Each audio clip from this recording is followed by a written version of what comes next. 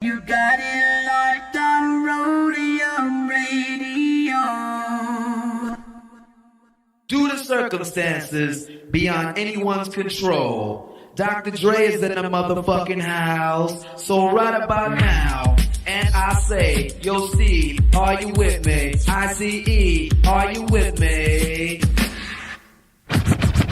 Here's a little something about a nigga like me that never should've let me buy tape from Steve. Ice Cube would like to play dope shit mixed by Dr. Dre. And since I was a youth, I like COMPTON. Now I like the motherfucking Roadium. Buying a tape or two, that's what the hell I do. You don't like Tony A? Well, fuck you, this is a game, and I'm in it. Ice Cube will fuck you up in a minute with a right, left, right, making you sick. And then you see Tony A is on the mix.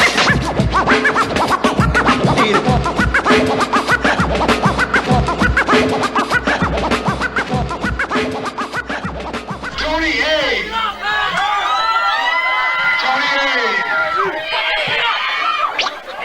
When you're ready, go.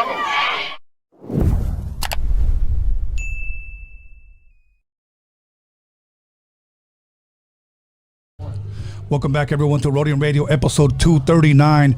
And even though I'm not in the hood, but I'm still in the hood, right here, live to live and die in L.A., okay? If you're not here, you guys messed up. I'll tell you what, if you could pay $20 for gas prices, you could pay $20 to get in, okay? You guys should have been here. And I'm in here right now with none other than Tunes 187 and 8P Trap. That's right. Hey, How you guys doing, man? Shit, doing chilling, good, man. Yeah? Now, I know you guys already performed, correct? Yeah, we opened up the show. Okay, and how did that go for you guys, man? It was cool. It was cool. I mean, we had a little crowd. I mean, Yeah. now it's popping, but I mean, we still had little supporters right there. We you started know? strong. Hell yeah, we did. For sure. Okay, all right, man. Now, if you don't mind me asking, Big Dog, where originally are you guys from, bro? I'm from the city of Southgate. Okay. All right, so I grew up in Compton, but I live in Victorville right now. Okay, Yeah. okay. Compton, Southgate.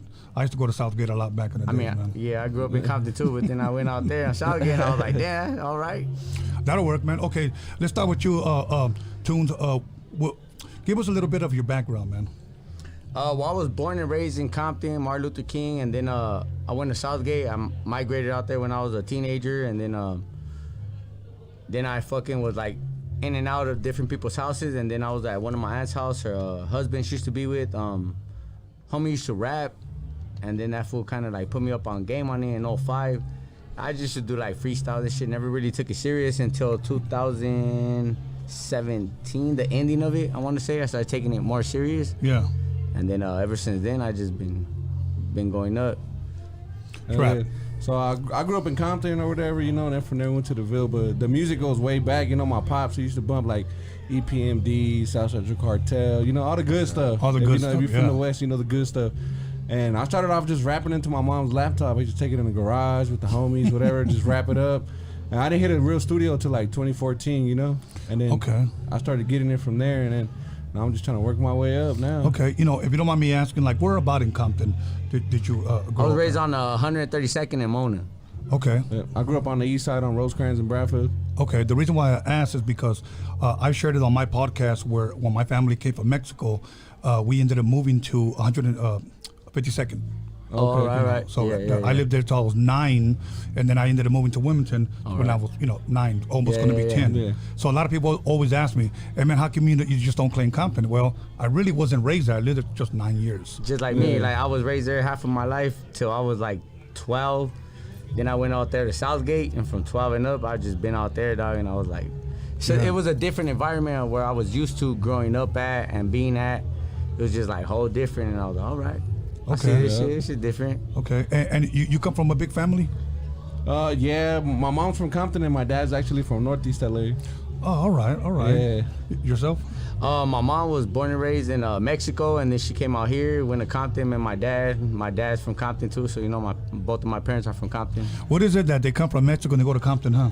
I don't know, hey, I don't know, but the motherfucking house prices are high as fuck, that's all I can say. Motherfuckers are pricey. I mean, this event should have been called To Live and Die by Gas Prices. Yeah, Right, for real. yeah. You know what I'm saying? The Because gas price is crazy, 6 something, god damn. it is, bro. But you know what? If you really think about it, man, that whenever there's some type of a war or some type of commotion going on around the world, We gotta gas, pay for it. gas prices go up. Motherfuckers just be lying. It's because they know that we need that shit, dog. I So know. it's like a necessity that we need. So they, they put a price on it, and we ain't gonna say no, cause we motherfucking need that gas to drive around, dog. Unless we cipher people shit, but that shit ain't gonna take it that far. Yeah. Okay, let's talk a little bit. How did you guys get connected to perform here? Like who's the one? Do you guys know Frankie? That Frankie asked you guys to come on? Like, So what was the I know process? Frankie. I met Frankie a few years ago. So funny story about him. I met him through a homie named Sin the artist. Shout out to my boy Sin. So I seen Frankie's work. I hit up Sin and I was like, hey, I seen he did work for you. Like, what's up? He plugged me in with him. And then me and Frankie did our first video shoot in Compton, right there on Rosa Park train, the train station, right? Yeah. So we did our photo shoot. The cops, the sheriffs rolled up thick, fucking with me and Frankie. They were fucking with me, and then they were fucking with Frankie more because he had an out-of-state license. Oh, no So shit. they started fucking with him more, and I'm like, I'm in handcuffs. I'm like, hey, dog, my bad. Like, I'm sorry that this shit had to happen. Like, our first time meeting, we're in the backseat of a fucking cop car and all this shit. But yeah, that's just like the funny ass story how I met Frankie. We did a photo shoot, and then it led to us being in a cop car, and then from there we just built a relationship. So to where from we're photo at shoot now. to cop car to live and die in LA. Yeah, so I was supposed to Pretty be at the much. first. Yeah, I was supposed to be pretty at the first to live and die in LA that he had, but some shit happened. I got busted. I bailed out, and I went over there still after the fact. And then I just went over there just show love and shit. Like I was supposed to be here, but hey, I'm here. Like 4 hours later, but I'm here, dog. That's dope, man. Yeah. That's dope. The commitment. Big Dog, how did you end up hooking up with him? So I met him through one of my homies that got a clothing line called Eternal Supply. Shout out to the boy. So I met him at a show. We did a show in Adelanto. Okay. So I seen him and we just chopped it up because we're at the same booth. And then we just linked up through Instagram and we did a remix to one of his songs and we dropped the song together. Original song. And then we did a remix. Yeah. Okay. So he was like, you want to perform this? I was like, yeah, let's do it. So we did the original song we did first and then we did the remix. Yeah, we did a remix. How long has this been going on now, you guys together? Well, I met the homie probably a few months back, right? Yeah. Like last Couple year, in the months. middle of last year. Okay. I met him and then I heard of his music. I heard of him through another homie, through the homie Eternal. Shout out to the boy, AK. So, we were still like in the same kind of group, but Yeah. we didn't kind of meet each other until I actually did a show in Adelanto. We ran into each other, we chopped it up. And then from there I hit him up, I was like, hey my boy, I fuck with your music, like let's do a Yeah. song. And we did the song, and then he was like, man, let's keep doing some shit. So we're working on a couple shit we got.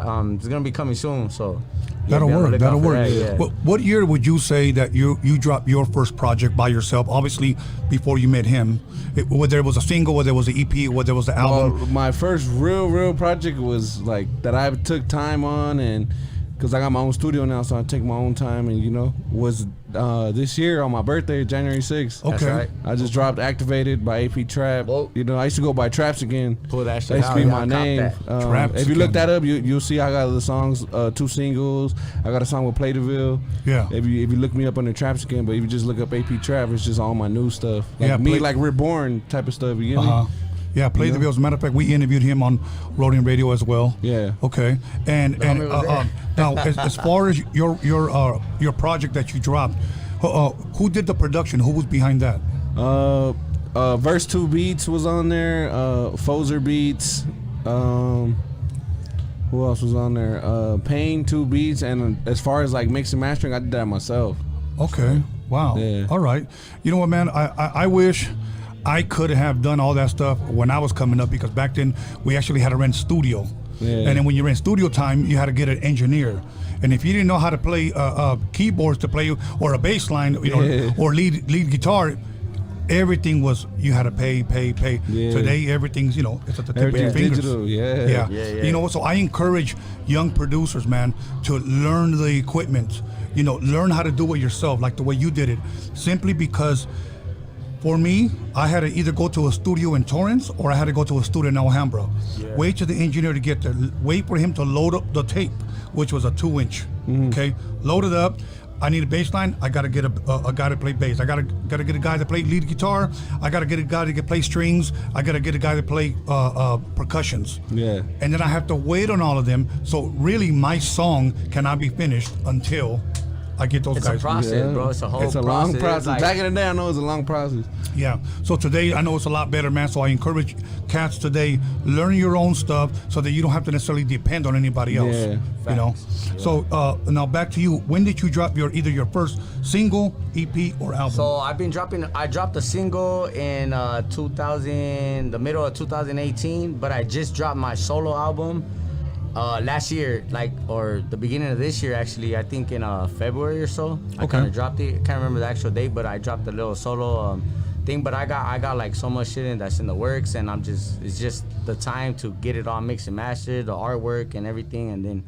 But yeah, I got a gang of projects coming out soon this year. Then with my boy Tribe, we're gonna have a little EP we're gonna work together with, and we're gonna drop some heat for the streets. Yeah. Okay, everyone, just once again, it's just Tunes 187 and AP Trap. Look them up on Instagram. Look them up on YouTube.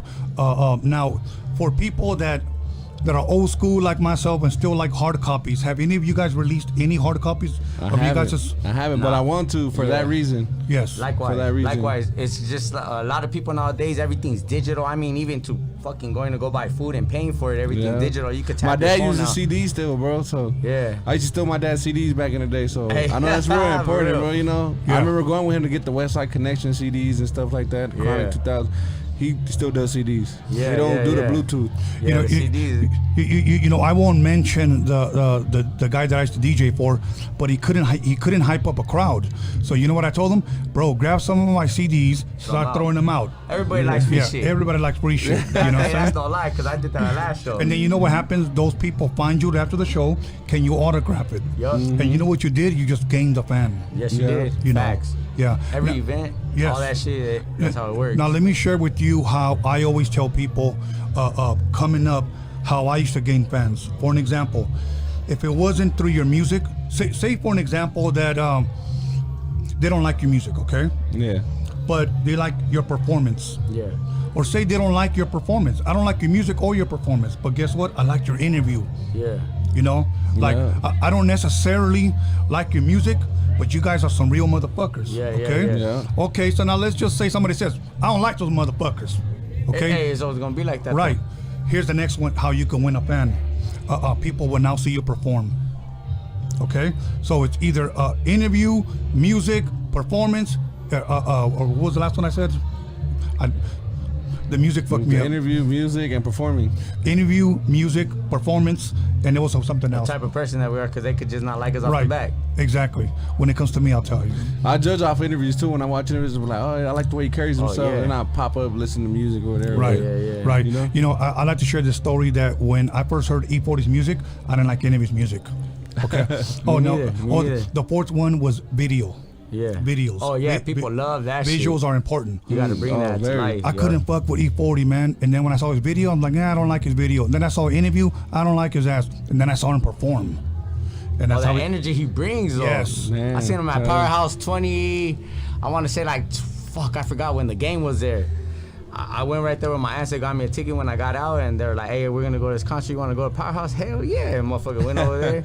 I was like, everybody was sitting down. E40 came out, like half of the people were sitting down. I'm like, what the fuck? But when I seen his energy, I'm like, man, I got him like, hey, I didn't even know half of the song, but I'm over there like acting like I did and shit. Yes. See, and that's the important thing that you said, the energy. Because you know what happens? A lot of people see that, like you said, see the people sitting down, they don't care about us. Fuck it, go out there and give it. Give it your all, bro. Yeah. Oh, yeah, definitely. You know, because we're in it, believe it or not only because we love music. You know, we have a passion for what we're doing, but we also want to make some money off of it, too. You know what I'm saying? I mean, anybody who says, I don't want to make no money is lying, bro. Either that or you're still living at home with your mom, collecting Donald Trump checks. Because I ain't gonna lie, this shit really costs money. Like, motherfuckers that really doing this music shit know how much it is to record, mix and master, do a music video, get that shit edited if the motherfuckers ain't trying to edit it. Do all this shit, like this shit's really an investment. It costs, bro, and I never even knew till, like when I say how I changed my name to AP Trap from Traps Again, it was more like a reborn type of thing, because I met other things, which is, you gotta do visuals, you gotta pay this, you gotta pay that, and now I do that. Before it was just some SoundCloud rapper things, boom. Now it's like you really gotta, I don't like to drop a song unless I shoot a visual. It's important, man. It's important that you cover all those 3 factors. Once again, good music, good interviews, good videos, good performances. You know, a lot of people don't know the energy that it takes to gain a fan, bro. Hell yeah. You know, bro, I'm 53 years old, big dog. I meet people out here that brought my CD that I made 30 years ago and that asked me, can you sign it? And it still humbles me, bro. Huh? It still humbles me to think like, damn, somebody actually listened to this shit? Hell yeah. You know? Hell, all right, cool, I'll sign that shit. Golden. And that's how I felt when I first started doing this music shit. Like, I was in a group that I started with one of my homeboys. We fell off, but we dropped videos and songs and shit. And then I started doing it by myself. But the feedback I got when I was doing it by myself was just like incredible. The people, people from out of state and everywhere, like different countries, are hitting me up talking about, man, I fuck with your shit like this and this and that. And I'm like, damn, all right. So it makes me feel good that the reason why I'm investing in it, because other people could feel the same way that I feel. I could be sad, I could be happy, I could be on some other shit, and you know, like just, you know, like people really fuck with it, because at the end of the day, we all relate to music. Plain and simple. No, and it's a good thing that you said, you know, even though you were part of another group, but you fell off, you could have easily just stayed out the game. But you know what? You really love what you're doing. I want. I'm passionate for this shit. Absolutely. Now let me ask you guys this, because usually when I interview a lot of Raza, they usually don't have what I'm about to ask them, but I'm about to start with you. Do you have any East Coast favorite rappers? Back then, no, Biggie. I like Davies. Davies is cool. I like Davies. He's from the East Coast. Okay. I mess with his music. Anybody else from New York? I don't know. I kind of hate him, you know, because Pac, you know, the West. We the best.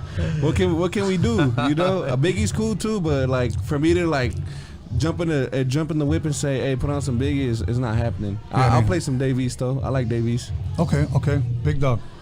Me, I want to say I fuck with Wu-Tang. I really like Wu-Tang. I like Nas. One of my sons is named Nasir. And the funny thing about that is Nas's real name is Nasir Jones. Yeah. And growing up, one of my cousins had put me up on this shit, and I was like, damn, I like it. And then I looked into the name, and I was like, damn, one day I'll probably, if I have another son, I'll probably name him that. And I looked into it. It means victory. It means like, you know, like support and like uprising and all that shit. Something so, you know, positive and powerful. Yeah, I like West Coast, East Coast, and all that shit. Like when I first started, I used to make beats. That's how I started into this, like making beats. And some of my beats were like West Coast, East Coast. It was like kind of weird and shit. And then I was like, it was like I'm gonna just rap on them. Fuck it, I'm gonna just rap on this shit. Yeah, no, but you know what? It's good that you mentioned naming your son something positive. Yeah. 'Cause let me tell you something. It's important to name your children something positive. Yeah, before you gotta know the name. Yeah, before you definition of it. Okay, check this out. Real quick story. Okay, this is hilarious. Had a family that came from a third world country. I won't say from where because I don't want him to know that I'm talking about him. So, anyways, so what happened was he tells me, "Hey, my sister's pregnant. She wants to give her son an American name, a good one." And I said, "Well, I don't know. There's books, you know, that you can buy a good American names or whatever." Okay, cool. A couple of months later, he said, "Hey, my sister, you know, went ahead and named her son an awesome American name." And I said, "What was his name?" And he said this. No lie, bro. Hitler. Oh, damn. Hitler. Oh, shit. Bro, I was like, what the fuck? I mean, I met, you know, Mexican women like, oh, you know, I named my son Brad, como Brad Pitt, you know what I'm saying? But yeah, you have to pick out a good name and make sure your children's name got a good meaning. Cause, hey, kids are gonna be fucking taunted their whole life with a name. Cause they're gonna live with that name like, in class. You know, if they can't pronounce it, you know, they're gonna be popping jokes. Yeah, hell yeah, that's true. Hey, that's true. You know, my brother used to call one of my friends. He was a Japanese guy. Hey, culero. He's always calling him culero. And he was like, what's up? Yeah, so he was like, hey, what's up? So everybody at the swamp meet used to call that Japanese man culero. Oh, damn. Because he would always respond to it. Yeah. So I'd always tell my brother, calmate, güey. Give him a different name. But it was too late.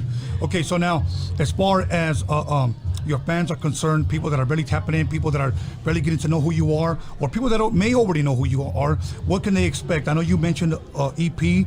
I got a lot of stuff coming out. Now, so. EP is about 6 or 7 songs. It could be 5, 6, 7, 8. Okay. And is this going to be like one song him, one song you, or a collab on the same songs? It's a collab all the way around. Collab, we're going to do a collab verse for verse on each fucking song. So I got an EP with my little homie, rest in peace. Shout out to my boy 5, Long Live 5. My little homie passed away January, the ending of January due to COVID, only 19 years old.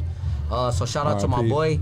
So I got music with him that I'm about to drop, and then I got my own little album I'm gonna drop, and then I'm gonna do my EP with my boy. But I might drop the EP with him before I drop my actual album. So I got a lot of stuff ready for this year. So that's dope, man. Yeah, I got a lot of things too. I got a bunch of unreleased music and stuff. You know, I record alone, bro. So like, I go to the computer, I hit record, I run to the mic, boom, and do my thing. You get me? Because I'm the only one that knows how to use it.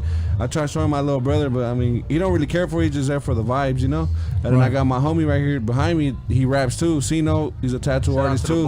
So when he comes over, I'm working on him, you know. And we end up working on stuff together, but I want to work on him too because he raps good too. So we just got stuff. I got stuff coming with him. I got a bunch of songs with him.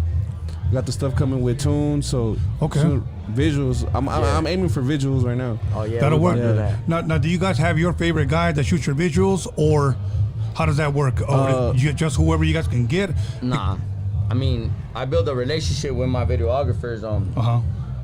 I got my boy Sanders Production. If y'all don't know, check my boy out, Sanders. Check my boy Snoops out, Alien Films.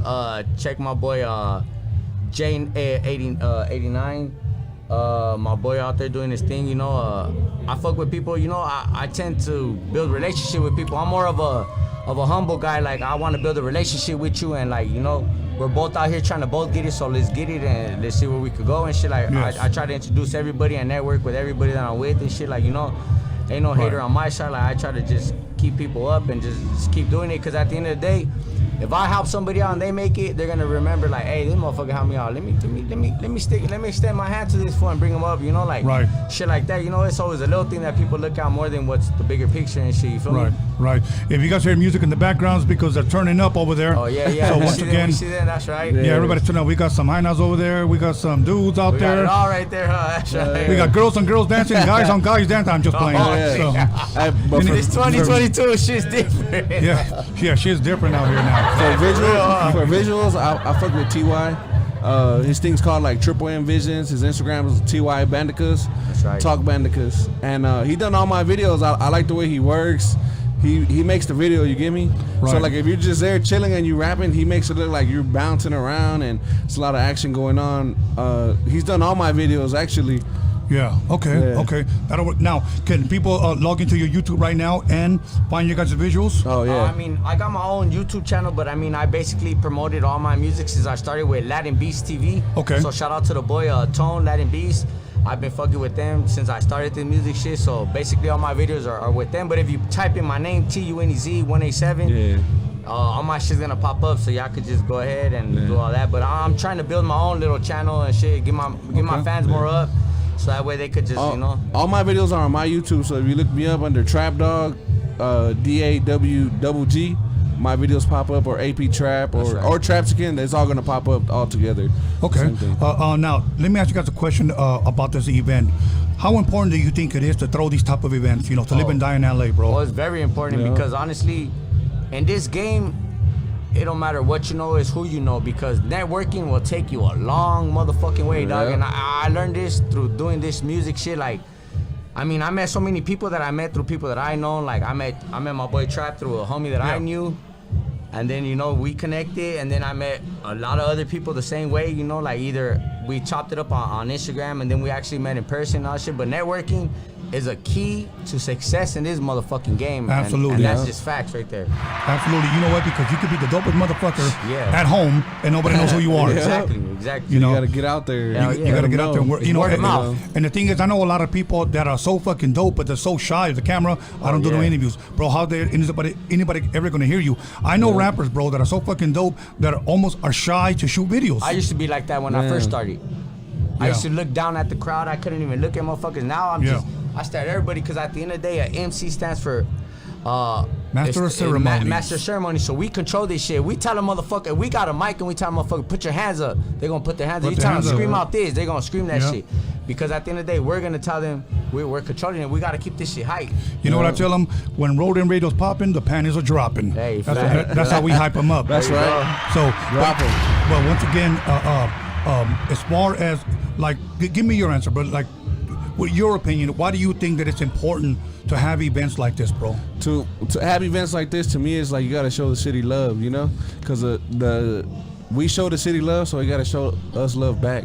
Yeah. You get me? So when you bring all these people, all these other people get to connect with each other, and it makes the city come together more. You get me? Yeah. And you know what? You guys are performing in front of a lot of people here.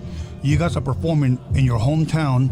You guys are doing an interview that people can go back and get a feel for you guys. That they probably never seen an interview, or it's the first time them seeing you live. Yeah. You know what I'm This saying? is my first interview. Okay, well, and that's on This is my Roadium first Radio. live interview per se. Like, I mean, I've got interviews that I did and podcasts, and they record, they record and they edit and post it up. But this is the first one that's actually like live, where we're like live right now. Yeah, and to me, the reason why I decided to start doing lives is because a lot of times somebody could ask somebody something, and they can slip up and say something they shouldn't have said, and then they'll say, "Hey man, can you go back and edit it?" My thing is, be careful what you guys say, because we're live. It's like Yeah, live keep it news. raw and real. It's like live Raw and news. real. Yeah, it's raw and real. You know, like old dirty bastard said, "Ooh, baby, I like it raw." Yeah. That's the best shit. Yeah. So Shimmy, what do you guys got yeah. planned out for the rest of the day, man? You gonna go out there, kill some fucking tamales, enchiladas, some corn, or some modelos? Or what do you guys plan to do, man? I think we were about to go shoot a video, maybe. Yeah, we're thinking yeah, about yeah. it. Might go shoot a visual today since we're already right here. Shoot We're a together. video, get faded, turn the fuck up. Hell yeah. You know what? Give the people out there watching what the vibe is out there right now. Did you guys already walk around, man? Oh yeah, no doubt. The vibe out there is really LA culture, Mexican culture. That's beautiful, To me, it's man. really like, if you Mexican and you believe in what your culture is about, it's right here, right now in this alley. Facts. Yeah, man. Give us yours, or you just second that. Oh yeah, no. Like, the vibe out there is cool. Like, motherfuckers will see you that saw you perform, come up to you, be like, give you love. People will be like, "Hey, I seen you perform. Come to my booth, take a picture with me." And like, it's just like, it's real humble right here. Like, it's all love right Literally, here. Like, the that's full Mexican culture, and I'm talking about every Mexican, gangster, rocker, regular, Tagger, they're all all that here. shit, They're all all that here shit, right yeah. now. So Hard you get worker. Yeah, all that. I see That's people what in we are, construction exactly. outfits today, so they're here. Well, I'm going to go ahead and say, and people might get mad, but I'm going to second what Joe Rogan said one day. He said, "Doesn't nobody work harder than a Mexican?" Hey, that's facts. That's true. So if you got a problem with that, don't know how to hit up stop. Joe Rogan. Hey, yeah, because we don't slack at all. Motherfuckers go hard every day, no matter what we do. Go hard in the paint. Hell yeah. My grandpa's like 70-something, motherfuckers still working. I'm like, you retired 10 years ago. What the fuck are you doing? My Motherfuckers grandma talking about, don't I need stop to change moving. my house up. God damn. My grandma don't stop moving. Both of them don't stop moving. moving. I don't have my grandpas. I didn't grow up with them, but my grandmas, they keep moving. My grandma be building her house in TJ. Yeah. So she still moves alone. So That'll work, man. Okay, so once again, just a quick recap. You guys performed earlier. We're here live to Live and Die in LA. Once again, what can people expect from you? We got an EP coming. Do we have a date? I don't have an actual date on it, but just be on the lookout, because this shit's coming. We coming like a storm. Like, we coming. I got a couple visuals coming. They will be out before the summer, and my boy APCino, he'll have a project before the summer comes. So we coming. That'll we coming work, strong. Man. You want to introduce your boys before we give our shout outs, bro? Yeah, APCino. Let him know, bro. Hey, what's good? I go by APCino, all pressure. If it ain't AP, it ain't me. I'm also a tattoo artist out of the high desert, Alex G Tats, if y'all want to look me up. That's right. That'll work. Big dog, come on. This is like my manager right here. Tomatero. Follow me on Instagram at SS_. A little bit closer, big dog. Follow me on Instagram at SS_Mateo. I'm the one that manages AP Trap, and APCino, All Pressure, my boy right here, Tunes. 187, we in there. Yeah. Whoa. 187. AP. Look at them trucks. Hey, we got them trucks too. Another thing about me that, I got a truck club and stuff, so we be at all the truck shows.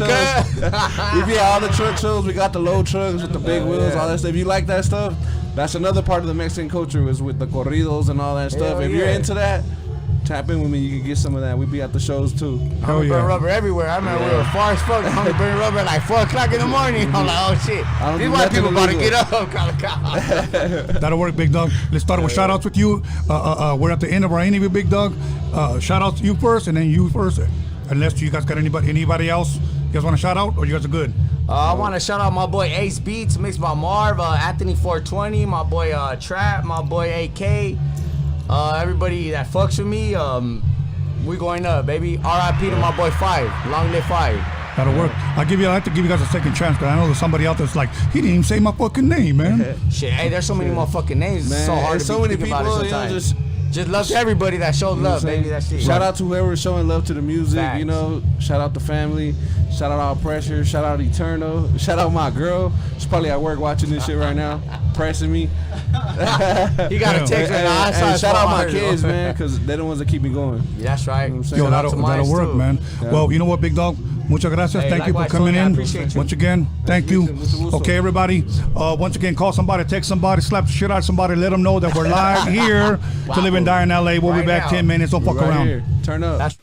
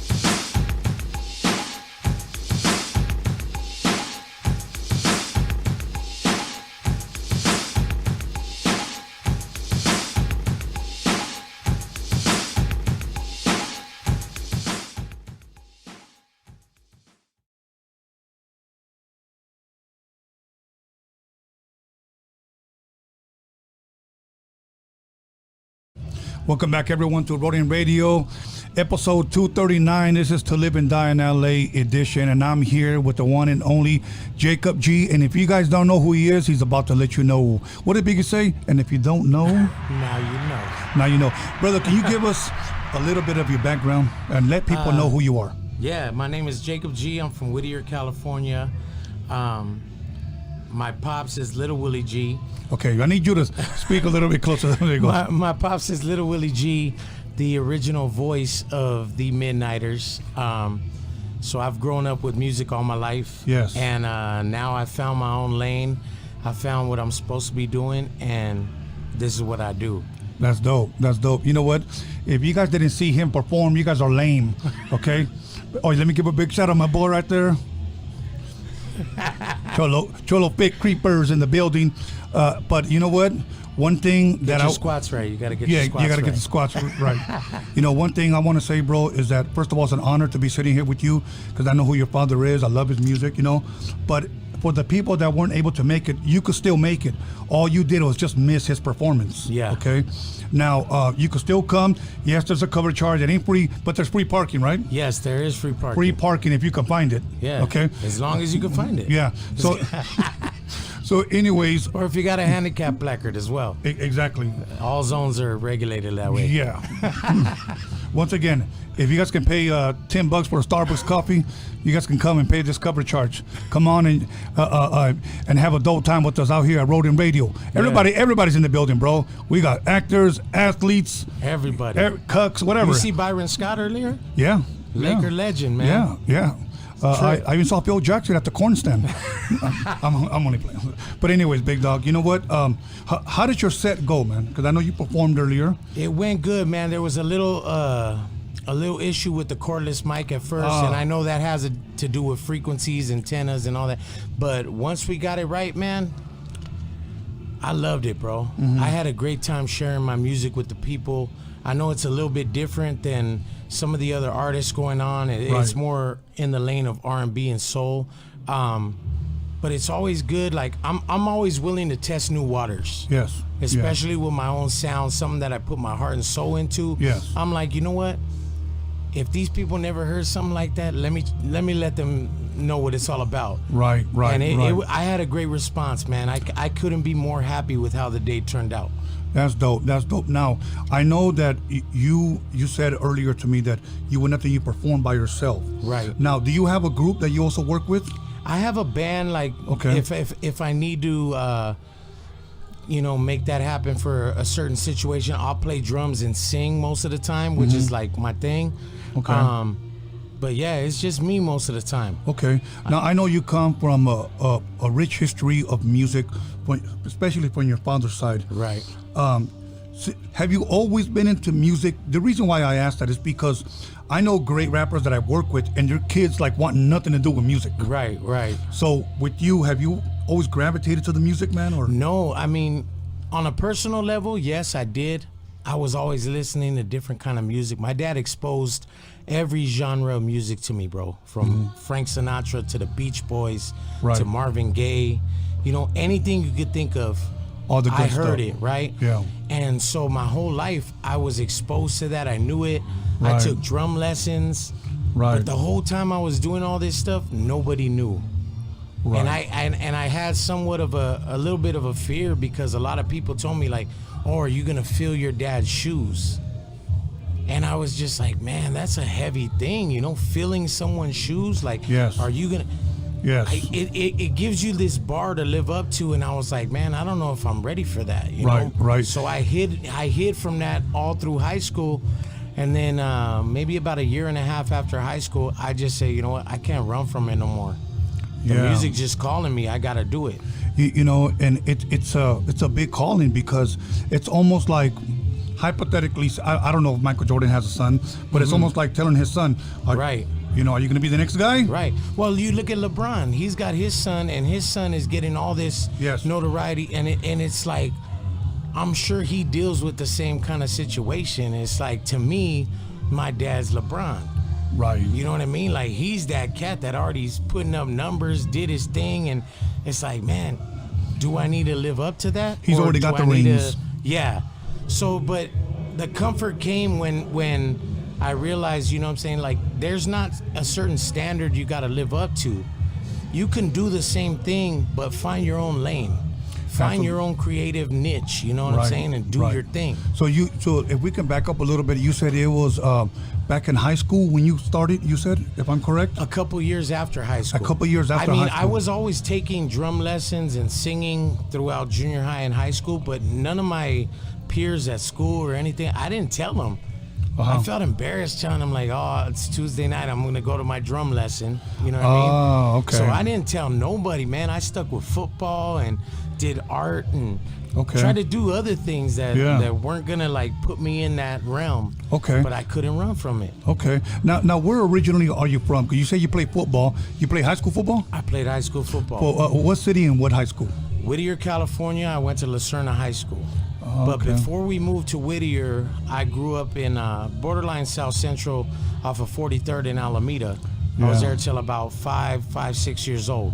Okay. So first grade, I started elementary school in Whittier. Okay. And then that was 562 represent. That's my thing now. Were you a good student, man? Did you have good grades, man? I had all right grades. I had all right grades, man. Like, the work wasn't hard. Learning things wasn't necessarily hard. I just didn't want to do it. Yeah. You know what I mean? So it's like, when it came to like homework and stuff, I lagged on it. But when it came test time to get your final grade, I made sure I'd see average every class. Right. You know what I mean? Right. I made sure to do that. Yeah. When you played football, what position did you play, man? I'm a big football guy, so I like to ask football questions. I was a center.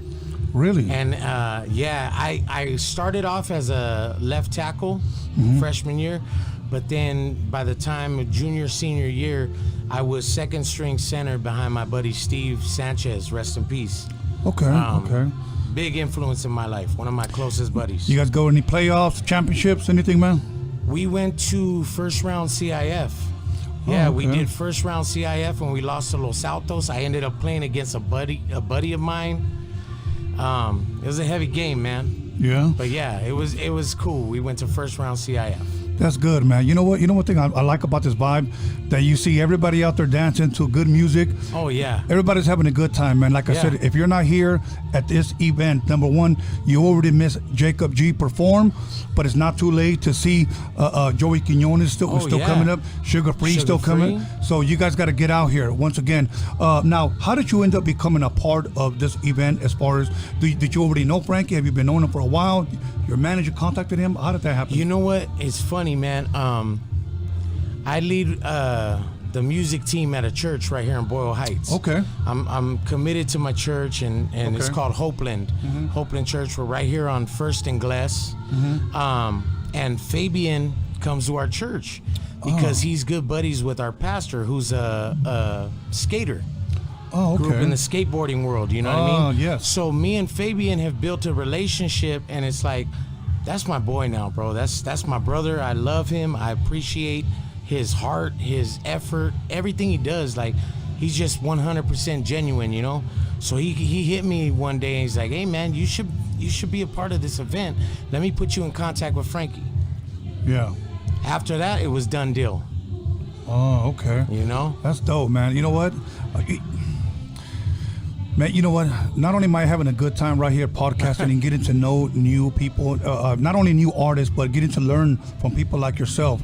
I really wish I can walk around out there, man, because the vibe is just so dope, man. When we walked in, just to see all the vendors, all the people walking around having a good time, the art gallery, the performances. Like I said, man, I just want to encourage people. If you're at home and you ain't got shit to do, honestly, there's free parking. You can come, just pay at the door. If there's plenty of honeys out here. Yeah. If that's what you're into, there's plenty of dudes. The energy is amazing right here. Yes. So once again, you guys need to come out here. We're going to keep pushing it. I'll be here till 10 podcasting, interviewing great talent, LA talent. So now, for people that may not know, people that are watching and people are for the first time, I don't know if you do a lot of interviews, but they just found out who your pops was and that you're now in the music industry yourself. What type of genre would you consider your music for the people that may not know? I would say my music, majority of it is R&B soul. Okay. R&B soul. I've got a few oldies covers, oldies soul covers. I would say they're more soul covers. Okay. That I did with IMG Industry Music Group. Okay. Is that DJ Cozell? Yes. Yes. Yeah, we did a 45, which is available. Go buy it whenever you get a chance. Yeah.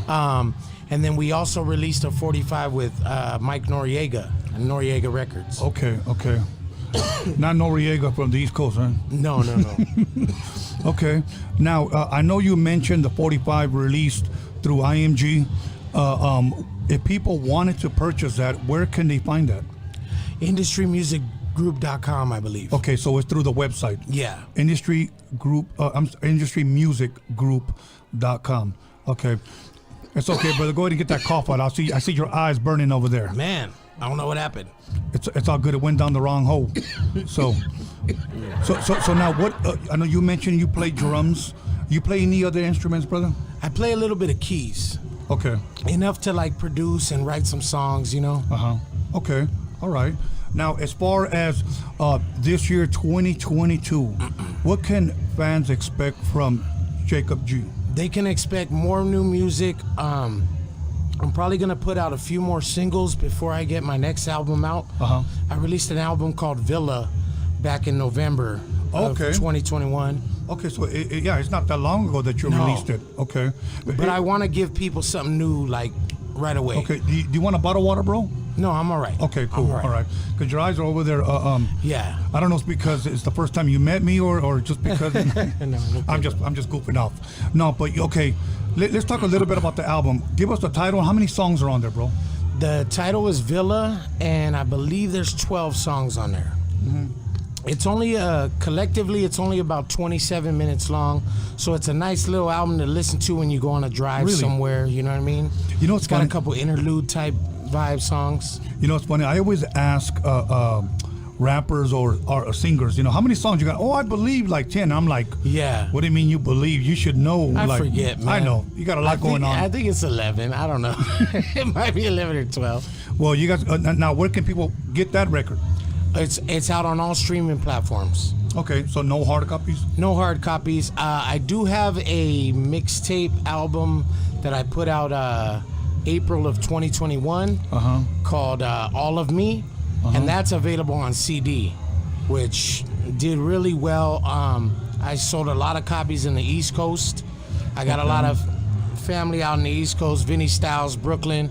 That's my fam. Like, that's dope, they man. take care of me, man. Anytime I'm in town, they represent for the West. Okay, now let me ask you this, and I think this is something that people would like to know.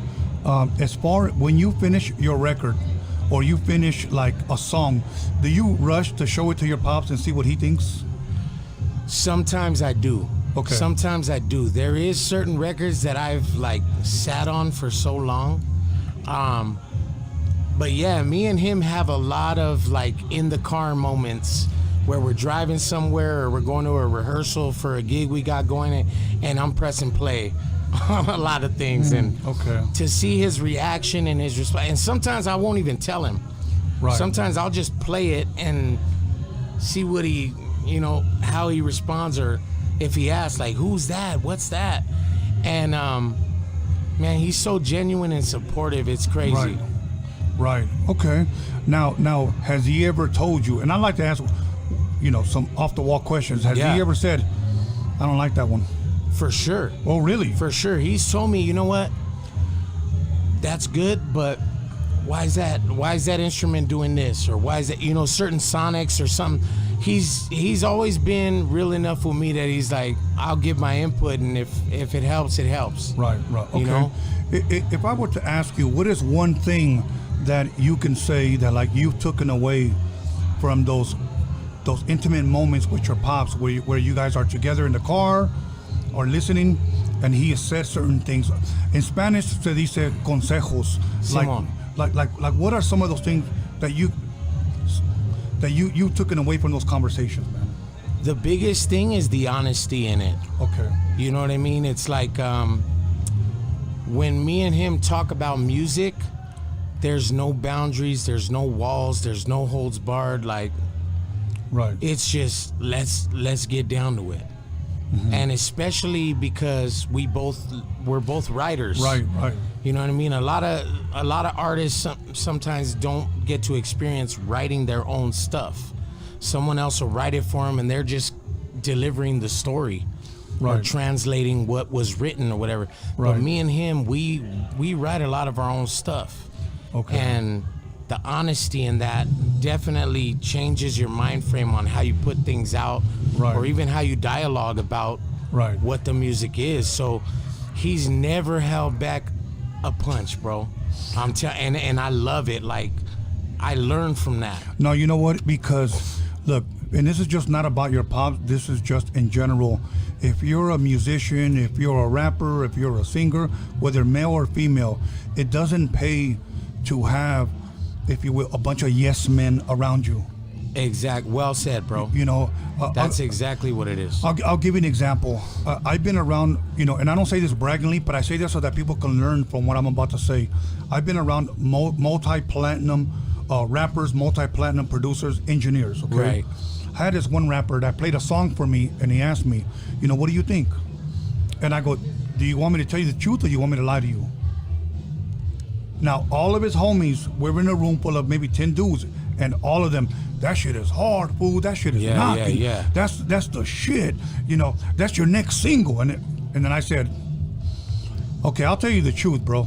I said, back in the 80s, when we used to release a 12-inch, we used to put the wax song on side B. Right. Side A was the main song. Okay? Right. That's a side B song. And I said, and I wouldn't even think twice, I'll put it on the record. Yeah. I straight told him that. Now, I'll tell you what, his album went double platinum, and he didn't put that song on the record.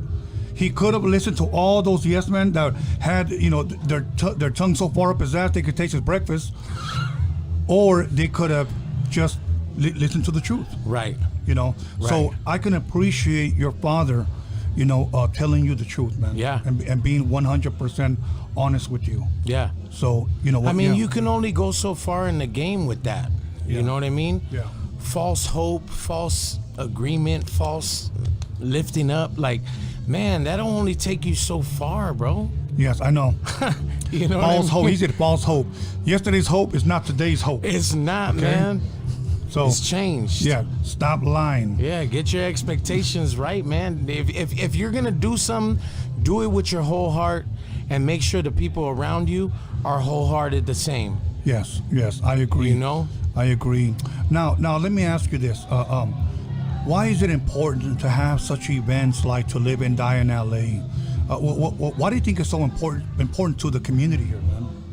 I think it's important because what's going on right here is so important to the culture. Yes. I mean, this bridge alone was something. It's crazy story, bro. We're working on an album right now for my dad called Forgotten Village. Mm-hmm.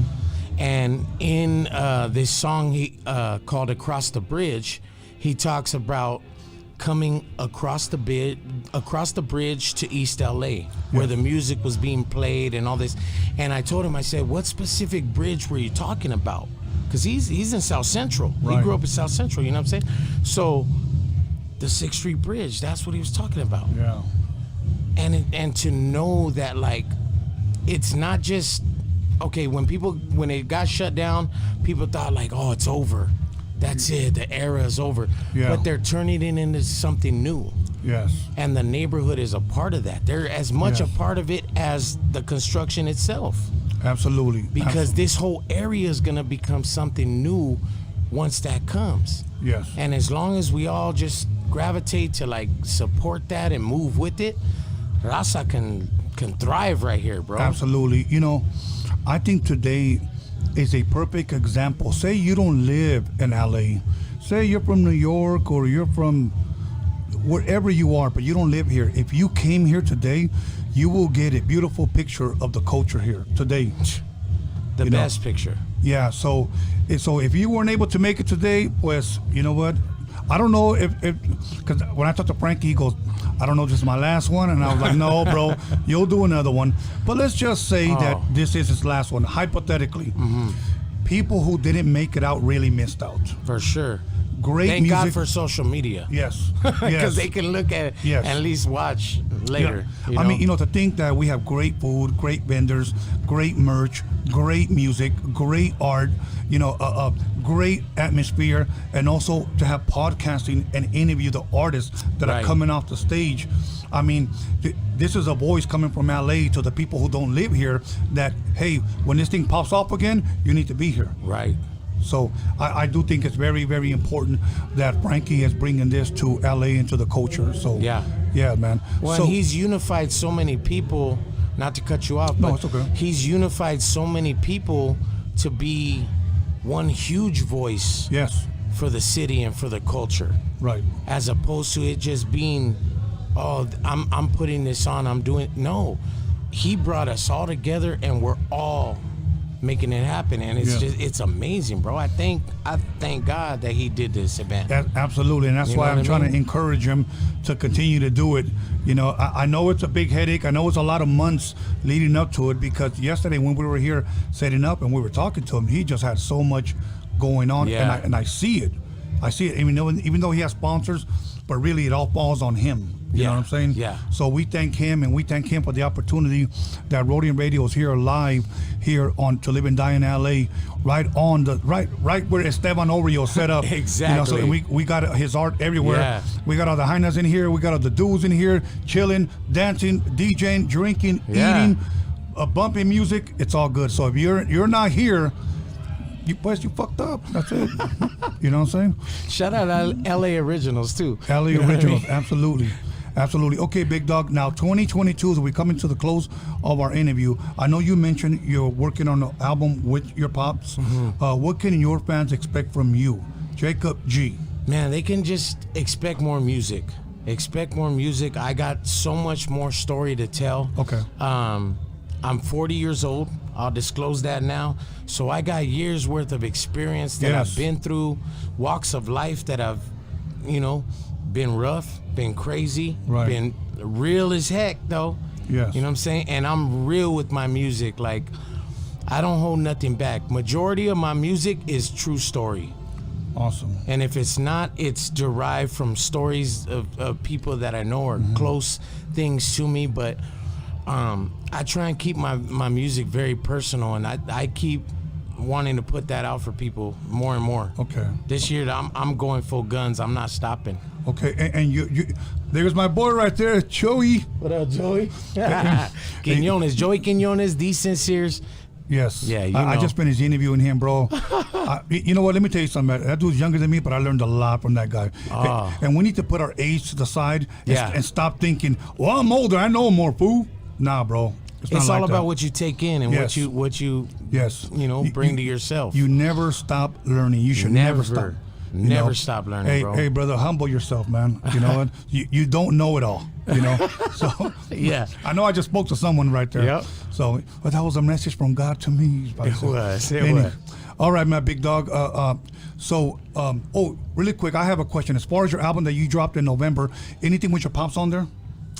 No, there's nothing with my pops on there, but there is some great features. I got Maria Sanchez on one song. My boy Propaganda, MC right here from Boyle Heights. Okay. Well, he reps Covina, but right here in Boyle Heights he lives.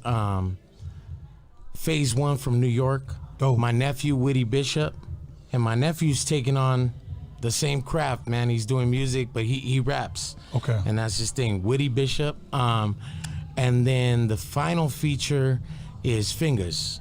Okay.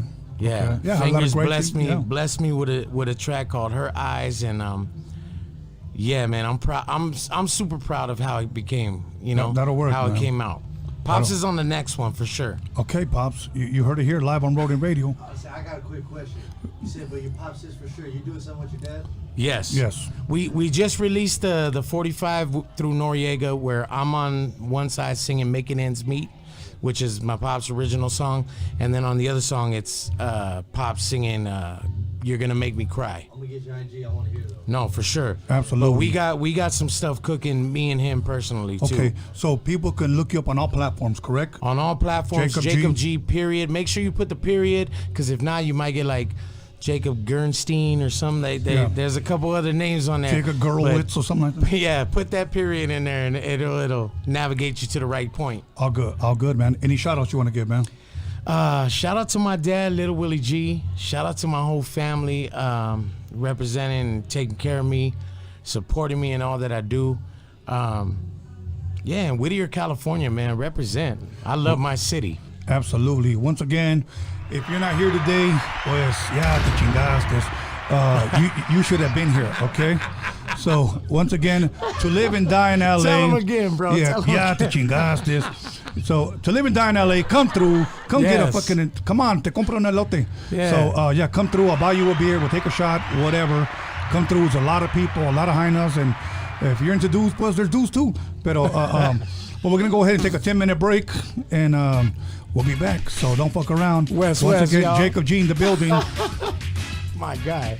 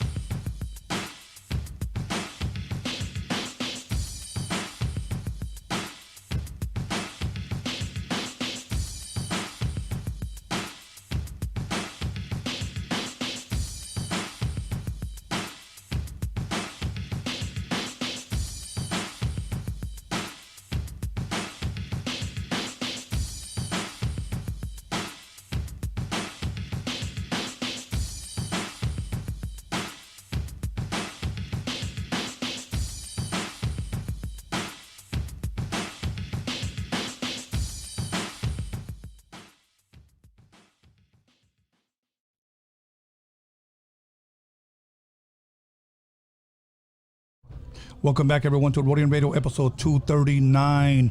And we are here live at To Live and Die in LA. Once again, put together by Frankie and crew. You know, there's a lot of people that are behind the scenes. So let me give a shout out once again to David Vegas, but Mr. Vegas to you guys. And here to my right, I have special guest, Loretta Vance. Hi. How you doing? I'm great. I'm Loretta Vance, and I'm so happy to be here. You know what? For the people that may not know and are probably chirping out because of your makeup, can you kind of give a little bit of your background, who you are, what you do? I know a lot of the behind the scenes that took place at A Velorio because I was there. Yes. But just fill us in a little bit if you can. Well, I was raised in Los Angeles. My family is from Guadalajara and Zacatecas. Awesome. You know, so I grew up in the whole culture of like Pedro Infante, Jorge Negrete, you know. So basically, you know, my roots are, you know, Mexican, ranchera and stuff. So, but I love Los Angeles. Los Angeles is beautiful, and I just feel like I love the culture of here. I love the people, the art. There's just so much to offer here in Los Angeles, you know? It's so much like, you know, just from graffiti, from art, from fashion, from film. It's just amazing, you know. Yes. I love our people. I always represent, you know, I'm Mexican, so I love cultura and my Mexican people, my roots. I'm always representing in my art. Even today, like what I look like today, it's an inspiration of the Joker brand and cartoon. Like cartoon, the Joker brand is Esteban Oriol. I really love the story and the film that they did and how they came up. Yes. Like we came up, like, you know, from Los Angeles and from coming up. And, you know, how beautiful is their story of how they end up, like Esteban, you know, end up being and, like, shooting, like, you know, hip-hop artists back in the day and being the only photographer and just cartoon, how, you know, he started doing art and just their whole story is beautiful. Yes. So I'm representing the Joker brand Esteban today. So if you can see, my makeup is like the Joker brand. Yes. And my makeup is done by Jennifer Corona. And then I have artwork behind me inspired for cartoon and Esteban Oliar. My makeup was done by Malo, J Custom. So if you can see the back of my head. Oh, yeah. It's just like artwork. Oh, it's awesome. Yeah. It's like representing Los Angeles. And also, like I said, I always represent my cultura. I have my Mexican flag behind me, you know? So, like I said. So, basically, like, I'm an actress, a fashion designer, and a model. So, I do a lot of art, and that's what I do. And so, I'm representing today. I'm here because I'm representing Los Angeles. Yes. And I'm here for Black Widow Investigations. Okay. So, she has me here, and then I'm promoting her, and she just... I'm here because I want to represent Los Angeles. I want to represent Black Widow because she does a lot for the people. Absolutely. And she is amazing. So I'm here to shout her out because she's just a beautiful soul, and I love what she does for the people. And like I'm here to represent Los Angeles and, you know, my people and my roots. But yes, awesome. I came here with the Ortega brothers. We're here filming a video, you know, and stuff like that, and doing our art. I work with the great people. I'm Ortega Brothers Vision. I work with Chicano culture and Ali movie director. So basically, I do a lot. Like I'm an entrepreneur. You got a lot going on. It sounds like. I got a lot going on. I also have a movie coming out called Cholo Zombies. I'm a Chola zombie in the movie. You know what? I bother you put the mic a little bit. There you go. So it's a movie called Cholo Zombies, and it'll be coming out this summer. Okay. So I'm a Chola zombie, and I'm married to another zombie, and then basically I bring him back to life, and I stitch him back together, and we end up breaking up, and I start dating other people, and it's just amazing. It's a comedy horror. There you go. It's a comedy horror. But yeah, so stay tuned for that, Cholo Zombies. Also, too, what I have coming up is El Velorio. Yes. That is, I'm doing the fashion show is about Vicente Fernandez. This is there's a theme every year. Oh, so this year is about Vicente Fernandez. You know, he just passed away, and he's one of like the last ranchero, you know, amazing musicians. And I'm so happy to be doing the fashion show because I'm just a huge fan. Like that's all I grew up with was music, like Pedro Infante and Jorge Negrete, and that's just all the greats. And I just would love to do a tribute to a good man.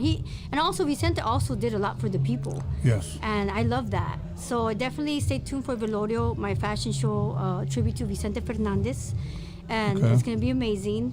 And I also have another show June the 12th that I'm working with Vic Lazos, and that's going to be a Mola Museum, June the 12th. And like I said, I have other movies coming out, other vampire movies. So let me tell you a little bit about myself. I'm like a chameleon. I do a lot. Like I do like chola stuff. I do vampire stuff. I do cosplay. I'm a little bit of everything. But everything I do, I always keep the root of me being a Mexican. Yes. And no matter how I twist it, what I do, whether it's dark or beautiful, I always have my roots. You bring it back to your roots. I keep my Mexican culture, and I never forget that.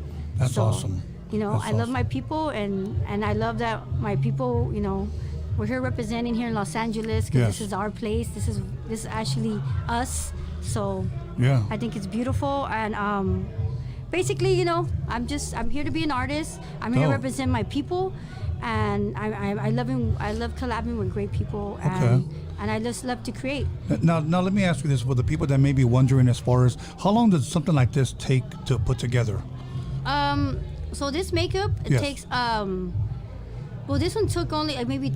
This one, the back took like probably an hour and a half, and this one took like 3 hours because they have to put prosthetics in a bald cap. Right. And then also like it depends because I also do a horror character called Pinhead, and that takes about like 6 hours that I do like for like Comic-Cons and stuff like that. Oh, so you're into the Comic-Con thing. I do cosplay also, yes. I just love dressing up. I just like being out of the box. Okay, now let me ask you this. Have you been doing this for a long time? For the people that may not know, how long have you been doing this now as far as dressing up, makeup, etc.? Well, I've been doing fashion and stuff like that since the 90s. I started off as a model. Okay. Because I just did it just for fun, and then I ended up being really good at it. And I started dressing up and being unique. And I just felt like, you know, I just like to represent like just fashion and just being different. I'm a creator, I'm a leader. That's awesome. So if I'm gonna do something, I'm gonna take it to another level. You have to. Yeah, if I'm gonna walk in somewhere, like I'm gonna be seen, and I'm gonna represent. Absolutely, especially living here in LA, you gotta stand out. You know what I'm saying? You can't blend in. No. It's so, you know what? There's just so many artists, and to me, there's a room for every artist, and it's just about respecting each other. You know, real artists, they don't take from artists, you know, they're original. Okay. And you always just, to me, I'm always about respecting others, and there's room for everyone. Okay. And one thing I do gotta say is never stop creating. There's always a way. Like if people say, oh, you can't be done, it can't be done. No, there's always a way. Yes. And find it and never give up and just do your dreams and don't let no one stop you. Right, Because it's there. It's like, we have, here in Los Angeles, it's like, the opportunity's here. Yes, the opportunity is here. And you know what? I have a lot of friends that live in different states that they're moving to LA because the opportunities are here. And I think it's important for us to let people know that, you know, I have a quote or something that you said. You said, you know what? If I'm going to walk into a room, I'm definitely going to stand out. You know, no one has ever made a difference by being like everyone else. You have to be yourself. You know, and that's how you stand out. That's how, when you get the opportunities, you know, that's how people notice you when you walk into a room, simply because you're yourself. You decided to stand out and be yourself. So now people see it as like, wow. And I'm gifted, and being Mexican is awesome to be unique and out of the box and representing, you know, like we came from, it was always hard for us to, you know, come up, and now we're all here, and it shines. Yes. It shines, and I think it's gorgeous. And like I said, like, it's always like take it to another level, you know. Go big or go home. Right. No, go big and go home. I gotta ask my engineer once a question really quick. Are we good? Yeah. Maybe if we could turn your light down a little bit. Okay. If you could turn just the light down just a little bit, I guess. Okay, we're trying to get you to look good because I want people to see the full aspect of your makeup. There you go. So this is the back. Once this again. was done by Malo J Customs. Yeah, that's perfect. He did Los Angeles, the artwork. Awesome. We just want you guys to get the full Los Angeles, represent. LA right here. And The then camera's Los right here. Angeles, and then Over my here. makeup, beauty makeup. Yes. So my beauty makeup is by Jennifer Corona. She's a horror beauty makeup. Yes. Okay, so basically this is an amazing show so far. I mean, the cars are amazing. The lowriders are here. The food is great. We have Esteban Olia's taco truck out there. There's a lot of vendors. I mean, this shows, you know, it's amazing. Like you have great people that, you know, like Black Widow that, you know, that sponsored this event, and then just and the artists and all the artists that are here. Like the photography is amazing. Like there's just so much here in Los Angeles to shoot. Like from like Skid Row to like the bridge to like the Lolos. Right. There's, like Los Angeles have so much to offer, and there's just beauty in everything. Whether it's like down the street, like where there's a homeless, or where there is whatever, like the cars, whatever. This is just a beautiful city. Well, it's so much history here. It's historic, and I always encourage everyone. You know what? If you ever want to make it, you need to come out here, because here's where it's at. The opportunity is here. I mean, think about this, okay? If I didn't live here, I would never be able to interview you unless I flew you. If I lived in, Kansas City, or if I lived in Louisiana, I wouldn't be able to get all these type of artists, especially this type of culture. It's all here, So I was encouraging people earlier that if you're at home and you ain't doing shit, come out here.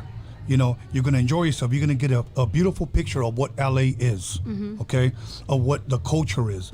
You're gonna get good food, good merch, a good vibe.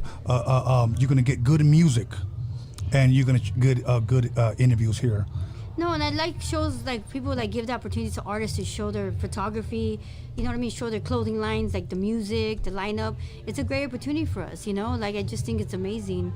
Like when people like this, throw these kind of events and stuff, and like Black Widow gives opportunity for all these people to come show their art and everything. Yes. So I just think it's awesome. I think it's all about collabing.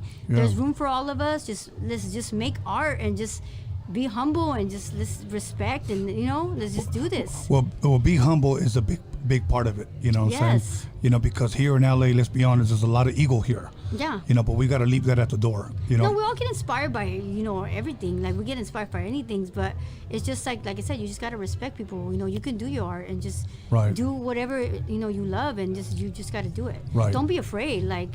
Like I said, be humble and respect other people. You had mentioned earlier that you would model, yes. And then you also mentioned that you're an actress. Yes. How long have you been acting now? I think I've been acting for about 2 years. So this is what happened. I started cosplaying. Okay. And I liked the costume, and then I started dating my man, and he's a movie director. Mm-hmm. And he goes, "Why don't you put your cosplay into talking?" And I go, and I'm okay. So I did a movie called Death Rising, and I did it when COVID hit. So we're like, well, we couldn't do anything. Let's make a movie. So all right. So I did it, and I was let's just do this. And I just and I was like, okay with it. But then I got into it, and I'm like, you know what? If I'm gonna do something, I'm gonna master it. So I fell in love with acting, and I love fashion, but I never thought I could love something else besides just fashion. So I fell in love with the art, and I felt like if I'm gonna do this, I'm gonna do the acting. And I'm gonna represent my people. Being a Mexican and doing acting is awesome. Absolutely. And I'm gonna represent. Hell yeah. You know what I mean? It's because that. we grew up like, we grew up like as we were poor and stuff like that. And just for us being Mexican and stuff like that, and coming up like, you know what I mean? I'm not gonna stop. I'm not gonna stop. Right. I mean, and when I do come up, and I'm gonna help other people. Absolutely. I'm a gifted person. I'm supposed to help other people. I'm a messenger, and I'm going to help others. No, you know what? And that's a really, really good message right there. You're being a good example, because there's a lot of people that, sadly to say, artists that I have met throughout the years that want to make it through that door, but don't really care to help anybody else. And you're the total opposite. Oh, no. I feed homeless all the time. I'll go and like on Thanksgiving, I went and I made like 40 burritos, and it was beautiful. Like I just went and gave food, and it was just awesome. And the homeless were like, you giving me food, like, because they don't have no family. Right. And just the fact that you're like giving them something is beautiful. Like, all I want to do is I wanted to feed other people. You know what? And it's I was a beautiful, happy to do it. It's a beautiful thing, because that comes from your heart. Mm-hmm. You know what I'm saying?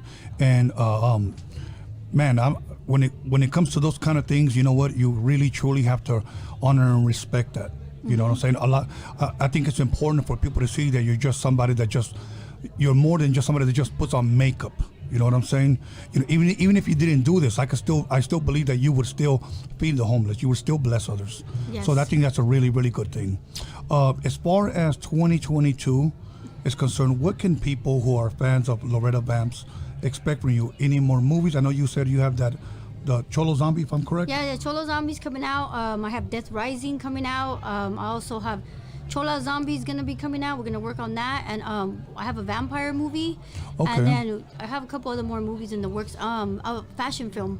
I really want to represent and do a fashion film about my work and what I do. Okay. And I just think it's beautiful. So, like, I make really big headpieces. I don't know if you saw my work from a velorio. And that sometimes it'll take me like a whole day or a whole week or just to make these pieces. And like I said, I get inspired by my roots and stuff. Right. And it's just amazing. Like if you saw, if you see some of my work, it's like wow. Right. Like anything inspires me. Like even like a shape of gate or this lettering, I'll make art with that. Like, I'm just very creative. Awesome. So how did you get to where you were a part of this to live and die in LA? Was it through Frankie? Was it through David Vegas? Was it through Esteban? How did it come about for you to be a part of this event? Well, I saw Jay Customs was posting it because I actually did a show recently with him called Reclasos, and that's how I saw it. And then I also saw it with Black Widow. And I talked to Black Widow and I said I really want to join this event. Like I really want to represent and Los Angeles and be here as an artist. And and like I said, like I always, every time I go somewhere, I try to do a tribute to someone I like. Yes. And today was to tribute to Esteban and Cartoon. That's awesome. That's awesome. You know what? I had the pleasure of meeting Cartoon in the 80s. We were teenagers when we first met, and that's one guy that I would say that I'm really proud of what he has become. I met Esteban a few years back. I love what Esteban does.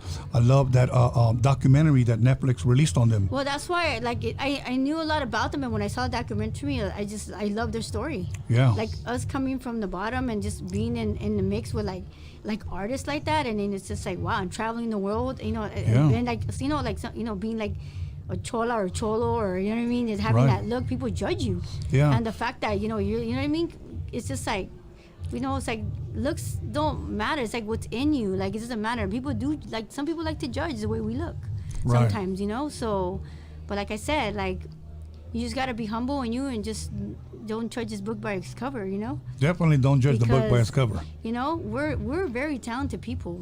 Absolutely. That's one thing we don't lack talent. No, we're very talented. Us people, like if you see a lot of the art out there and just people like in general, like in Los Angeles and here, our Mexican culture and stuff like that, like we're very talented. Yes. Like like I came up with music with Pedro Infante, Jorge Negrete. Like my dad named my brother Jorge, my brother named Javier, my brother named Pedro for Pedro Infante. Yeah. Like my dad, like he was Pedro Infante. That's all I grew up because he used to play it all day. Like he played it so much that he fell asleep and our house burned down when we were little. Oh wow. Because he played so much music of like that whole, that.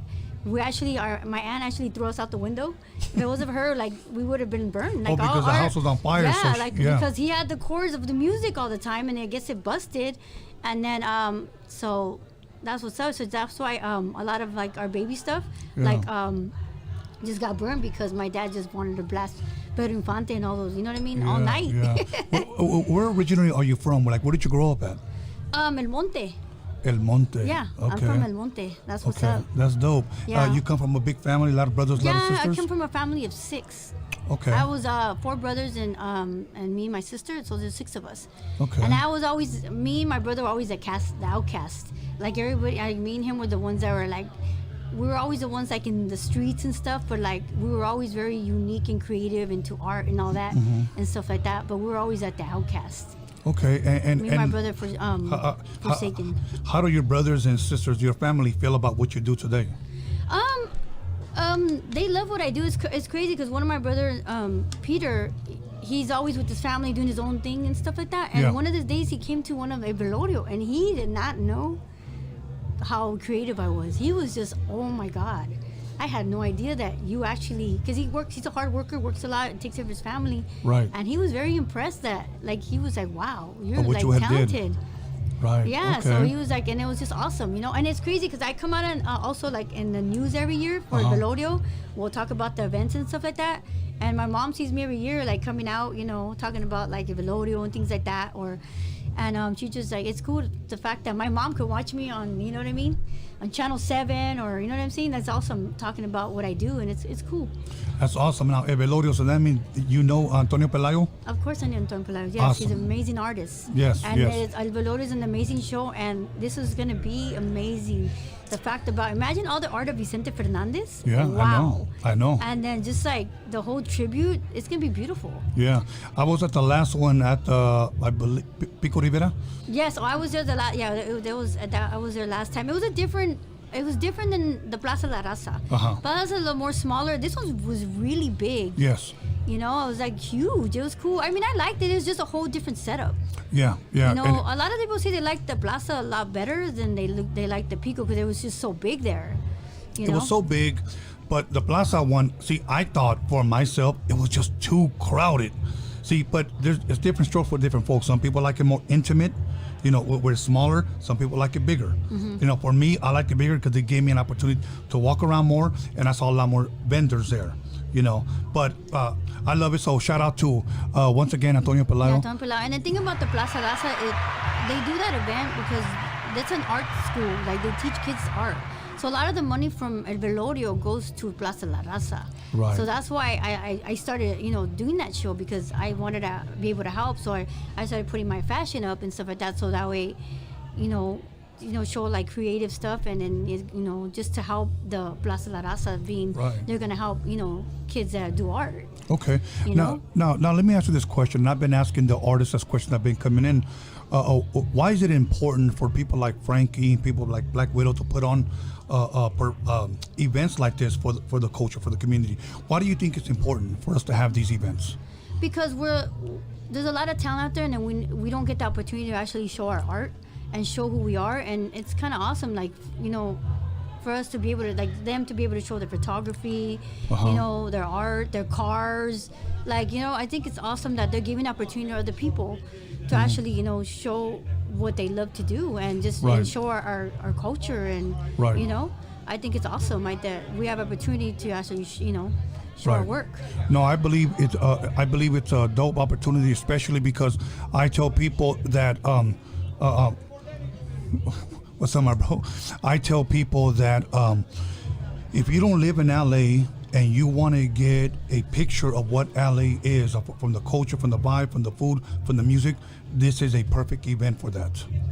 This is a perfect event for that. And just the cars here, just the lowrider scene. Oh my God, like just these cars, what people really put into these cars. Yeah. Like, you know, how even just the artwork and just even how they clean their car and their wheels, it's just like, there's art to it. You know what I mean? Yes. People really invest in their cars, you know? Absolutely. It's just awesome. Well, that's how people grew up, taking care of their car, you know? You know, it's funny because that's an art itself. Yes. It's funny, I had a friend one time that told me like this, man, my car is more important than my woman. And I was like, you may go a little too far with that one, but some people do see it that way. Well, they end up naming their cars like women. Like, this is this is my, you know what I mean? Christine or whatever, you know? It's cool, you know? Right. But like I said, like, you know, I think it's awesome. Like, just LA itself, just the graffiti, the lowriders, you know, it's just awesome. Right.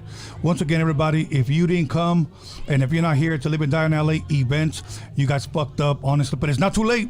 If you at home, you ain't doing shit, and you're drinking a Modelo, eating some top ramen, get your ass over here. There's free parking. You walk up to the door, pay you whatever they want, and then come in and join us. We're going to be here till at least 10 o'clock. Yeah, correct? There's this great music, and we have Sugar Free. Yeah, Sugar Free coming up. Oh, my God, that's we got awesome. Joey Quinones still coming up. Yeah, so we got a lot of people music coming up. So once again, at this point, anything you want to promote, anything you want to push, anything you want to say, or else you can give shout outs. I'm Loretta Vance, and stay tuned for my upcoming movies, Cholo Zombies, Death Rising.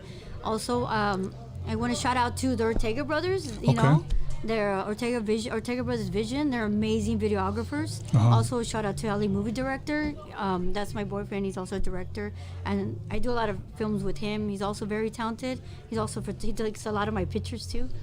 Photographer. I want to shout out to Chicano hip hop culture. That's one of my brothers. On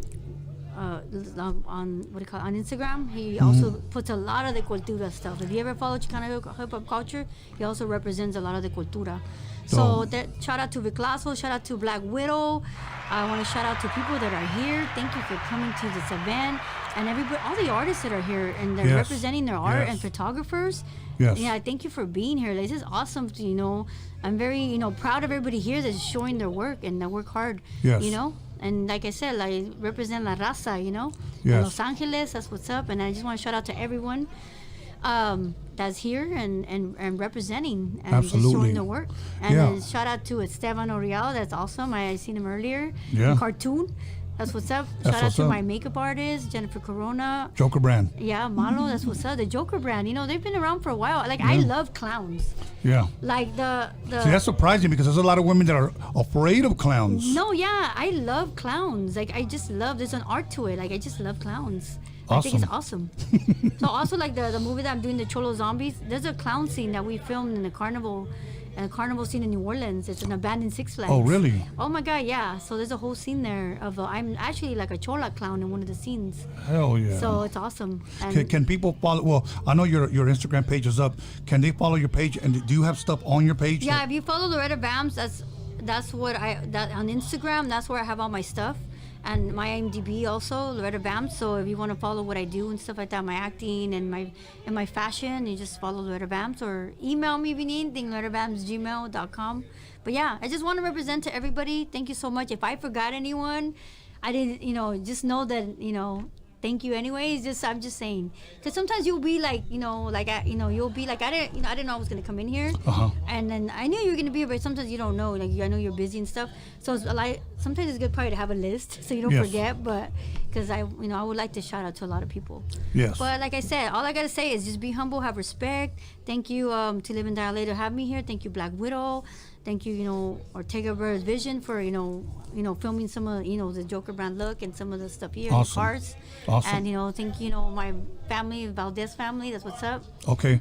So you're still going to be hanging out here, right? Yeah, I'm gonna, I keep getting, people keep taking pictures, See, so I did good if they keep taking pictures. If people want to come out and take pictures, once again, with Loretta Vance, I also have a booth out there. Actually, I'm selling some t-shirts and prints and stuff. Awesome. So if they want to come by, I'm doing signings, and also if they want to come take a picture, I'm down. Awesome. Okay, you heard it here first. Once again, thank you. Once again, Loretta Vance. And also, thank you so much. Oh, also too, I seen an interview that you did with the prayers. I'm actually in one of his videos. Oh, yeah. I'm the girl in the Dia de los Muertos, La Vida es un Sueño. So I also, I did a video with the prayers. It's cool. Awesome. I also did a couple of the videos with Chemo the Blaxican. Okay. Delinquent Habits. Yes. Also, he was here earlier. Yeah. Actually, we came, we met up here. So shout out to Chemo the Blaxican and Charlie. They're awesome. And then, so definitely, I come out in a lot of videos. Awesome. I'm I always come out all unique and stuff in there. So. Well, I'll definitely follow you. So if I ever need something like that, most definitely Yeah, and I will call you. I want to thank you for being awesome and being here and just interviewing people and just, letting them be able to shout out what they want and representing and thanking and yes. I think that's amazing what you're doing. You're actually showing people they don't letting them know who they are. Yeah. You interview them and stuff. I watch some of your shows. You ask really good questions, and I think it's cool what you do, and I think it's awesome what you're doing for the people and us artists. Just letting us shout ourselves out, and, and even just talking about who we are. Yes. I think you're amazing. Thank you. Thank you. Thank you so much, even just having me here. Podcasting has truly been a blessing, and it's been a blessing meeting people like yourself, learning and getting to know people like yourself. So once again, Loretta Vance, thank you so gracias. Much. Thank you so much. You have a great day, and thank you. Roadium Radio. To live and die in LA. Yeah, that's once what's again, up. everybody, we're going to take a 10-minute break. We're going to come right back with another guest. Once again, follow Loretta Vance. So much, Loretta Check out her makeup. Check it out. Come take a picture with her. We'll be back 10 minutes. Don't fuck around. Thank you so much. You got.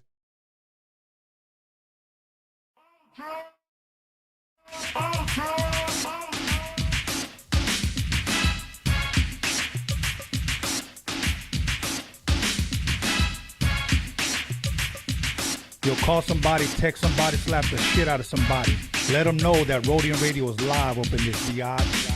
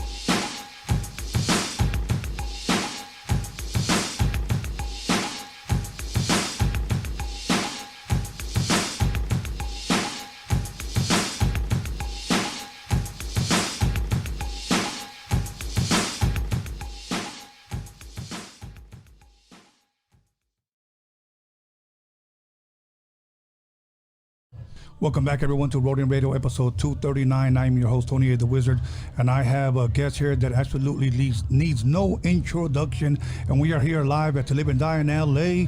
Once again, Danny Trejo, and here he is with two of his artists.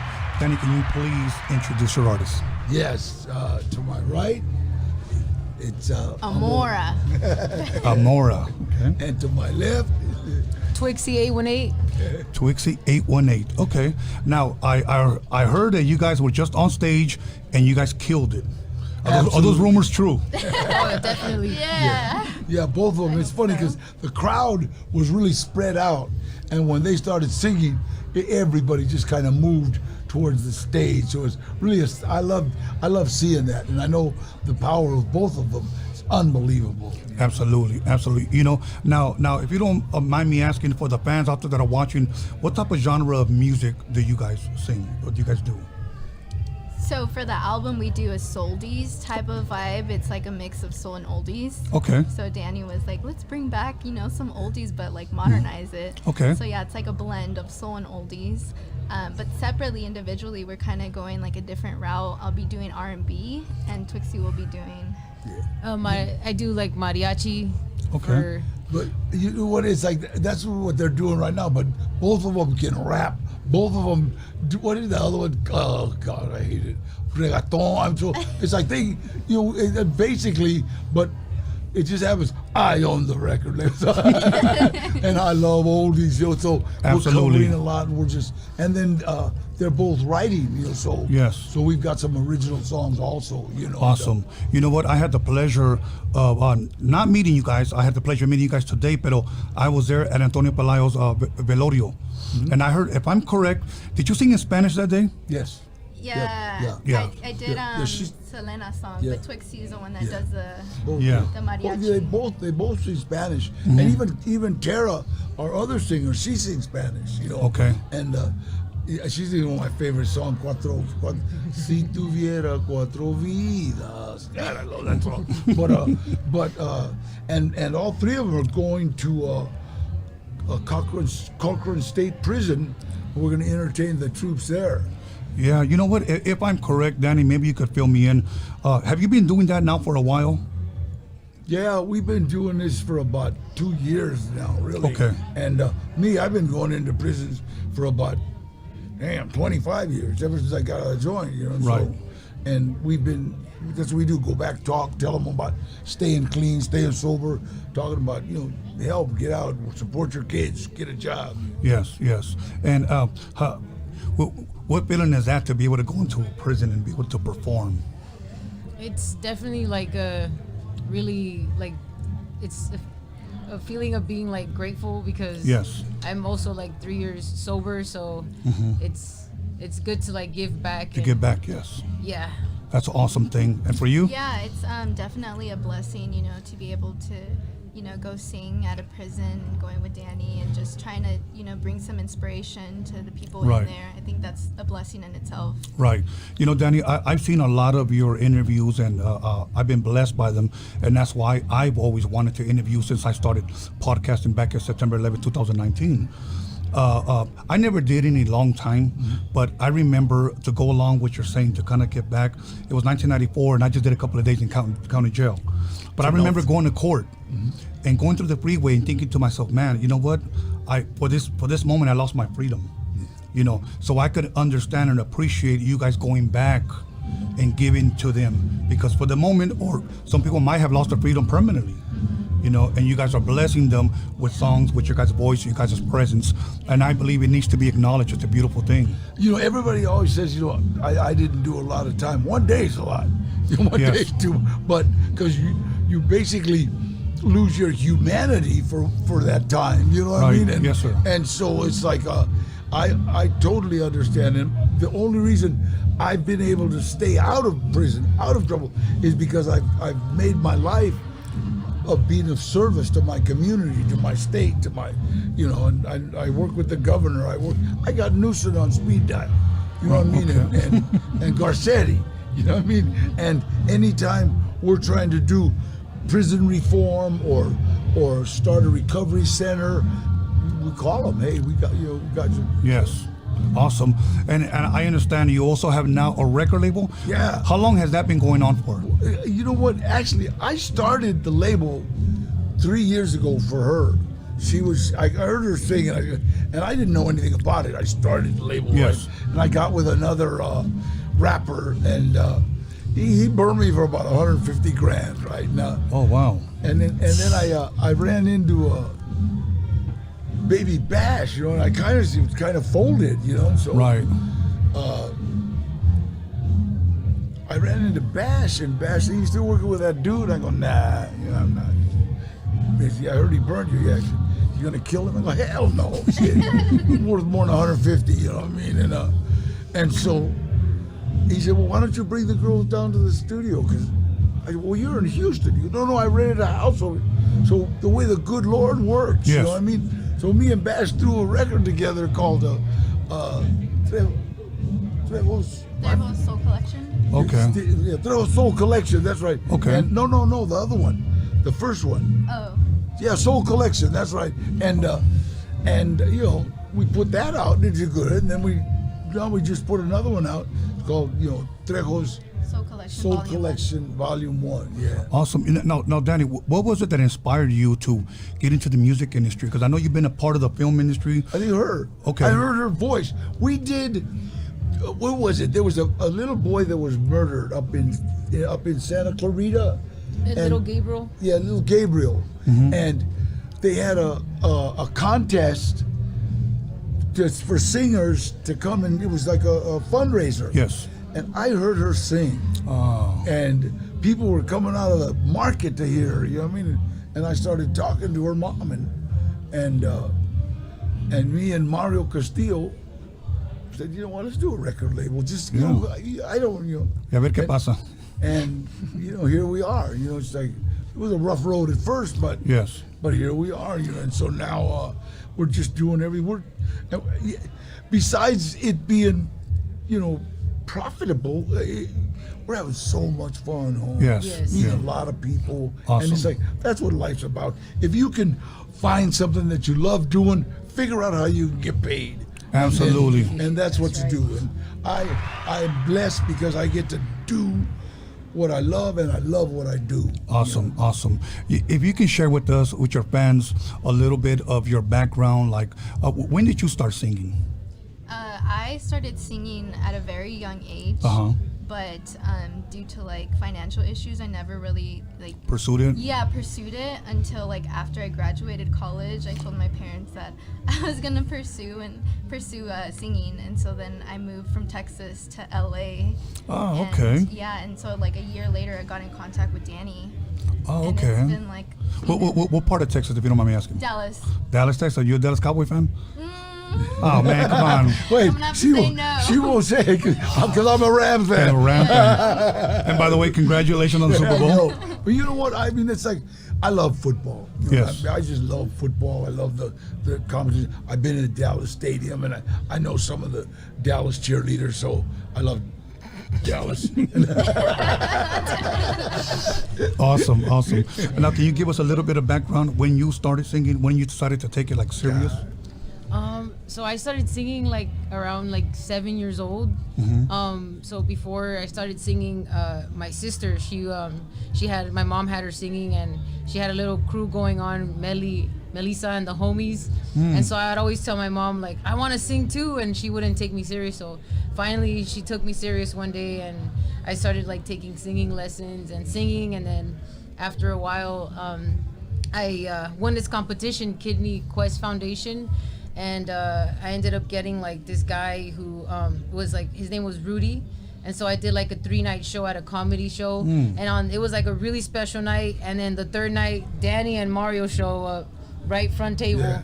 And that's where all the magic began. Wow. Yeah, and ever since I've been with Danny. So he's been there for me ever since like I, made the bad choices in my life, and he's didn't like lose hope in me, and now I'm 3 years sober, and right. He's here. That's a beautiful thing that he didn't lose hope, because there are some people that will say just saying, saying, que le vaya bien, but he didn't. He believed in you, and he stuck with you, you know, and now you're here, and it's a beautiful thing. And that within itself is a beautiful story, and it can encourage someone that you can come back down from setbacks. You know what I'm saying? So that's a beautiful thing. Now, where originally are you from? Are you from out here? I'm actually from the San Fernando Valley. Okay. But I'm also like, I live in LA right now, so I'm like LA and San Fernando. But Okay. But I'm not gonna say not Pacoima. We're Southern California, you know, we are. But like, you know, like I go up to San Jose all the time. We're gonna do a tour. It's going from Albuquerque, New Mexico, El Paso, Texas, San Antonio, Texas, and Houston, Texas. We're doing with Baby Bash. Awesome. And artists, and I think Trish Toledo is gonna jump in. Love her. Yeah, I had the pleasure of interviewing her as well. Trish, I still got to get Bash. We talk, and I'm gonna do it. But come on, Bash, we Bash need you. is cool. Bash right now is doing he's doing something in Lancaster. They're doing a Lancaster Palmdale a show there. I was supposed to go up there, but then they told me that we were doing come on. Born and raised in LA, that's cool. Yeah, exactly.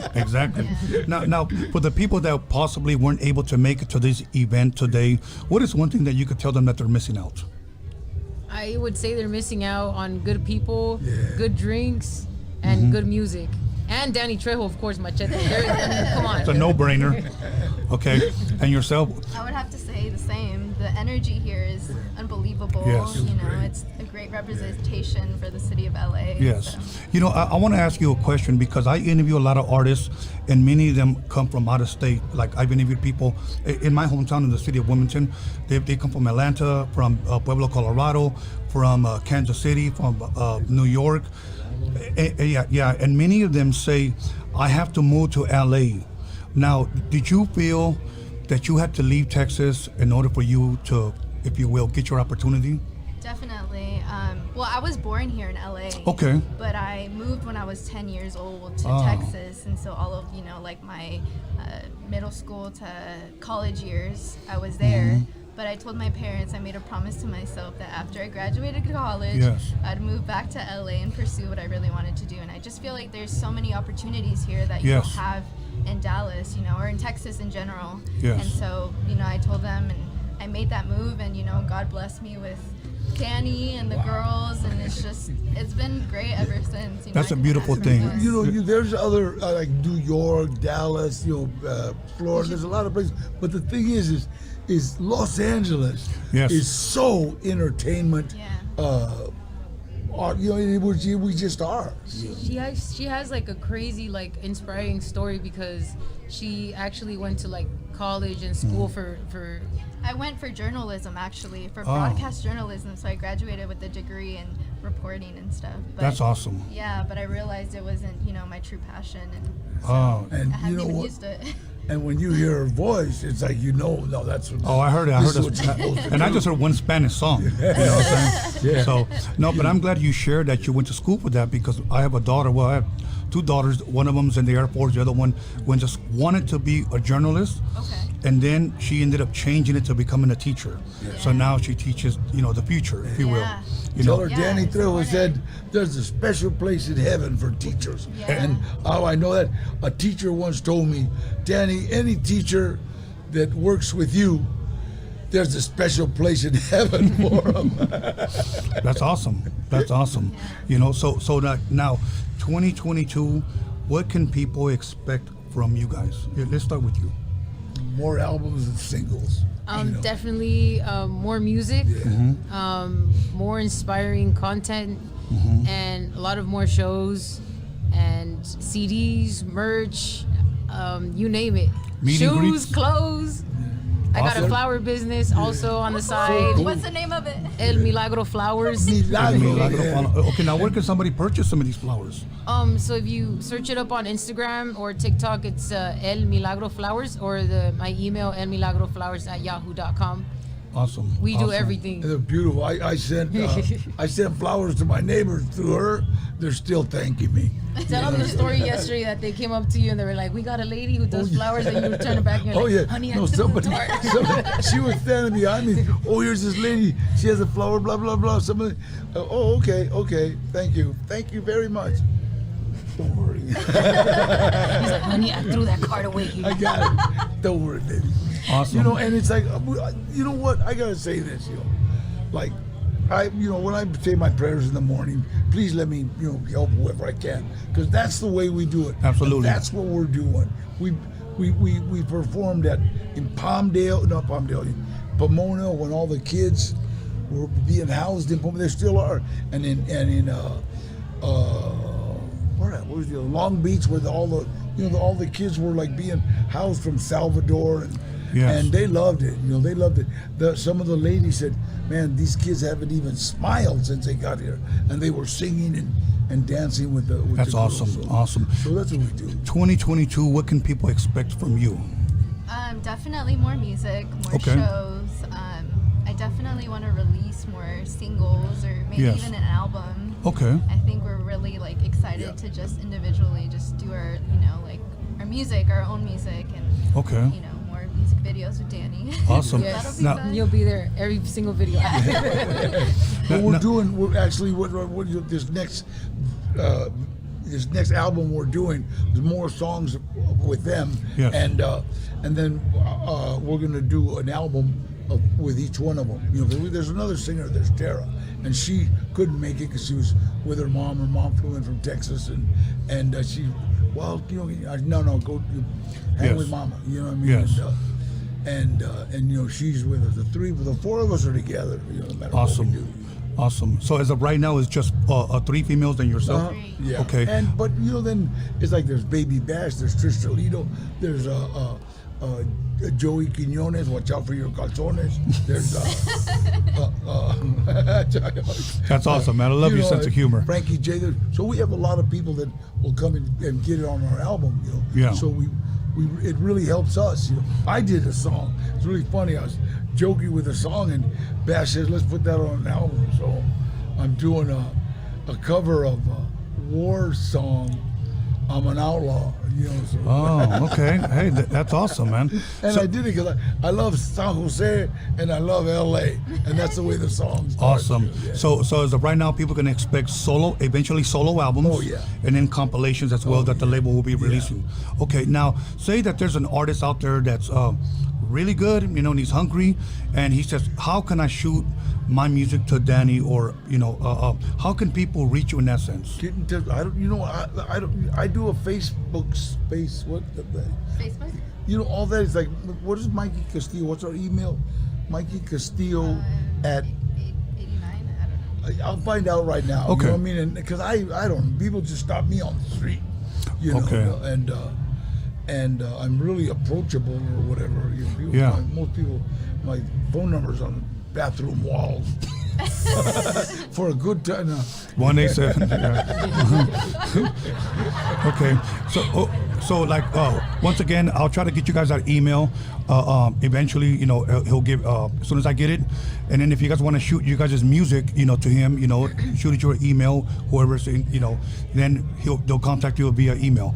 But because I know there's a lot of artists out there that hit me up. I don't have a record label, but since I do podcasting, they always, how can I submit my music? I give them my email, and I don't necessarily, to be honest, have to like it. I just like to give people opportunities. Oh, you got it. That's us. That's what we do. You know what I mean? It's like they brought me people that, a lot of them just don't kind of fit our genre. Right. But right. Some of them, hey, okay, let's see what we can do. But a lot of people think they want to do something, but they don't want to put in the work.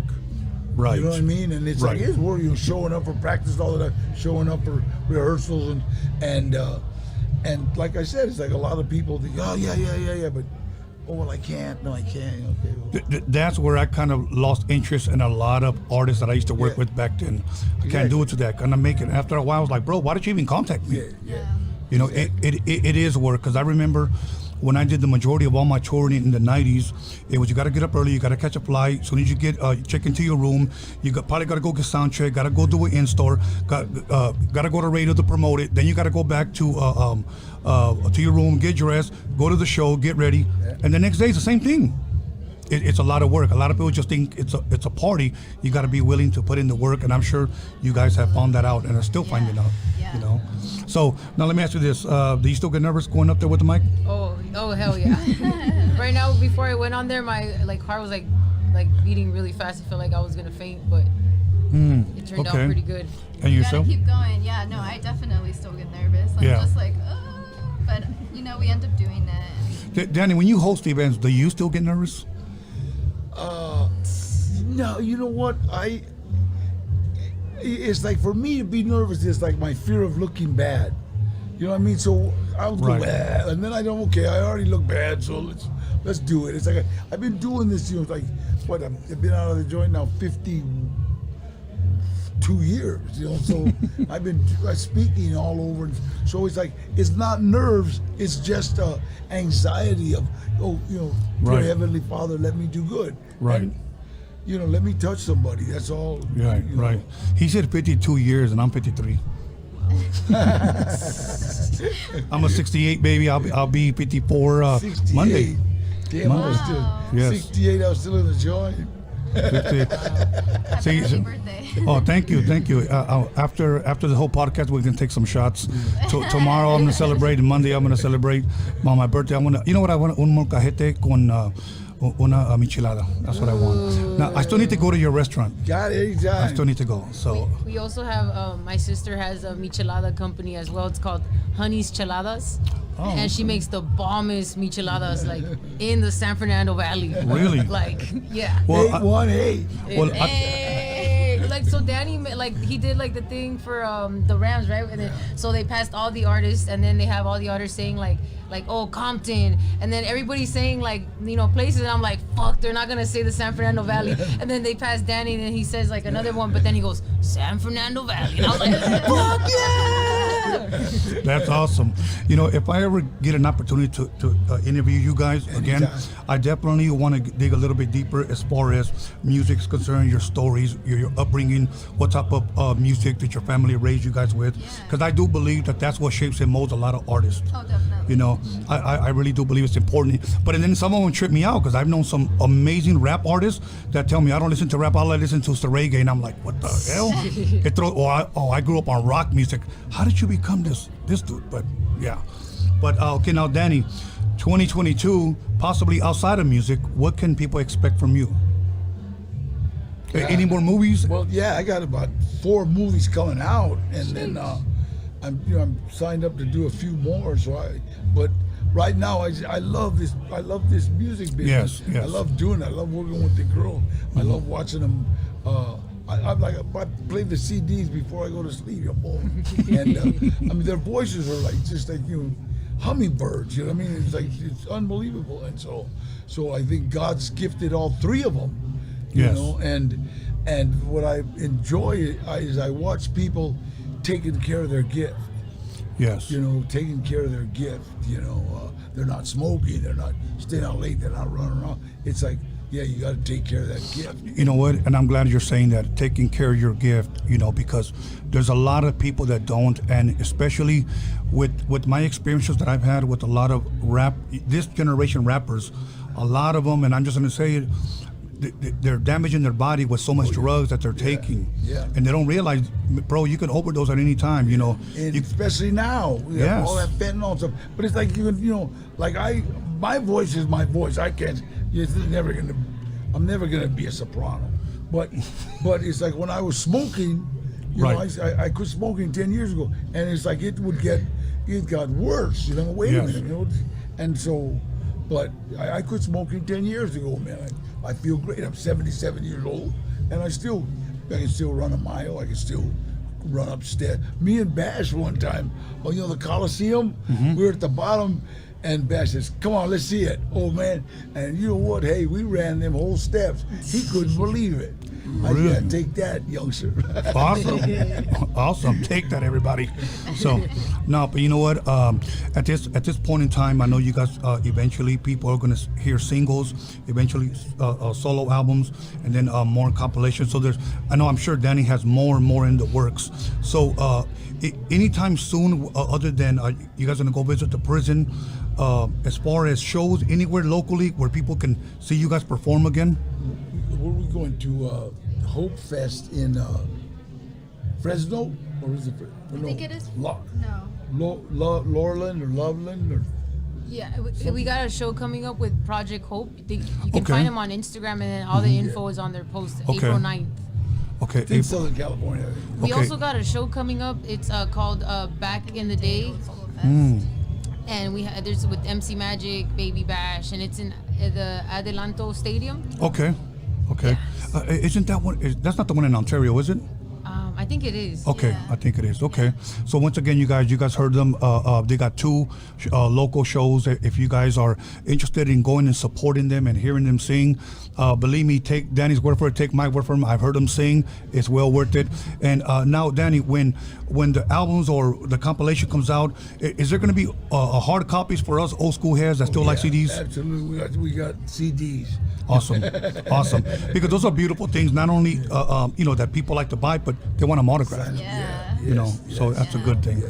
I know it's funny because I bought I went, I was going to get a stereo in my car, and I said, I was looking and said, wait a minute, where I put my CDs?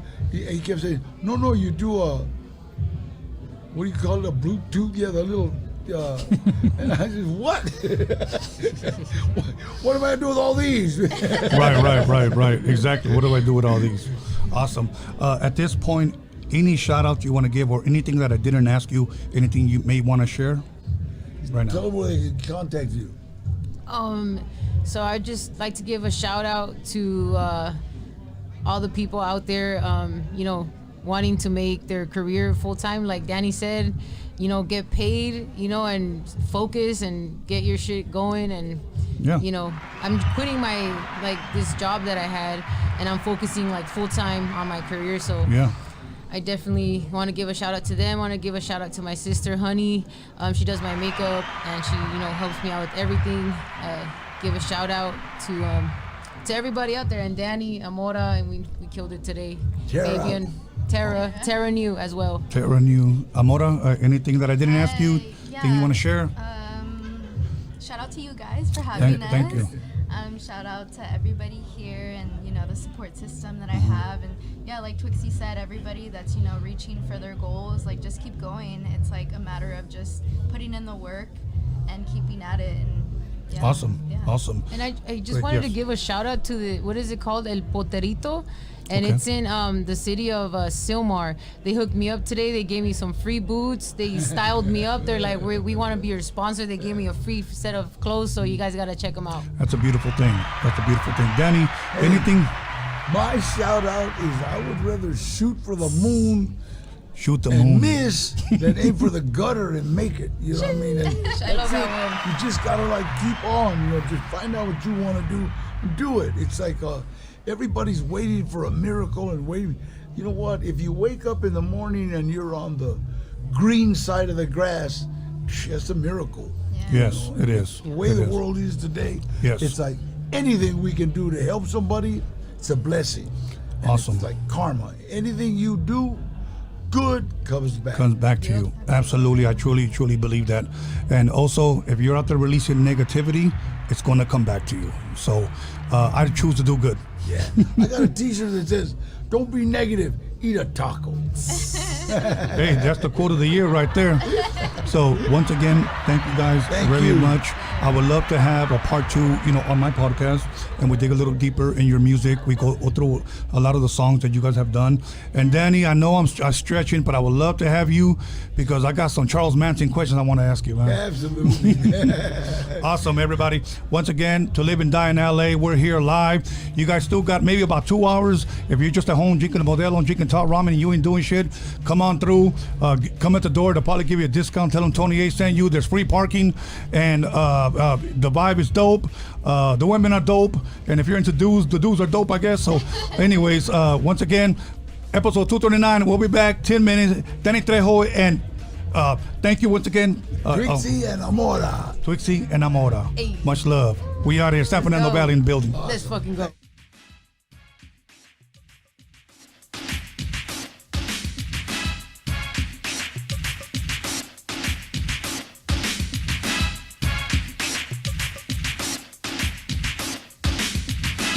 You'll call somebody, text somebody, slap the shit out of somebody. Let them know that Roadium Radio is live up in this biatch.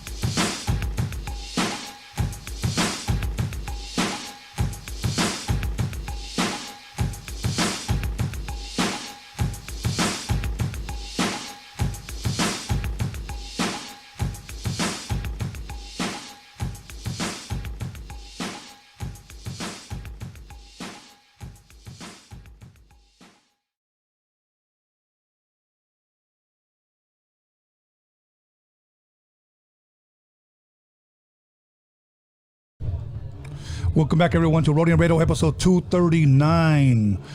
Man, I've been having a blast, and you know what? I'll tell you what. If you're not here, pues ya te chingaste. You should have been here. Honestly, free parking, huh? Mixed whiskey. Yo, everybody that's anybody's here. And you know, I was hearing something about I was hearing a girl say something when she was walking out. She's like, anybody that's doing anything is here. And then there's some people here that are scary and you should be scared of. And she was right. Well, you know why? Because this is Los Angeles. Yeah, it is. So the culture's here. The culture's here. Absolutely. The music, the vibe, the fucking the food. Yeah. Everything. Art's on stage. It's on the cars. It's on the walls. It's on the food. The whole culture is here right now. Absolutely. And for those of you guys who don't know who Mixed Whiskey is, or you're about to find out, or you can always go check out my interview that we did on Roadium Radio. Yep. But we are here live on the premises of To Live and Die in LA, once again, Roadium Radio edition. And hermano, how did your show go, man? I missed it because I've been right here. So share with us. I always say great because of confidence. It's not arrogance. But, you know, by going from the people that I've seen through the whole event, because I've been here since I want to say 1, they've been saying amazing. Yeah. Clear lyrics, you could hear the whole sound, you know, and those are not my words, those are their words. Yeah. So like for me, it's always about what they say. It's not really what I feel, because I'm always gonna feel like it's great. Yes. Right? Because that's what I gotta go out there and put out. 113%, no matter what, one person or 100 people.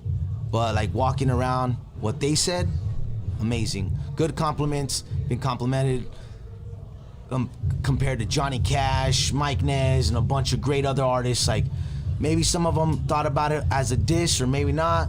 It doesn't matter. At the end of the day, to me, that's a compliment. Yes, yeah, it's a blessing. Now, again, I didn't get to see you. So how long was your set for? 30 minutes. I want to say I did like 6-7 songs.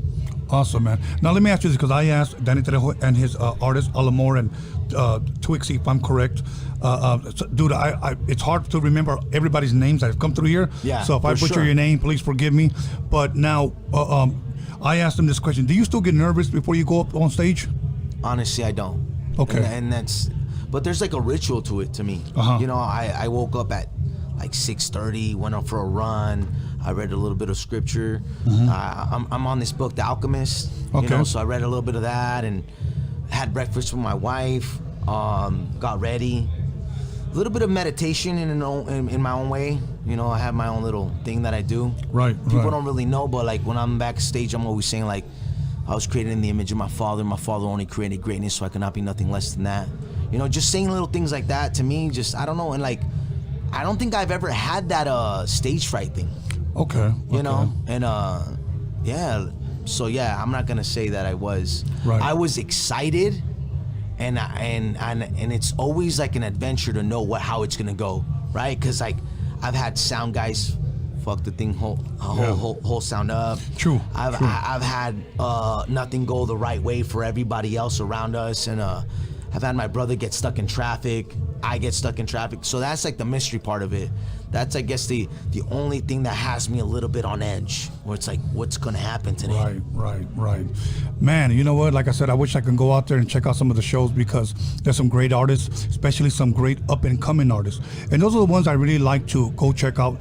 Those that people possibly may not have heard or don't know, or you have the people to say, well, those are a bunch of nobodies. See, I've always had a problem with that, and I'm gonna tell you why. When I started podcasting, I had a lot of, especially Chicano rappers, that a lot of people in the mainstream, they didn't know who they were. So they would tell me, I don't watch your show because you have a bunch of nobodies. So here's how I shot back. Snoop at one point was a nobody. Amen. DJ Quick at one point was a nobody. Truth. You know, I just went down the line. I said, you know, why don't you support Raza and help me make those nobodies a somebody, bro? All day. And you know what? I'm glad that you said that, because that's what I think To Live and Die in LA stands for. You know, shout out to Frank, man. I think this is the 3rd one that I've done with him. Mm-hmm. And you know what? A lot of people haven't opened doors like that. You know, like Right. I'm a Chicano. I'm a Mexican American that does outlaw folk. That already in itself is like, sometimes when I go up on stage, they're like, what? Even today, they're like, what? Okay, Like, you know, for the people that are barely tuning in or people that are going to watch this tomorrow, outlaw folk. Can you kind of explain that? It's storytelling with a fucking attitude, you know, and it's kind of like what NWA did, you know. It's kind of like what they have in the South. It's if you mixed NWA in like Johnny Cash, okay, and you made that a mix, that's what I am, and that's just like.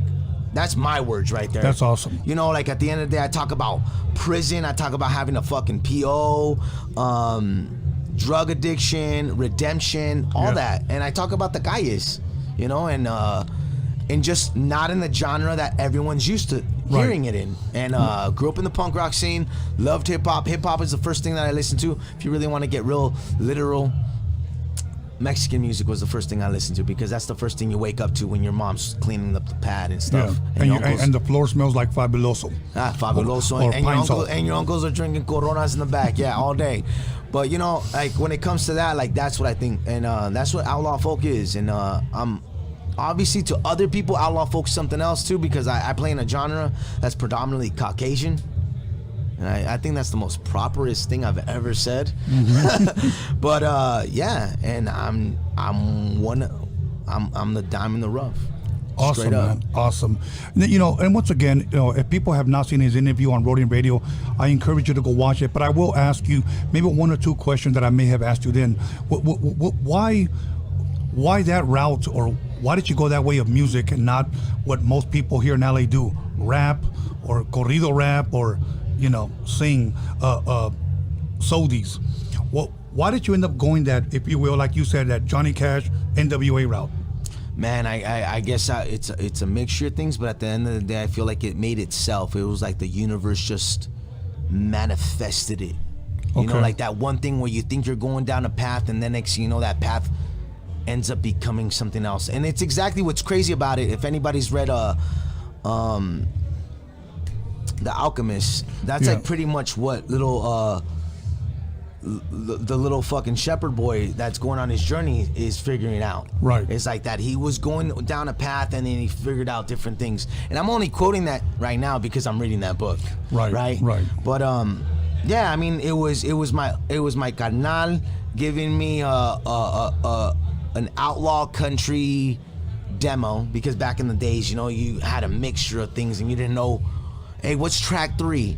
Oh, that's Johnny Cash. Like, oh, damn, that's dope. Hey, what's track 6? That's Mike Nez, Social Distortion. And it's like, you know what I mean? Like the first time I got introduced to Social Distortion was the homegirl's brother was getting out of the Twin Towers, and he had a van, one of those vans, like old school, you know, shag wagon, you know what I mean? He had records in there, and he had Social D, and yeah, so that was a mixture of that, growing up in the punk scene, going to the county jail, writing a bunch of lyrics and figuring out, like, I don't think this is punk.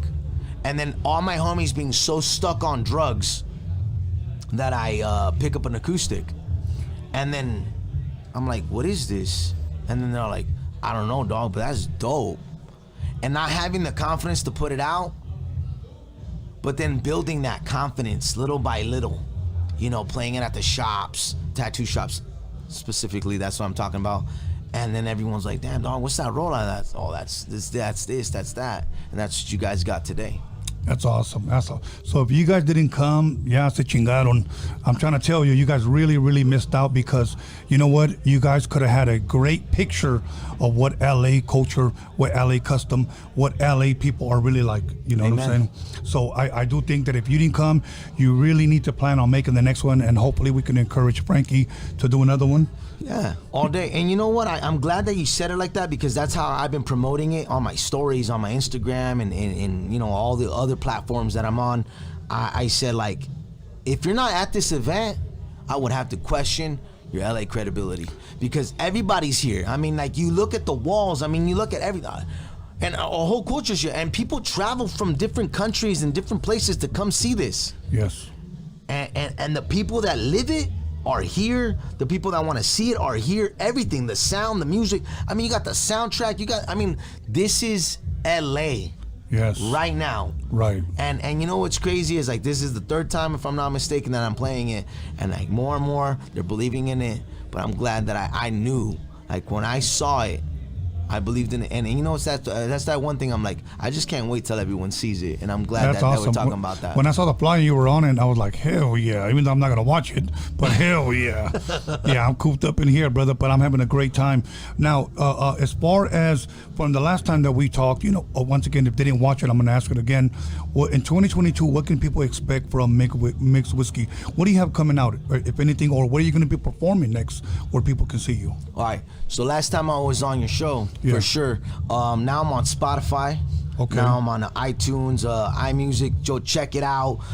Google the name. I'm YouTube, TikTok, Instagram, Facebook. Go check it all out. Your boy is working on a second album because the first album obviously is on Spotify. I didn't know how to work it, but I got it on one day and I was like, you know what? I got to put it all out. Everything that I had recorded at the time, I put it out. I got some stuff that I still got recorded. I got new stuff that's getting recorded. I got new stuff that I've been working on. So all you gotta know is that I'm always gonna move forward. Yes. I'm always gonna give you 113%. You guys come to shows. I'm down to. I played the House of Blues, Viper Room, everywhere in Orange County, LA. And honestly, hit me up. I'll play your quinceañera, your baptism. I don't care. I just love to play. I like to create, and it's gonna keep going that way. You know, like life is good right now. I can't complain. You know, fuck. I love my family. I love my life. I know, like right now, my mom's really fucking proud of me. And like from awesome. I'm 33 years old. I thought I was gonna be in fucking prison, like at this time in my life, and rot there. And right now, like just the people that I gotta meet in the scene and just be around and just to fucking exchange words with great artists, and then those great artists say that they think I'm a great artist is honestly, it's a good day for me today. Awesome. You know, now as far as you say you're working on a second album, are you working with different producers? Are you producing everything? How is that coming along? Or are you open to work with different producers? I'm open. I got lyrics and rhythms, and anybody that's willing to record and work and sit down and be open-minded, because obviously I am not your cookie cutter kind of artist. Right. You know, I like to push the agenda with the things that I say and the things that I do, and I don't know. I think that's why I like right now being an independent artist, because it's like everything goes. We could say some controversial thing that can make a career or ruin a career. Yeah. And I'm kind of happy about that, you know, because what better time to stand for something. Absolutely. You say you can say things that could make you or break you, and you know what? We got to use wisdom when it comes to that. You know what I'm saying? The things I can and can't, right? Right. You know, because I've known. Sad to say, you know, like I was sharing this earlier with people, you know, there's several ways you can win a fan over. For an example, it could be with your dope music. Say they don't like your music, so it could be with a dope interview. Say they don't like your interview, it could be with a dope video. Say they don't like your video, but they watch you perform. Yeah. Or they may like all four of them. Yeah. You know, there are many ways, but there's also on the other side of the coin, there are many ways that you can also lose a fan. You know, I've known people that, believe it or not, and I was very careful telling him this, because he was very heavy with the gang thing. Yeah. You know, and I just said, look, bro, we're talking about music. You know, this is not an American Me podcast. You know, I know that's your background. I get it, homie. I said, but I called you on here so that we can promote your music. Yeah. You know, producers, and the whole thing was just all about the hood, shooting, prison. And believe it or not, he lost a lot of fans, man. Yeah, you gotta, and I'm glad that you said that. You gotta remember that the world is bigger than your little street, than your little city, than your little town. That's very important. Than your little tribe, and I know that.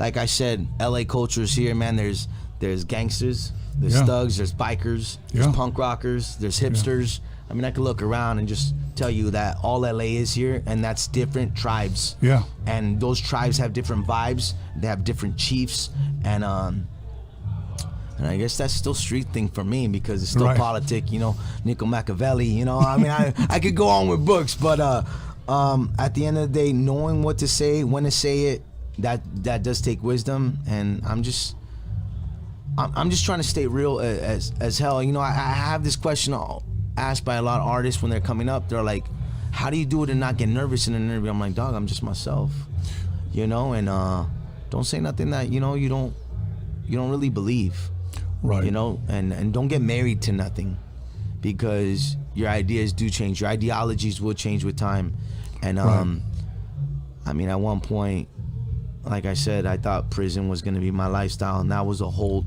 mindset. What changed is my mindset, right? So the interviews definitely, and I like you said that people are gonna love you for different things, because I have people hit me up, like supporters all day hit me up because they like the positive stuff, you know, like the stuff that I do on a daily basis to just maintain my sanity. Yes. Some people love my music, you know, and there's different things, and you know, I'm not just one thing. And for artists out there, you don't gotta be just one thing. Everybody knows you're human. So I don't know, I love it though. That's awesome, man. You know, once again, I just want to continue to push that To Live and Die in LA event, that if you were not here, you really missed out. I know a lot of you guys, there were some people that actually contacted me that lived out of state that actually wanted to fly in. You know, like they were really showing like what we call ganas, tenían ganas para venir. They really wanted to come, but they just couldn't make it due to financial reasons or other engagements that they had. But my thing is this, that if you live here and you don't support us here, like you said, then I wonder, you know, can we question your LA credibility? All day. You know, because this is something that we come together as one, as moving forward, and there's got to be some type of support from us. Yeah. You know what I'm saying? So. And shout out to Nate No Face, man, straight up. Yes. And you know what? It never costs me anything to support my brothers out there. So he came out here as a guest, you know, like as a person coming here out to support, and went up on stage and jammed out with the band. That's the culture. That's culture all day. When you can come in and they'll be like, "Hey, hell no, spin his shit too," and bam. Like, I mean, come on, could you imagine that right there? Is when I knew, I'm like, the scene's here. Yes. I mean, like, it doesn't even matter who was on the roster. Right. You know, I don't even know that's the word. I mean, on the list. Yes. Like, because at that point, artists could bring other artists and collab in that moment. That's like house party shit. Absolutely. And house party, what does that tell you? That's like, we are in our environment. This is LA's our neighborhood. It's not even west, east, Sela, none of that. It's just, this is us. Yes. And welcome to LA, baby. Absolutely. You know, one thing, let me say this, there's a lot of people out there that when the Rams win the Super Bowl, okay, now that might not have been their team. Let me just say this. I'm a Dallas Cowboy fan. We got Raider fans. We got people that like other teams, but they live in LA.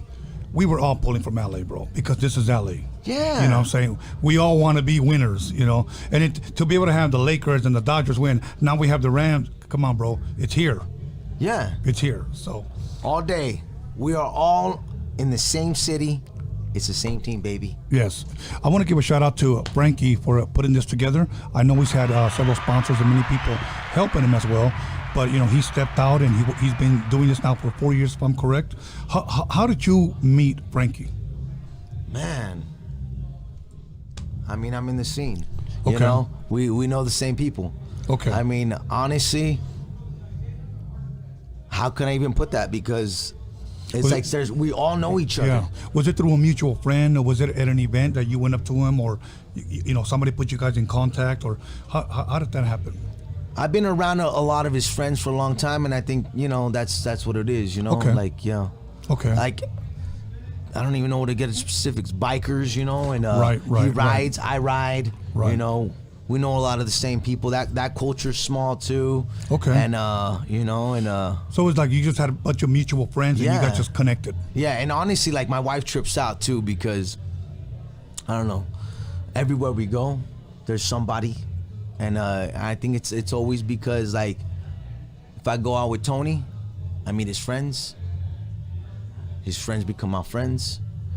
Their friends become my friends, and you know. I just don't make enemies like that. Like I'm not gonna say I'm a likable guy. I'm just gonna say like I know how to keep a conversation going. Right. Well, and I'll always keep you thinking. You know? Well, you are a likable guy, bro. I like you, man. That's a good thing, man. That's a really good thing. You know what?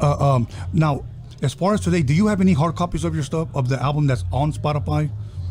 No, I don't. Okay. You know what? We're definitely gonna make a limited supply of that for sure. Yeah. Put it out for Yeah, sure. because there are people, believe it or not, that like to buy it, even if they don't have a CD player. I get people that tell me, well, I don't have a CD player. Bro, you don't have to have one. A lot of times it's just like memorabilia. Yeah. You know, he signed All day. it. You know what I'm saying? All day. I mean, I got a lot of stuff. I mean, yeah, I collect CDs. I don't necessarily play CDs anymore, but I got CDs like, okay, you know what?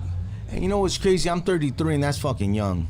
I know that for a fact. Yeah. And I was still a CD guy. You know, like even Right. like this whole internet thing was hard for me. I mean, I was still the guy that was putting a tip jar. I was still doing street perform. I was doing stuff old school, and Right. a lot of guys were putting me up. So yeah, I'm not gonna lie. I definitely want to put a CD. I definitely want to make a hard copy. I have the first demo, through 3 songs, hard copy. I got it up on my thing just to let me know that like you could create something and it can make some paper. You know what I mean? I definitely want to have it for people, limited edition too, to see the people that support. But it's just like this event. Support it. Because Absolutely. things like this can't stay alive without you out there, wherever you at. Right. Like, everyone starts at the bottom. The only way they get to the top is with support. Absolutely. That's like my motto right there. Like you want me to have better equipment? You want me to show up to a little town in Arkansas?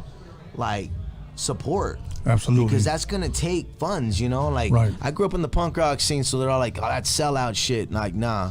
Nah, you can't say that shit. No, bro. you can't keep going with that mentality. I want to take this worldwide. I want to go all over the world with this music and bring our culture to you.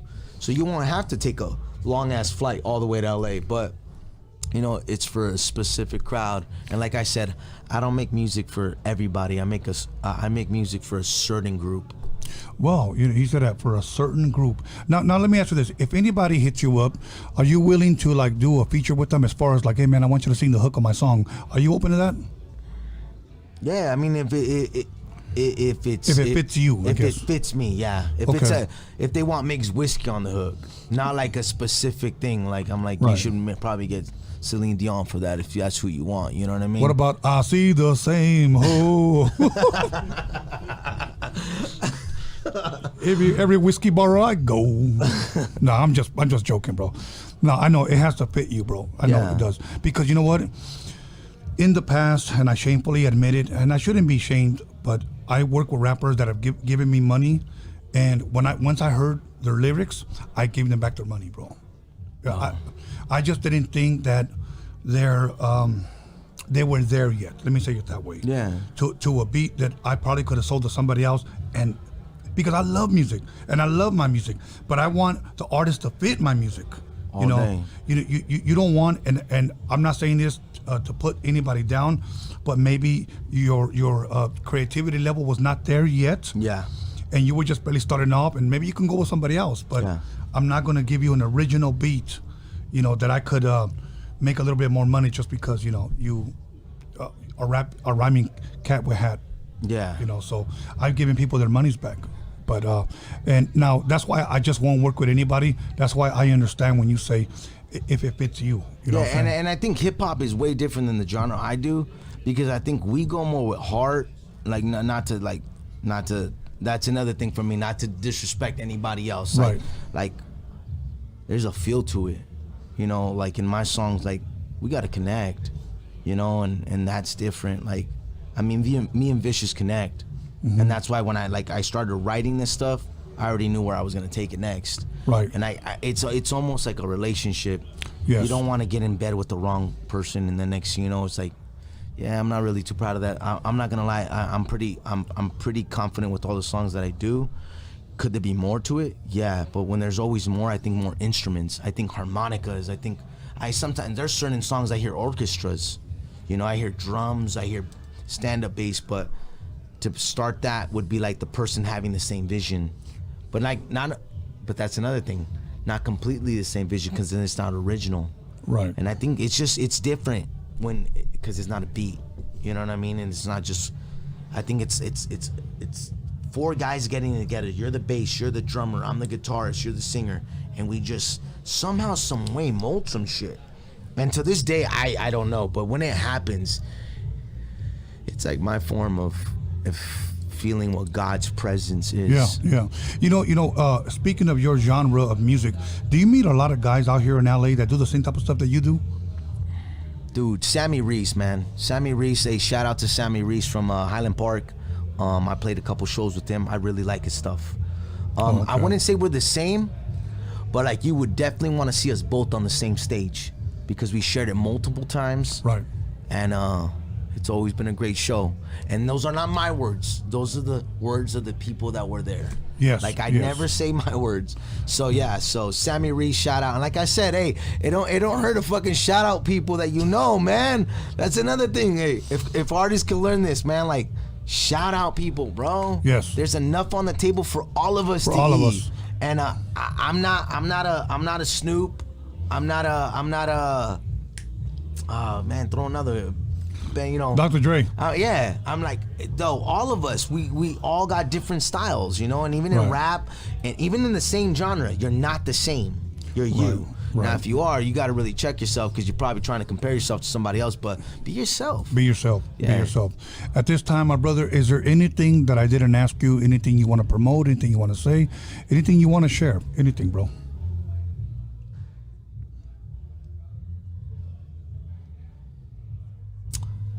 I just want to share it to the person out there that like is sitting with something beautiful.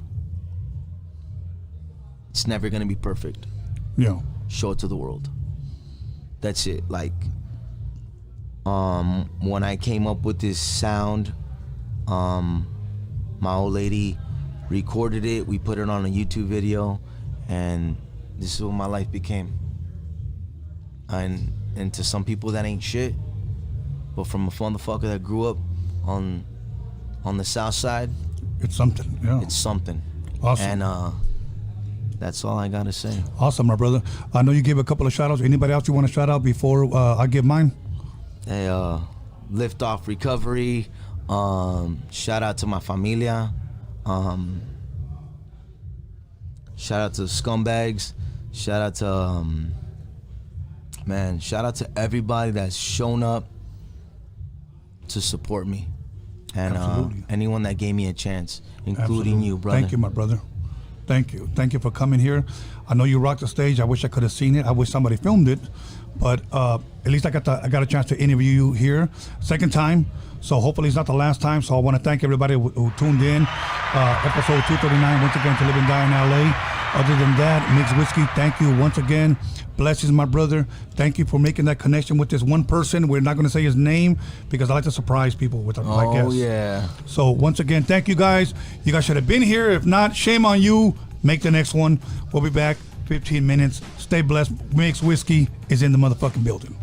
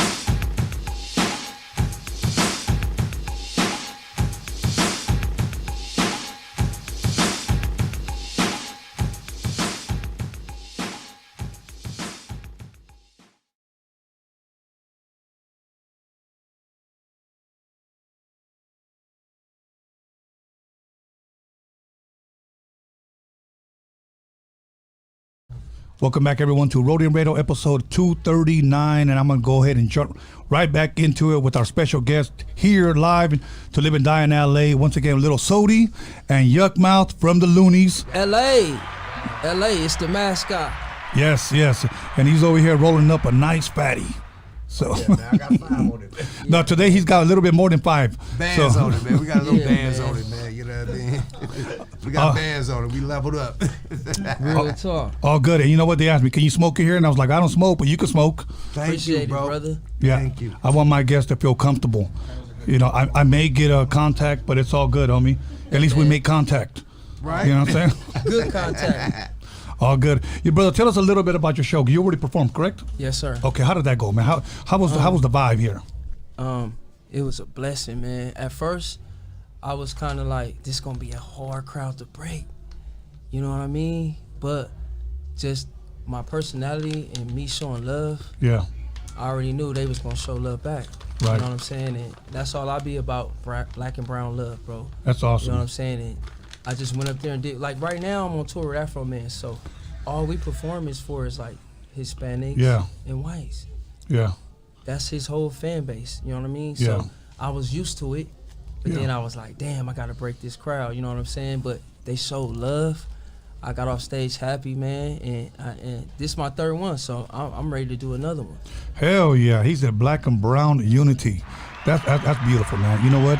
I'm glad you said that because that speaks volumes, especially because here, Raza, when I say Raza, the whole, you know, Latino culture, yes, sir. You know what I'm saying? We love hip hop out here, bro. Yes, sir. You know, we love rap out here, you know, and we show love to everyone. So when you said it's going to be a tough crowd, I was like, nah, it could have been easy, bro. You're gonna clap them cheeks verbally real quick. So you know what? I'm glad. Now I wasn't able to watch the show because I was cooped up in here interviewing artists. My brother Yuck Mouth, would you up on stage with them? Did you kill it too? Nah, hell nah. Supporting. I wish, man. But shout out Sody, man. You know what I mean? He did excellent. You know what I mean? I heard he tore the house down.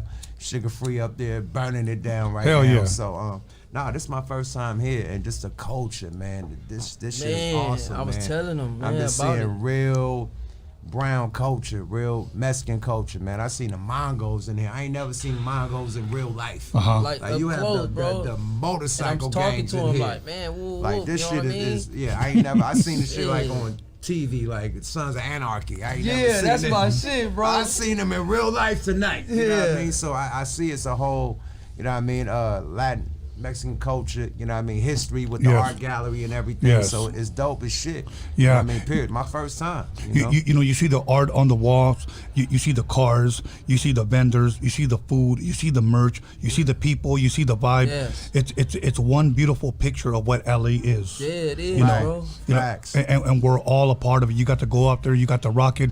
People got to see you guys. People showed you guys love. It's a beautiful thing. Now I get to sit down and chop it up with you guys, man. That's a blessing. You know, but now, you an OG though. Well, you know what? For a while, I got some history on you with thank this you, man. shit, man. Is that does that stand for old goat? No, no. I'm only killing on myself, big dog. No. You are the GOAT though. As far Thank as you, man. being Hispanic and dealing with us and being in the hip hop, like you've been around some real legends. Thank you, man. Thank you. You know, shout out Be Real too. Oh yeah. I was telling you guys a little quick story that I was on Be Real's podcast twice. Okay, Dr. Green Thumb, much love to him. And what happened was that he told me, "Hey, you want to smoke with us?" I'm like, "Bro, I ain't smoked since like I was a teenager." And he goes, "Why don't you smoke?" And I told him about my bad experiences that I had smoking. I said I had allergic reactions when I smoked. He goes, "Oh, weed is much better now." You did? Yeah. So you was allergic to weed? You the weed. first I'm allergic to grass, but not weed. Yeah. I don't get. I'm really allergic to grass, but weed is a different grass. It was weed. So he said, "But weed is much different today." And I go, "See, but I'm gonna tell you why I don't want to try this new weed." To bad weed, sesame. Yeah, sesame. Yeah. I said the reason why I don't want to try it is because I know I'm gonna like it. Yeah, and let's be honest, it could turn into an expensive habit. It's very expensive. I ain't gonna lie to you, big homie. I at least it's like a mortgage. Exactly. It's like a side mortgage when you pay for this weed every day. Exactly. Right. It is, bro. My girl be mad. I blow so many hundreds on weed. Just you gotta go to the dude with the weed for like $150 ounces. Yeah, I got the dude with the ounces for 150. I'm good. Yeah. You ain't lying though, bro. Facts. You go to like You ain't cookies. lying, You gonna bro. spend 150 on 2/8. 2/8. 2/8 at cookies, bro. Don't go to the dispensary. I'm telling you, you gotta He fuck ain't with the lying. hood still. You gotta still He fuck ain't with lying, the hood, bro. I got the nigga for 150 all day, man. Sometimes $100, man. Hey, man. On me, for the it is. zip, In the for the hood. zipping ton, And it's sticky. and it's the boy. It's Yeah, the it it's is. the shit that they selling top shelf in Because the the boy. hood is still competing with the Yes. dispensaries. Mhm. You Yes. gotta see it that way. Like they really taking money from people on the street that's still trying to grind. No, they off- not. Right. Street is still eating. Yeah, The because streets is still eating, baby. they just lowering their prices. But everybody is eating. No, Yeah. the price is high. Let's talk about something else. Well, the gas prices are high right now. The weed the gets gas. you high. How That's about what's that? high. The real gas. Yeah, the gas is high. Mm-hmm. Yeah, shit, Real gas gas. is high. Real gas, shit. Okay. Now let me ask you this: as far Weed back up. It's a gold rush. It's a green rush right now. now as far as one chick told me this one time. Tell me if this is true. I'm gonna ask you guys. One girl goes, you know what, man? It's hard to date a guy that don't smell like cologne anymore. All they do smell like weed. But that's true. And though. cologne. Okay. Some women. What's up with the Yeah, blend? you gotta have the blend. Yeah, the blend is in. Some do, but they're right because some guys don't wear no cologne at Right. all. They just smell like weed, like regular. Yeah. A woman, when you hug her, she want to smell something. Yes, To yes. be held longer. You know what I mean? Right. So, I wear fragrance all the time. I keep my cologne on all the time, man. Okay, now I just saw him I do got something. Kush cologne. My shit called Kush cologne. Okay. Mulatto cologne with a sprinkle of you know what I mean? What's the other shit? The Yara. Yeah, nah, some other cologne, man. What this shit called, man? Chanel. Oh, Sprinkle Okay. Chanel. You know what I mean? Okay, he got the blend. Yeah, and we Gucci, baby. Okay, you know what? I just saw you do something. Can you do that one more time? Nah, man, I got dental work, so I can't smoke through my mouth for like 6 months, and they told me 6 months. I'm like, psych. I watched Bishop can't Don do it Juan too. and Snoop do it. Oh, Yeah, from the the nostril. truth. You the truth. I have You the to, truth. or I can't smoke. I got You the dental work. I'm truth. getting a tooth put in. Okay. So He for the that, truth. it's an And empty that's- gap in my mouth. If I Bishop- smoke, Bishop. it'll Shout out fuck the to the whole Bishop. operation up. Shout out So to the Bishop. I'm smoking Bishop Don Juan. He's the inventor of this. That's what you're Yup, seeing. The Bishop, man. Shout out Bishop and Snoop. Shout out Bishop. Chat. Yeah. Hey, bro, one of the craziest things that I've ever seen. This is the craziest shit you seen right here. Smoking Yeah, a blunt through the that's why I asked. It's called the booger blunt. The booger blunt. Okay. It's the That's official the one you booger hold blunt, it. bro. You hold, that's the one you That's why I hold. don't pass it to nobody. Yeah, that's what I'm about to say. You can't pass Yeah. the booger blunt to no one. Church will though. Oh yeah, Church- yo, yeah, Don church- Juan, church. Don Juan would pass that Church booger go blunt ahead. to everybody. And I guarantee you, motherfuckers happily. Yo, I did. Church. Look. We did a Vlad TV interview. We side to side, right? And Vlad asked me a question, and I'm talking my shit. And Church do the booger blunt. I don't see him on camera. He's next to me. I don't see him. I'm looking straight.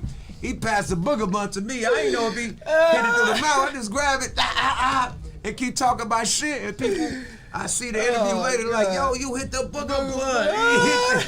He handed you Damn. the booger blunt. You put it to your mouth. I didn't even see him put it in his nose. This on Vlad TV, bruh.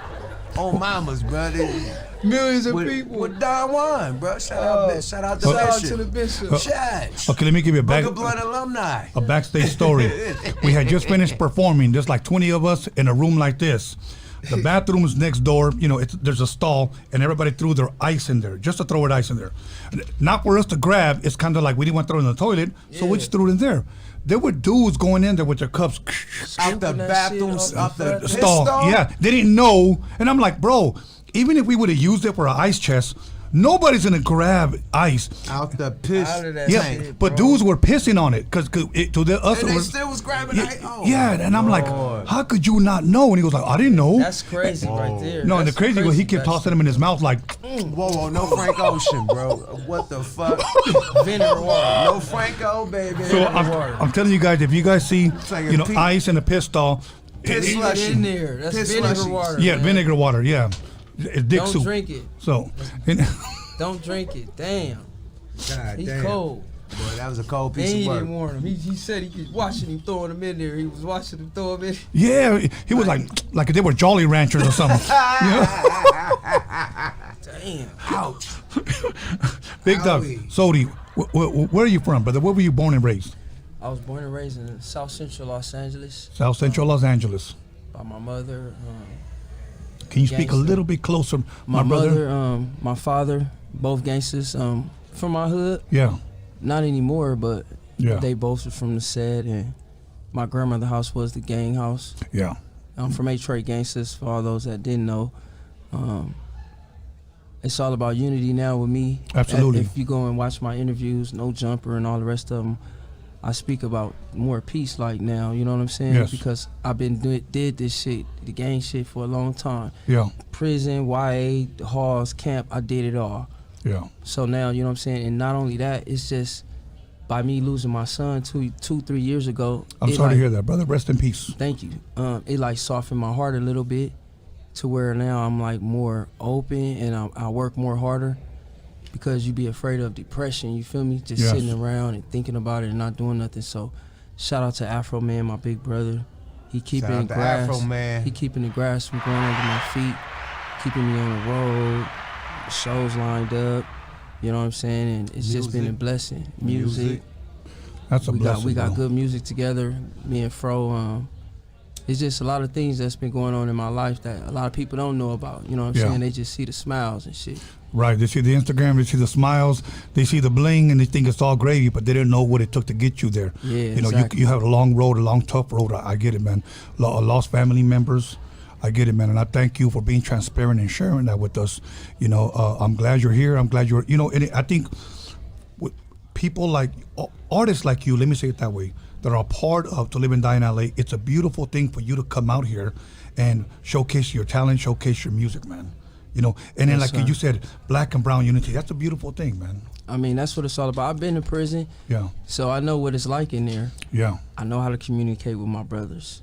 You know, I know the slang, what's up, Perito? You on that way? You know what I'm saying? Yeah, so, you know what I'm saying? I know how to mingle, you know what I'm saying, and get along, you know what I'm saying? Yeah. A lot of guys, they don't.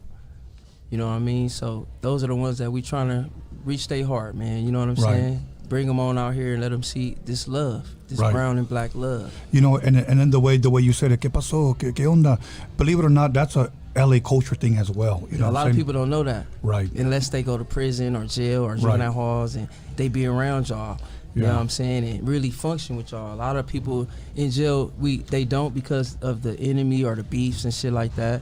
Right. Me, I just went in there, you know what I'm saying? We don't have no essays we beef with him from my hood, so I went in there and just to learn more. If I couldn't learn Spanish, I wanted to learn the slang. Yeah. So I was in YA up north with the northerners, southerners. So I was trying to learn, you know what I'm saying, both. Like, oh, this how I go, this how I go. I never knew that you guys had another, like, you know what I'm saying, Raza up that way. Yeah. That, you know what I'm saying, you guys they didn't get along with red rags, just like us, blue rags and shit like. It's almost just a lot the same of thing, huh? Yeah, it was just a lot of things that you learn, you know what I'm saying? Yeah. So it was just all love, bro. Yeah. You know what I'm saying? I'm happy that I was able to experience it. You know, growing up, okay, where I grew up, but having Mexican friends, having black friends, all my black friends like, hey, how do you say bud in Spanish, homie? I go, nalgas. Okay, I'm gonna go. How do I tell her you got nice nalgas? And I was like, are you sure, bro? You want me to say mota. Mota? Bud, like weed. Okay, la mota. Okay. Talking about nice. Oh, boobies? Booty. Boobies. Oh, booty. Like nalgas. Oh, nalgas. Twin towers. To the Twin Towers. He goes, are you sure you want to tell her you got nice nalgas? Yeah, okay. And believe it or not, he got with her. It worked. Never. It worked. I was like, damn, I've been trying. Translation shit on the phone. So when people in Miami with them Cuban chicks or them other chicks from Puerto Rico or whatever, they got the translator, and you can speak what you want to say, and the translator say the shit on the phone to the chick. Damn. That's how they knocking them right now. You don't know it's a you can speak what you. Yeah, it's a translator. I heard about that shit. And you can put it to the chick, and you can knock the chick with their language. Damn. Yeah, man. Can you imagine like saying, ¿Qué pasó, puta? What's up, bitch? Right. Oh, but I seen somebody at the airport. That's exactly what it will say. Somebody did that at the airport. Yes. Yeah. They didn't know English and they did it with their phone like that. I did see that. That's the new shit, boy. That's the new translation. Wow. I mean, you ain't gotta what's this shit called?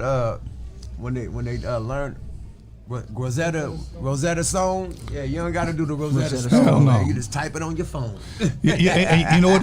And one thing I say told it on your phone. You one thing feel I me? told people, especially about here in LA, it's hard to learn Spanish, bro. How do all the Korean people at the donut shops know Spanish? No, Spanish is English with extra shit on top of it. Extra sauce. Extra sauce. Yeah, extra All sauce. the words is extra sauce Some on of them top you gotta. It's extra For sauce. real, I grew up around, so I know swear like to God. you have Roberto. to say you gotta say that. Yeah. San Jose. Los Angeles. Yeah, So you man. have the Angeles. Yeah, man. That's true. Yeah, Yeah, like you can't say Los Angeles. You got Los Angeles. It's like foreign on it. Foreign on English. You gotta roll that R. You gotta You gotta roll it. Yeah. See, he just rolled one. Rolando. So, Garcia. Rodeo Drive. you gotta do the Beverly Hills version. Rodeo Drive. But no, at the end of the day, man, Cali, it was part of Mexico Yes. at one part of time. So, Yes. yeah, man. Still that's looks like why- it. Yeah, it is it. It is it. It is. Shit. You got San on, Francisco, Yes. San Diego. Los Angeles, San Diego, A bunch of saints. Fresno. You got Modesto. You got all that. Come on, man. Yeah. The land speaks for itself. Like for an Period. example, you have a city out here called we call it Montebello. Yeah. Really, it's a Spanish word, Montebello, which means beautiful mountain. Oh, what? And where is that? Where the mountains at? Yeah. Okay. Then we got like Cerritos. You're the Cerritos. Cerrito, It's Cerritos, like little hills. Oh, That's really what it means. It's Cerritos, yeah. That's crazy. Like Redondo Beach. Yeah. It's Redondo, which means round. Redondo. And it's a round beach. Yeah. I mean, if you think about it this way, when you hear Los Angeles and we try to translate Los Angeles. Say it again. Los Angeles. Yes. Like I said, Hey, that's how a boy Angeles. said on GTA 5. Say it again. Los Angeles. Is that you on GTA 5 doing that, man? On the radio shit? I'll no. be riding around to that shit. No. You sound just like me. Almost. Yeah, you got almost. Welcome to our hood to this. you know how you be on GTA 5 riding and you cut your radio on? Yeah, bro. I ain't fucking with you, Sody. Out there, he Sody, fucked me man. up with that. Los Angeles. Los Angeles. But I'm trying to sound like Antonio Banderas. So, Big Dog, 2022, what can people expect from Sody? What can your fans, more singles, an EP, a possible album, more visuals? Fill us in, please. 2022, it's going down. I'm on tour right now with Afro Man. Our tour won't stop till July 15th.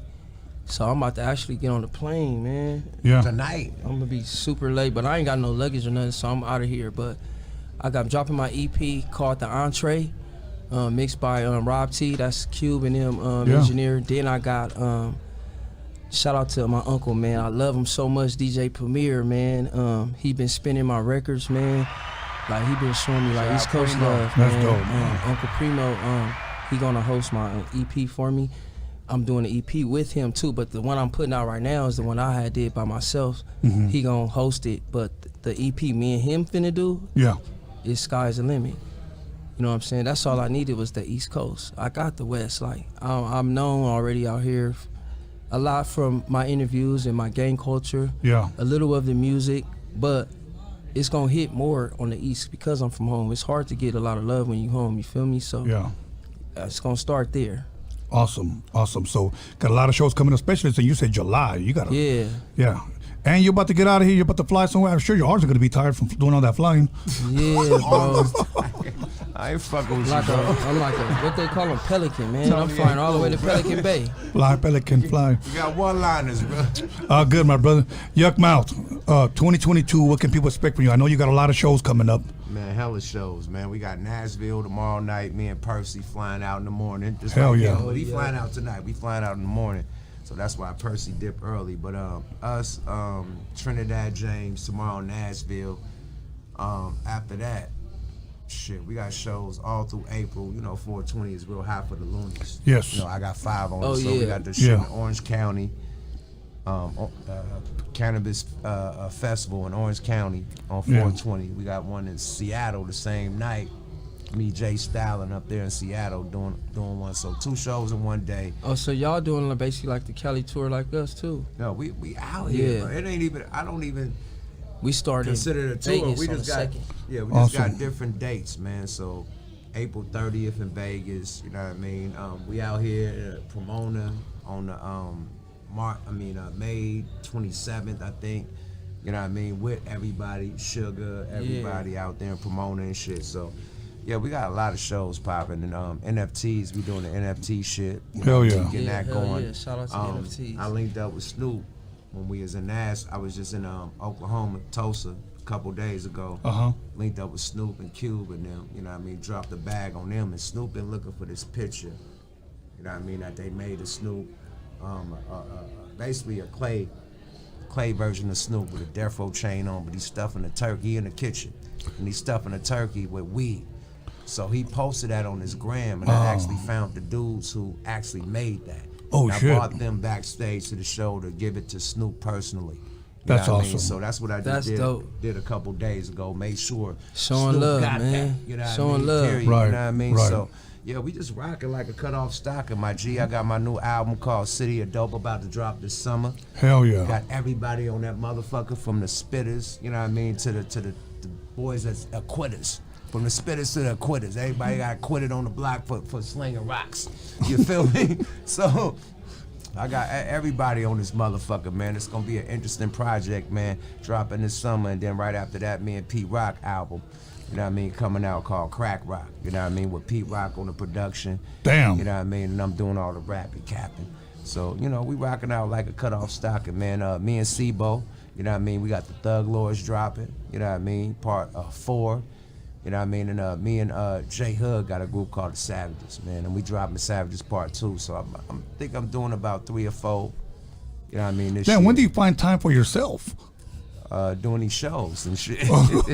You know, really, because it'd be like these vacation. flights. You flight, the 5-hour flights, you get to fall asleep and shit and Go get to your peace. hotel, get Go some to your more hotel, peace, get some then rest. go to the show, go to the stage. Yeah. So boom. Now, Big Dog, I know you've been doing it for years, okay? Just to ask, because I haven't been doing shows at all maybe for the last 10 years, and that's by choice, okay? Because I used to DJ for a lot of people, doing a you know? show tonight. Yes, exactly. And I love this. Right. Thank you. And my thing is this, do you ever get tired of like, oh, fuck, another fucking tour, another show? Never. That's awesome. Never. I salute people like Tech 9. Yes. Like Tech 9 is on the road like 260 days of the year. You know what I mean? Like with their own tour buses from hotel to hotel away from their families. So I salute dudes like that. Yeah. Like I be going for the yeah. weekend, missing my kids, missing my wife. Yeah. You know what I mean? Come back on the weekend, get the week with the family, then go back out on the weekend. They all doing the week. It ain't no coming back home. They saying he doing now to like 2,000 to 5,000 people now. Easily. Yeah, by himself. Like that's good, great money, bro. No, Tech 9 dude, by himself, booking his own shows, he's doing 5,000 to 10,000 venues. They book their own shit. They got their own tour buses, their own whole shit, big shit. You know what I mean? Yeah, he doing his thing. Big shit. He looked out for a lot of upcoming artists like Freddie Gibbs. No, shout out He started Freddie Kendrick. Gibbs started on it. Shout Yeah, out they K-Dot. all started on this tour. Shout out J-Rock. You know Yeah. what I mean? They all fuck with Tech 9. So that's my brother. I salute him for the tour Yeah. life, but Yeah. I gotta get back to the family, man. I Yeah. definitely be missing the family on Just tour. like Afro Man. You know? You always see him going Yeah, somewhere. yeah. Yeah, Afro stay on tour. I'm like, damn, man, you on a plane again, church? Yeah. You like, But yeah, I done church. watched dudes lose their family, lose their wife, lose their like kids. Yeah. You know what I mean? Because of this Relationship, lifestyle. So yeah. it's like I like how I got it to where I could fly out on the weekends and not just be on the tour bus for 1,000 months. You know what I mean? I did that when Yeah. I was young. I didn't have a wife. Now I got wife and kids. Got to drop off at school. I need Yeah. to be at home all during the week. Raising them, taking care of them. Period, and making sure Awesome. shit happens. So yeah, it's different with me. I like to just the weekend thing. Right. You know what I mean? In case you guys are wondering, this is not a smog machine. Because it's a little smoggy in here. Shout out to Bodega Boys, man. Pack the boy out, man. Shout out to my dudes out there in Tulsa, man. Big boys, man. Big boy bag, man. Awesome, brother. Big boy bag. Until one day I have you on my podcast, I want to ask you one question, and I'm sure you probably get this a lot, but just give me one. Give me one Tupac story. Oh, Pac, man. We were supposed to be on One Nation. I was. And I was locked up in prison, man. You know what I mean? LA County, Twin Towers. Yeah. I mean, on some bullshit. And I didn't make it to be on One Nation. Numbskull, my rap partner, ended up getting on there. And Drew Down ended up getting on All Eyes on Me. So while they was doing all that recording and they was all in the studio together, I was locked up in the Twin Towers. So that's the biggest thing I regret about the Tupac situation, because he shot us out. He said he doing One Nation, got the Loonies, this one, that one, that one, that one.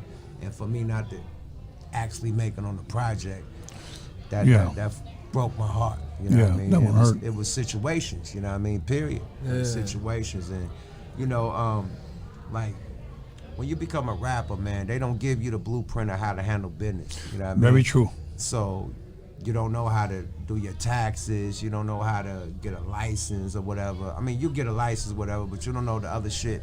Me, I was driving luxury cars with no license.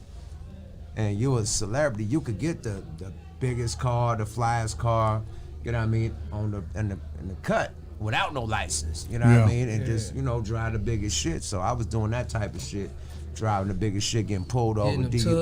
Gotta go pay all that money to get it back out. Getting pulled over for DUIs. DUIs, that's gonna lock you down for like 3 months instantly. Yes. I mean, 90 days. So doing this, boom, the Tupac thing happened. So yeah, that was the biggest thing I regret. But Pac came up in Oakland around my family. Yes. You know what I mean? Free to Gov, man. My cousin JoJo Flowers was the dude that gave Pac that Bay Area game, like the real street neighborhood game. Like, shout out to Shock G. Rest in peace to the OG Shock G. Rest in peace. But Shock gave him the industry. When he came to Oakland and started fucking with my cousin, he got the real street Oakland, what he called the game. You know? But he said, when I went to the Bay, I got the game. Yeah. He got that from my cousin. There was some real dudes out there. Right. Some real dudes, big boys awesome, out there. Man. So he learned the game from my cousin, man. So they was older than me. You know what I mean? I was young. You know what I mean? So I wasn't Pac's best friend. You know what I mean? But my Richie Rich and my cousin, you know what I mean? They hang with Pac heavy. You know what I mean? Shout out Ray Love, Mac Mall. You know what I mean? Hanging with Pac heavy, Money B, you know what I mean? But my cousin, as far as the street shit, it came from my cousin. Yeah.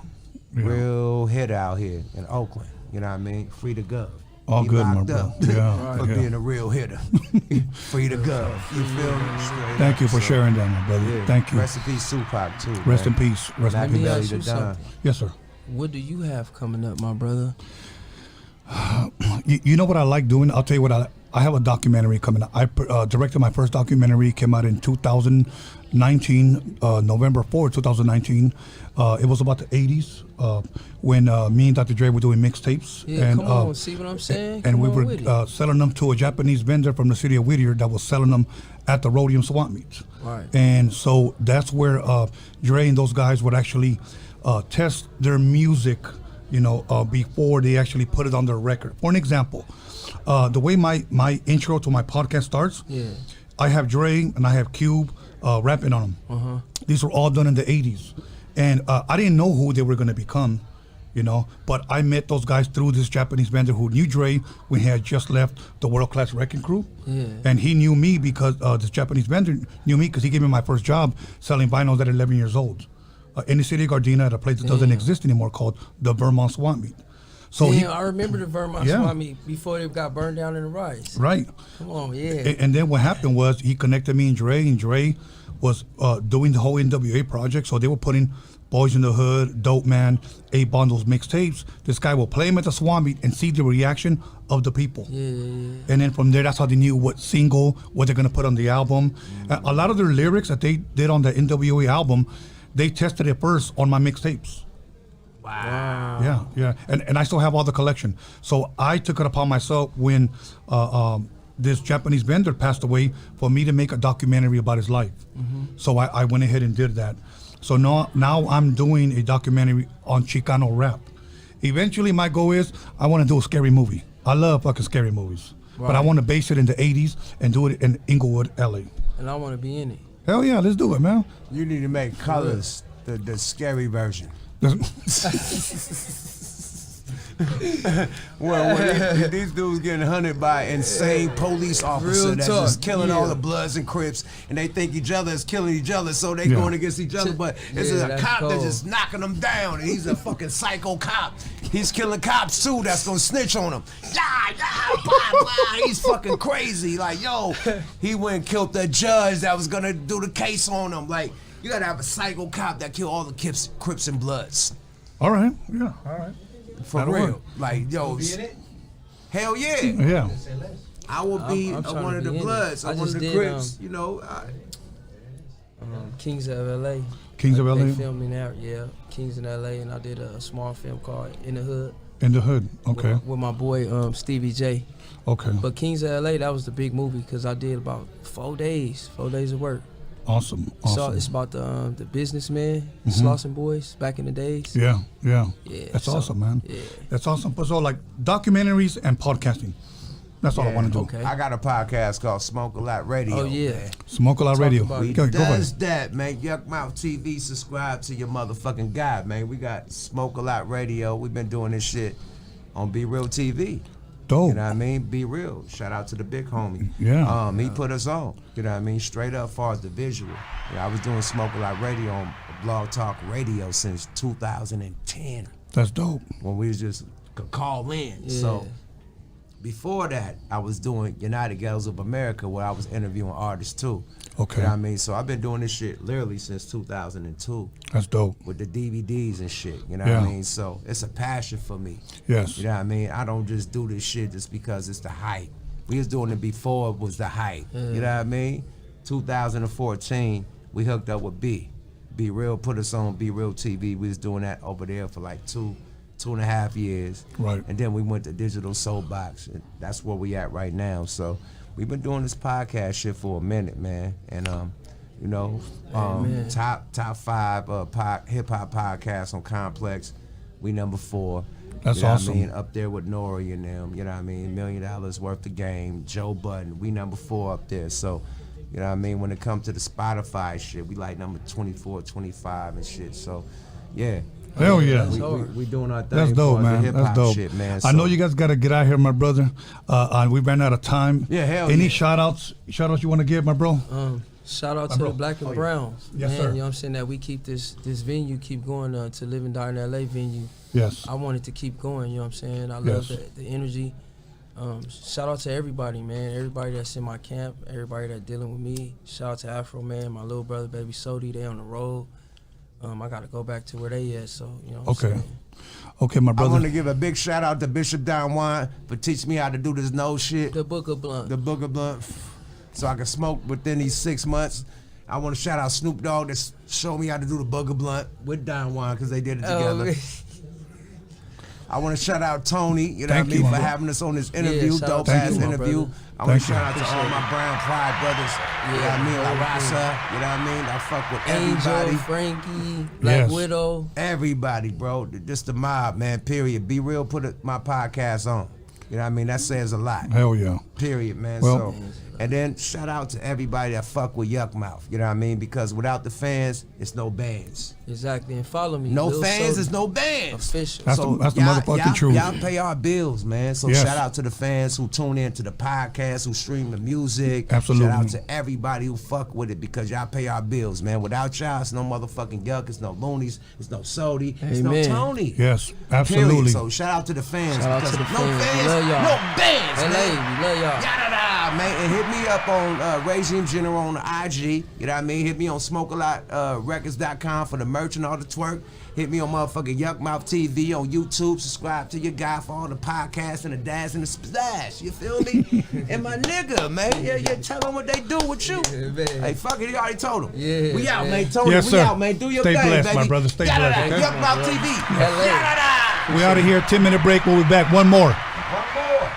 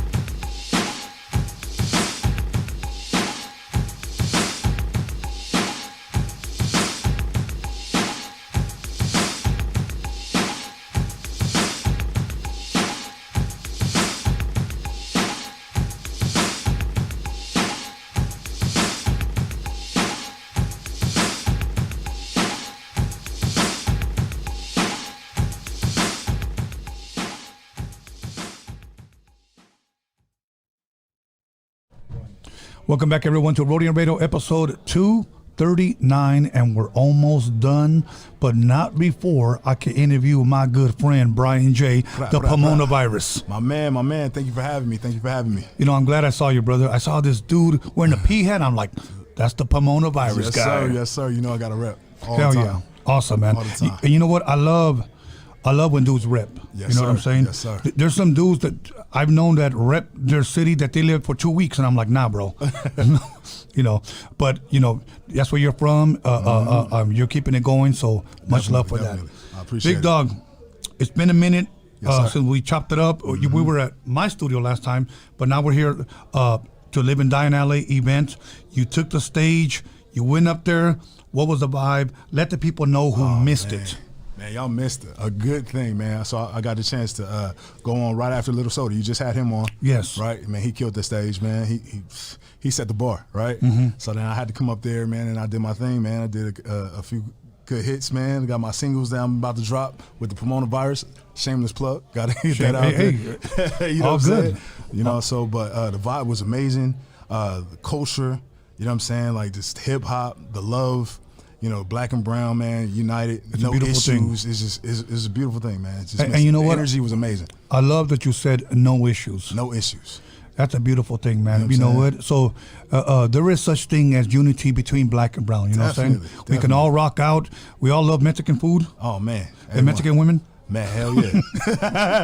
Hell yeah. So all good, man. Now, as far as, you know, I was telling people all day, as far as like them not being here, like you guys really missed out. You know, this is a once in a year event.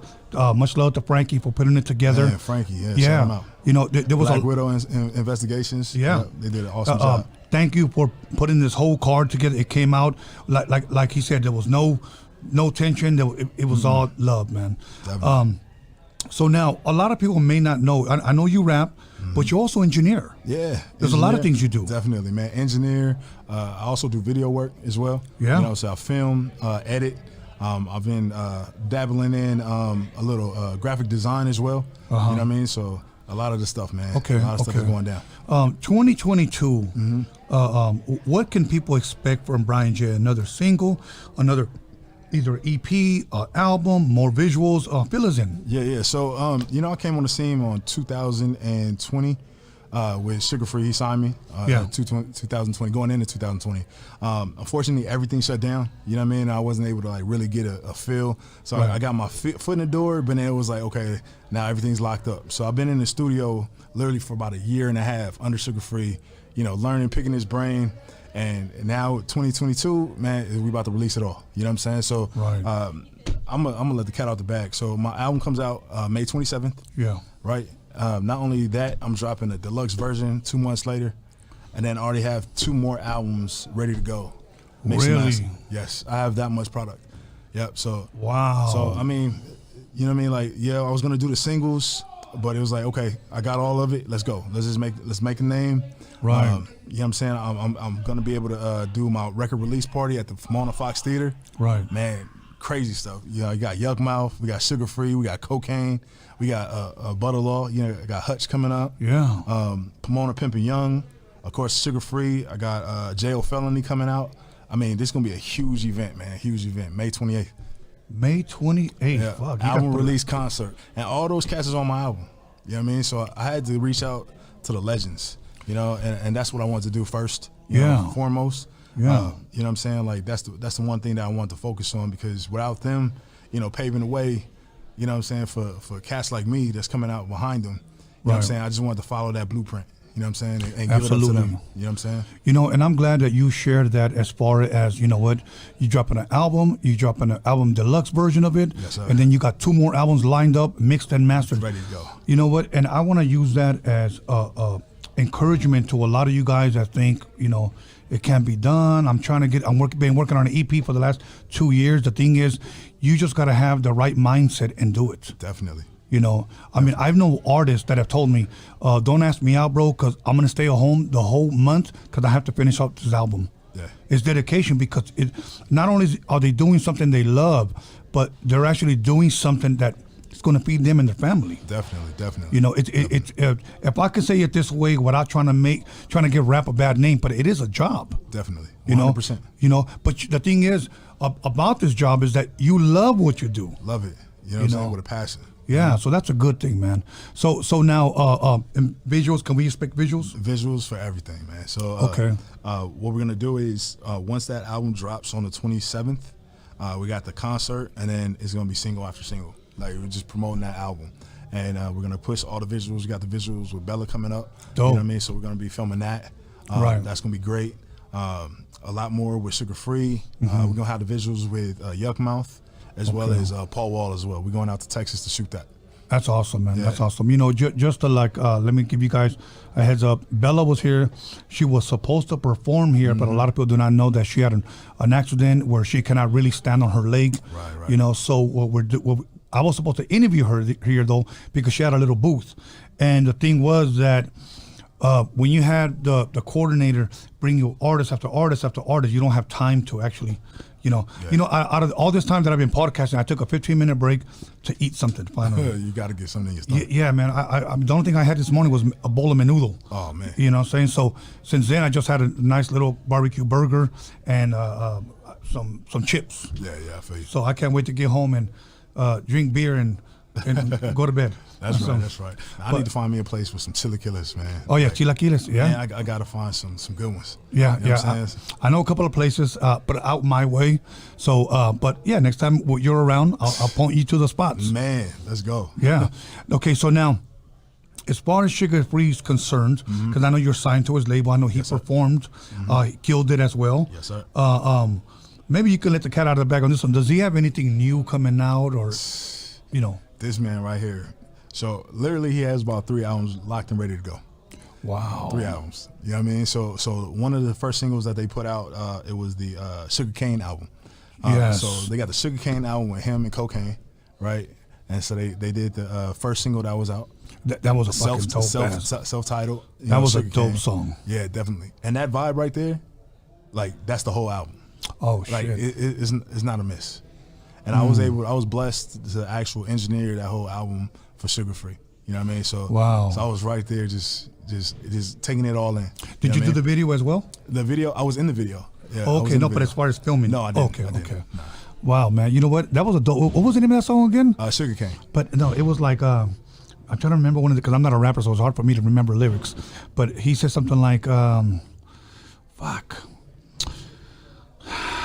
It was the one when he was on the couch and he said, "Is disrespectful to something that for the believe in you?" Yes, yes. That you know, really, tell you the truth, that if you listen to that 16 bar, every bar is a lug, like every single one of them. You know what I mean? Like from start to finish, like he didn't miss. Yeah. But that one line that you were saying. Yes. And then you get chased by the cops, and your sketchers light up. Yeah. Bro, like when I'm recording them, I'm looking back like, oh shit. Like what the fuck did he just? Man, taking notes. Yeah, like it's almost like where did that come from? You know what I'm saying? Yeah, bro. He gets a whole nother level, man. I think what was the other one he said? He said, and I'm paraphrasing because I don't know the lyrics. No, screenshots don't scare me, bitch. I know what I said. Yeah, exactly. This man is a genius, and you know what I mean. And just being able to be in his presence, you know what I mean. Like literally, when he took me under his wing, a lot of the times we didn't even do music. You know what I mean. He put me on to man. I'm telling you, we was looking at Man versus Wild. I was like, I wonder why. You know what I mean? But just the survival tactics. You know what I mean? And then looking at documentaries. You know what I mean? From The Doors. Yes. You know what I mean? Like it's not just hip hop. Like he took me everywhere. You know what I mean? He took me everywhere. Yeah. And so like really seeing that us artists as a whole have the same issues. Yeah. We go through the same things. You know, and how you plant your foot into the ground. You know what I'm saying? You have to, you know what I mean, stand behind that. You know what I'm saying? Yeah. So now I'm telling you, man, it was like days where we didn't even touch music. Didn't not even listen to music. You know what I mean? So yeah, I think you guys were vibing and building chemistry together. Yeah, for sure.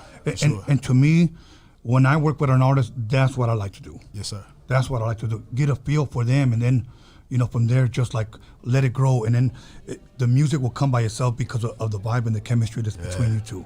So I know what he was doing, and I think that's what a lot of artists lack today. Definitely. It's almost like that one mentor figure in a sense. Yeah, yes, sir. To like, this is what it is. This is what I've been through. I need you to see it. Yep. It's almost like you're passing down experience. Definitely. Definitely. And then once you gain that, get the understanding, then you grow.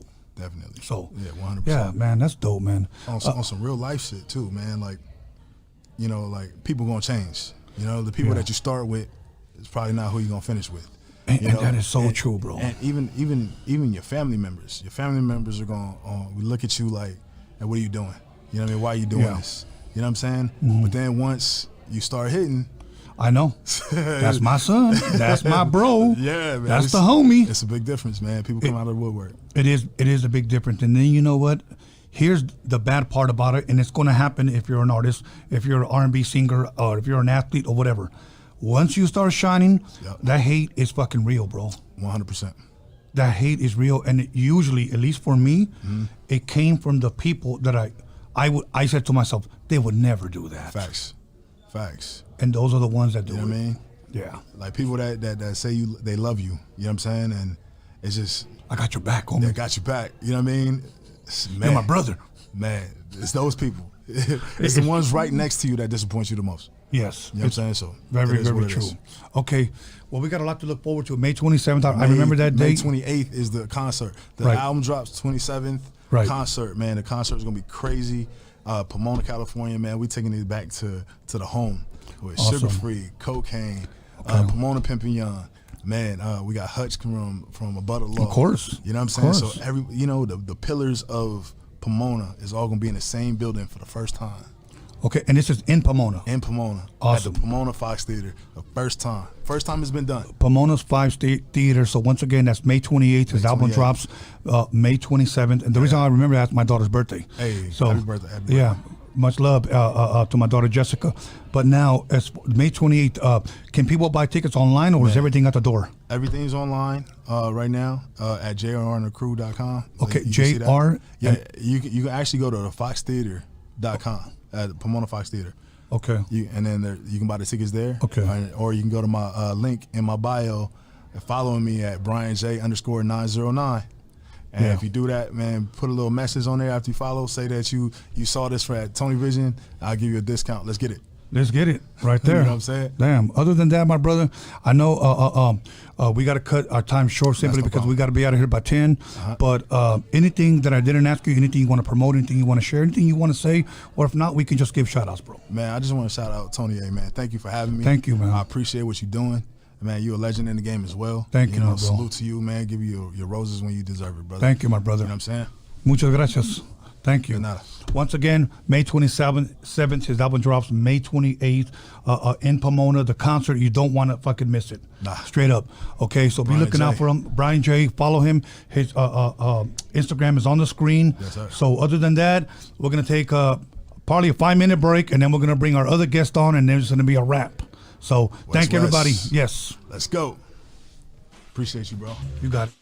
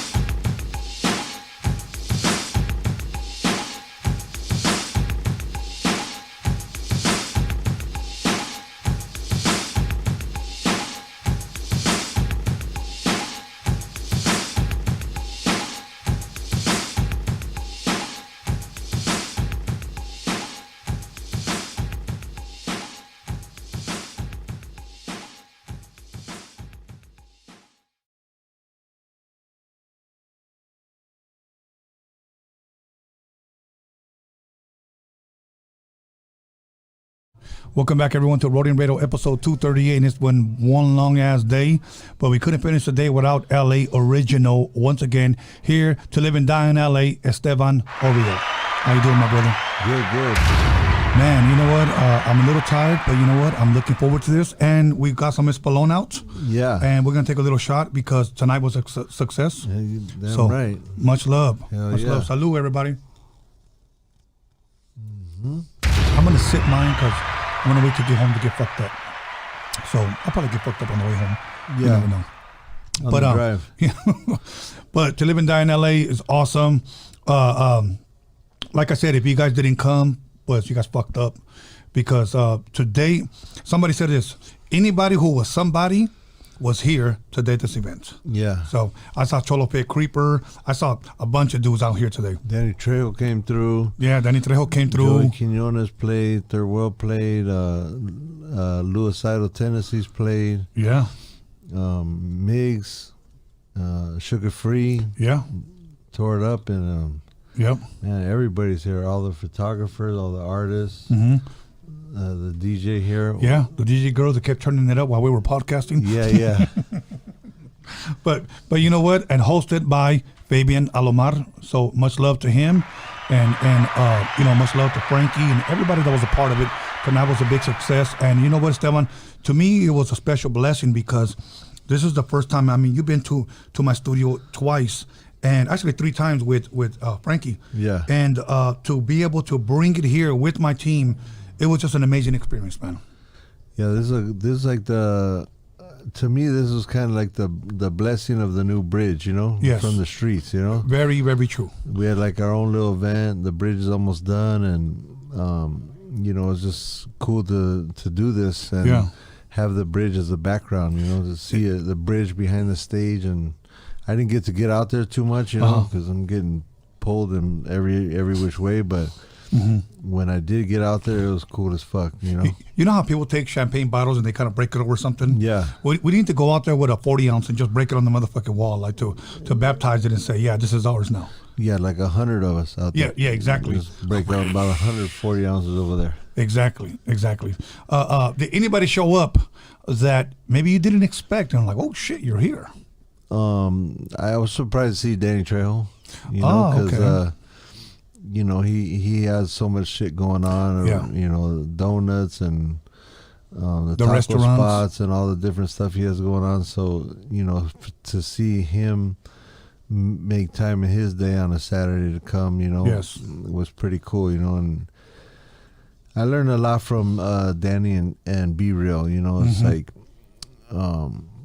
it's just like show love to everybody, you know, that wants to do a photo with you or wants something signed for you, you know, because those are the people that support you and make it possible to do what you love to do for a living, you know. So absolutely, I've watched those guys throughout the years, and I'm like, okay, well, that's how you do it, you know. You don't be a dick to nobody or act stuck up, you know. If people want to do a flick with you, it's like 1 second, yeah, let's do it, you know. You want to sign them? Yeah, here you go. And you know what, Esteban? That's one thing that I can actually say about you. What you're describing and what you're saying, that is exactly you.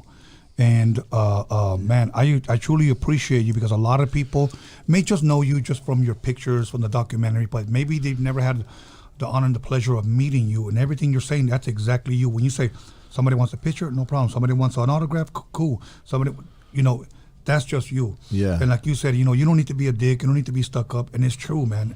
What you said about Be Real. You know, Danny, you know, and Danny, when we came in here and I interviewed him and his 2 artists, he was just like, I just want to help. You know, I love doing this. Yeah, I got movies, but I'm having fun doing this. And he says, I'm having fun helping. And when he talked about his outreach to prisons, I'm going over there and talking to them, having this artist out there. It's all about giving. And I just wish that there were more people like yourself out there, you know. Yeah, so do I. But, you know, we got to, you know, for all the ones that aren't doing it, we can do it for them, you know. It's a little more weight on our shoulders, but fuck it, you know. Yeah.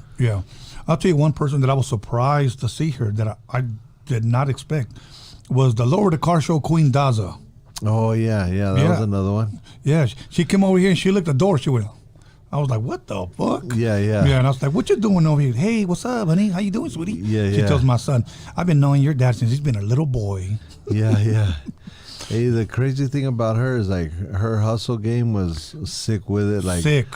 All through the 90s, and like I don't know how far back she goes, but I seen her at every car show, and Yes. she had a line going, down the street. Way before anybody else did, she had a booth, and yes, she'd take Polaroids with people and sell her like 8x10 photos. And I was like, she got a good little hustle going on. And then she would, make copies of the covers of the lowriders that she did. And I was like, man, that's so cool. The other girls. I think she opened the door for all the lowrider girls to figure out a way to make a business for it, Yes, whether people want to admit it or not, it's very, very true. She opened up a lot of doors for. I mean, she almost made that lowrider car show scene when it pertaining to women models like cool, like you can do this yourself. Yeah, yeah. And I'm glad that I'm still friends with her. We've been knowing each other since I want to say maybe 1990 or I want to say maybe even 89. Like I DJ'd her house party. That's how I met her. And she was telling me she was signed to Thump Records, and I just said, "Oh yeah, we're shooting a video, a song called I'm Not Your Puppet that I produced at the Roadium Swami. Maybe you want to be in it." Okay, she didn't believe me. She showed up and she was in it. Yeah, So, that's cool. Yeah, we've been friends ever since, man. You know who I would like to see out here? I don't know if he comes out to a lot of these events. Mr. Cartoon. Yeah. I would have liked to have seen him here today. Yeah, yeah. But maybe the next one. Yeah, that would be cool. Yeah. Now, is there going to be a part 2 of LA Originals, or that's a wrap? I don't think there's a part 2 per se of the LA Originals part 2 in any talks or anything. But to me, I think that I got the next one I got coming is Cypress Hill, Insane the Brain. Oh, that's right. 420 on Showtime. Showtime. It's my style and the way I do stuff, so it's like footage from all those same years. So to me, this feels kind of like a LA Originals Part 2, but take out me and Cartoon and put Cypress Hill in there, and it's the stories along the same lines, because I was there and I did all that with them too. So I traveled the world with them. I went to 44 countries multiple times, went to every state with them, and rode thousands of miles on tour buses with them, and thousands of miles on the planes, and we had like a brothership, a family for all those years. Yes. So I got a lot of the only fucked up part about it is it's only an hour and a half. I know. Cause you got to scrunch 30 years? 30 years, yeah, into an hour and 30 minutes, but I think, I did a pretty good job. They were like, hey, what about this thing? What about that? But it's like, you can only put so much in, you got to figure out like, okay, we got 1 or 2 good stories from each guy, and then, show all the stuff throughout the years. And that's the most challenging part of it all, is how to cut everything down to an hour and 30 minutes, For me, I would have liked to do like what Kanye did, like a trilogy, or like docuseries. Dre, like Dre and Jimmy Iovine did. They did 4 episodes. So, I mean, we got plenty of stories and footage and parts to their career that changed the game or opened the doors in the industry. Like the weed thing and the whole Latino thing and going platinum, and a lot of people would say Pun was the first guy, Latino to go platinum, but maybe as a solo artist, but B and them went platinum from day one. And and that's one thing that I always heard. Oh, Pun this, Pun that, and not to knock him, because rest in peace, Big Pun. But people had always said that, but I think they missed the fact that Cypress Hill was there first. You know what I'm saying? So why they say that? Maybe it was the East Coast cat. I don't know. Well, the East Coast always controlled kind of the hip hop media, especially the Source magazine, the Source XXL. They didn't really show too much love to the West Coast. It was like what we had over here was rap pages in the southern part of California, Yeah. and they had Murder Dog in the northern part, Yeah. or 4080 too. And I think that was pretty much it, huh? Yeah. But the source back then was like reading the hip hop Bible. Yeah. If you were if you weren't in the source, then nobody really took you serious. And then we had like a beef with the source, so it was like burning the sources on the stage, during the show, like we ain't going out like that. And at those points when we were younger, it was like, if we didn't like something, we'd just say, well, fuck it then, Right, yeah. Fuck you, let's do this, yeah. And it was all good. Like whatever happened. Right. No, that's dope. That's dope. Now, as far as you said 420 on Showtime. Right. Okay.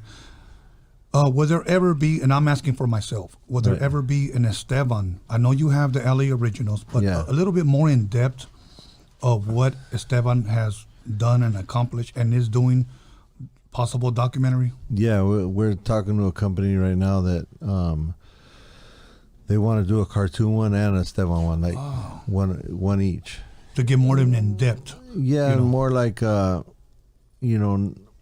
we did with our own art, and then more maybe our own personal story, because again, it's cramming 30 years of into shit into an hour and a half. It's like, of two people, and then you're trying to talk about all the different parts that that are part of that. We were both part of Cypress Hill. We both had to tell a little bit of where we grew up and how we grew up, and then how did we connect, and it was like a lot of shit condensed into 1.5 hours. Right. Okay. But, I wanted to ask you something, because you brought, if I'm correct, 1,000, the artist? Yeah. Over. Third World they call. Third World. And I guess his solo name is 1,000, if I'm correct? Yeah. Okay. I know you introduced me to him. They came over, we did an interview. Have you ever thought, or are you planning, or are you doing a possible record label? I always wanted to do it in the early 2000s. Like I have like paperwork and stuff where I was starting to do Joker brand records, Joker brand films. Like I had old trailers of movies I was trying to do, documentary ideas that I wanted to do back then, and there's always the logo in there that says Joker brand films. So I was always into it, but then it was kind of like got pushed to the back burner when, at that time, that was the early 2000s, I was still working with Cypress. And then 2005 came, and I decided, B and them wanted to take a break from touring. They were like, hey man, we've been going hard all these years, like let's slow it down, and we want to work on some other shit. I was like, yeah, cool. Yeah. But it's cool for them because they're getting royalties off of records. If we're not on tour, they're getting paid. If I'm not on tour, I'm not getting paid. Right. So I'm a tour manager, so no tour, no money. So I was like, well, fuck it then. I'm going to go and do photography and directing. And I started, really pushing hard on that. And then they're like, hey, we want to go back on the road again. I was like, well, cool. I'm doing, now I'm doing this. So, it's easy to find a tour manager, somebody just set shit up, but not so easy to find someone that you could live on a bus with for months and, that you'd get along with 24/7. But, you just go through them, each tour, you can get another tour manager every tour if you want. But, what was the question? No, there was no question, brother. You were just elaborating, and I was listening. Yeah. But, and learning. No, as far as a record label. Oh, record label. Yeah. So once 2005 hit, and they didn't want to go to tour, and I had to put more of my energy into directing and photography, I kind of had to put the music idea to the back.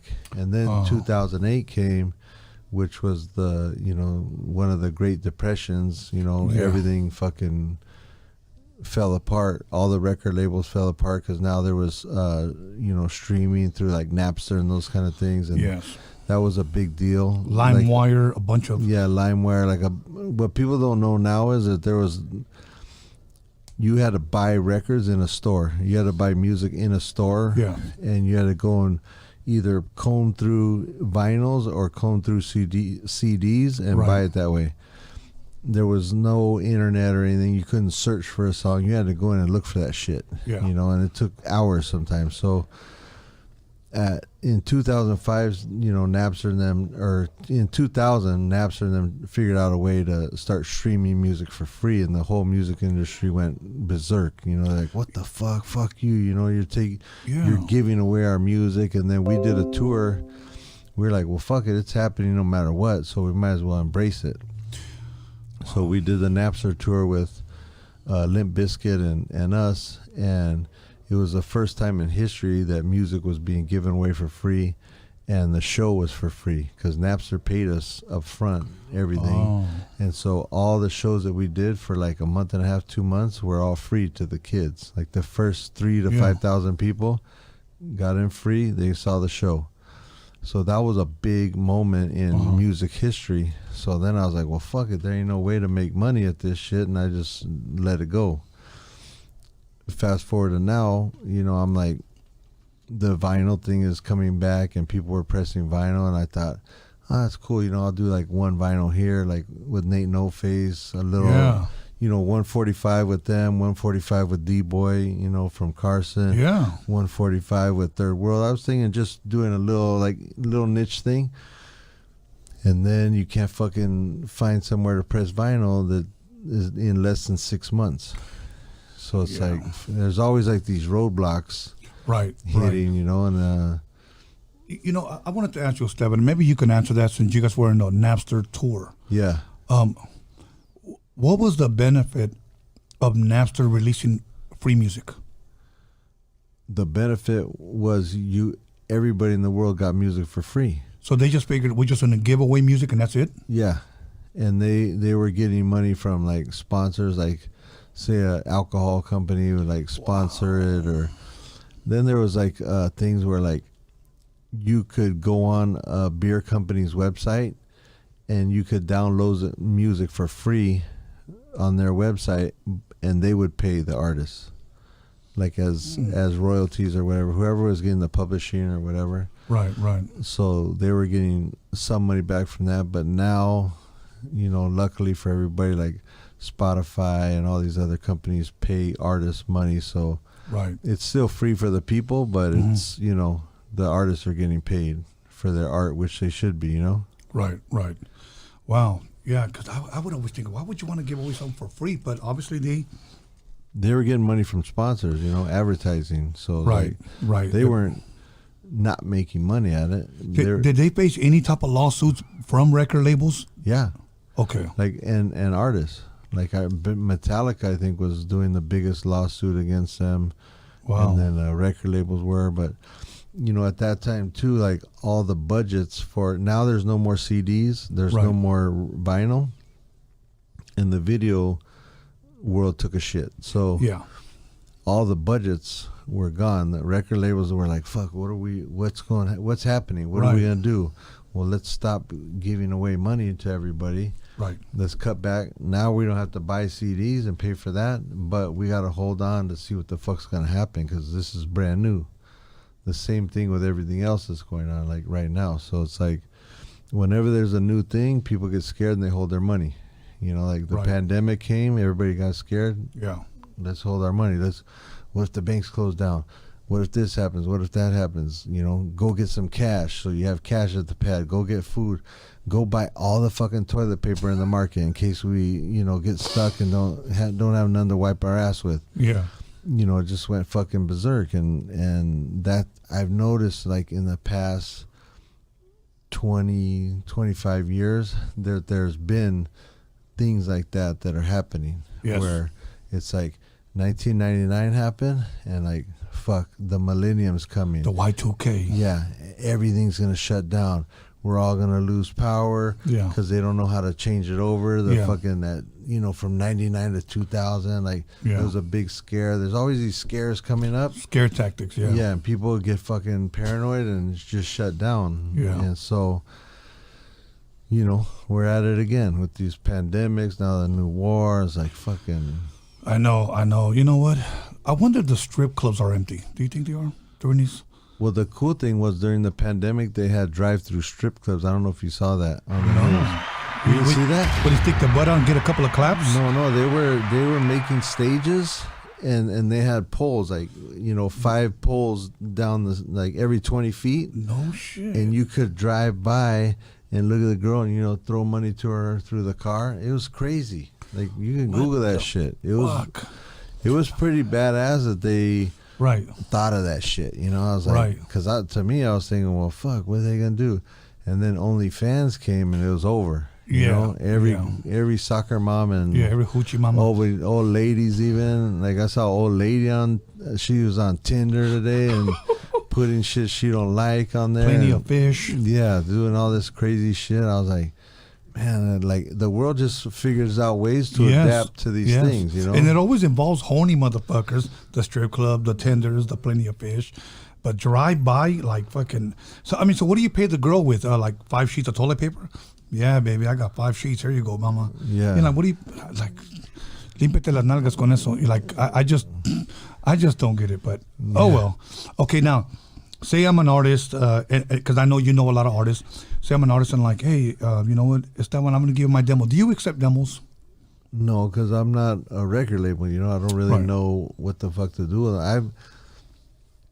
I've gotten demos for maybe since like 1992. I've been getting people hand me demos.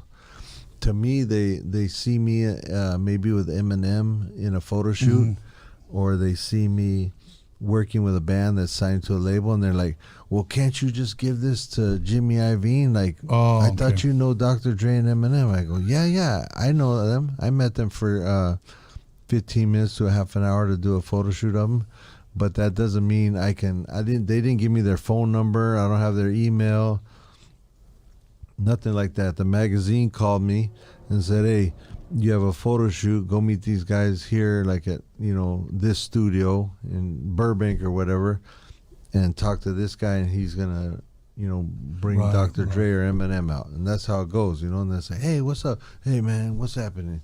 Let me get you right here, let me get you right there, do click clack, do these photos, and I'm gone. And that's it. But they're like, I have motherfuckers that been knowing me for 20 years or whatever, and they'll hit me up. I haven't seen them for maybe 15 years. Yeah. They'll hit me up and be like, hey, I know people probably hit you up for this all the time, but me and my wife and her 2 cousins want to go out tonight, and Eminem's playing in our city. Can you hook it up? I'm like, this motherfucker's like asking me the day of the show in another state if I can. I haven't talked to him in 15 years. Wants 4 Eminem tickets. Hey, can you give me a backstage too? Yeah, backstage. I don't want to have my old lady and her, her cousins out there. They're looking good. And I'm like, fucking.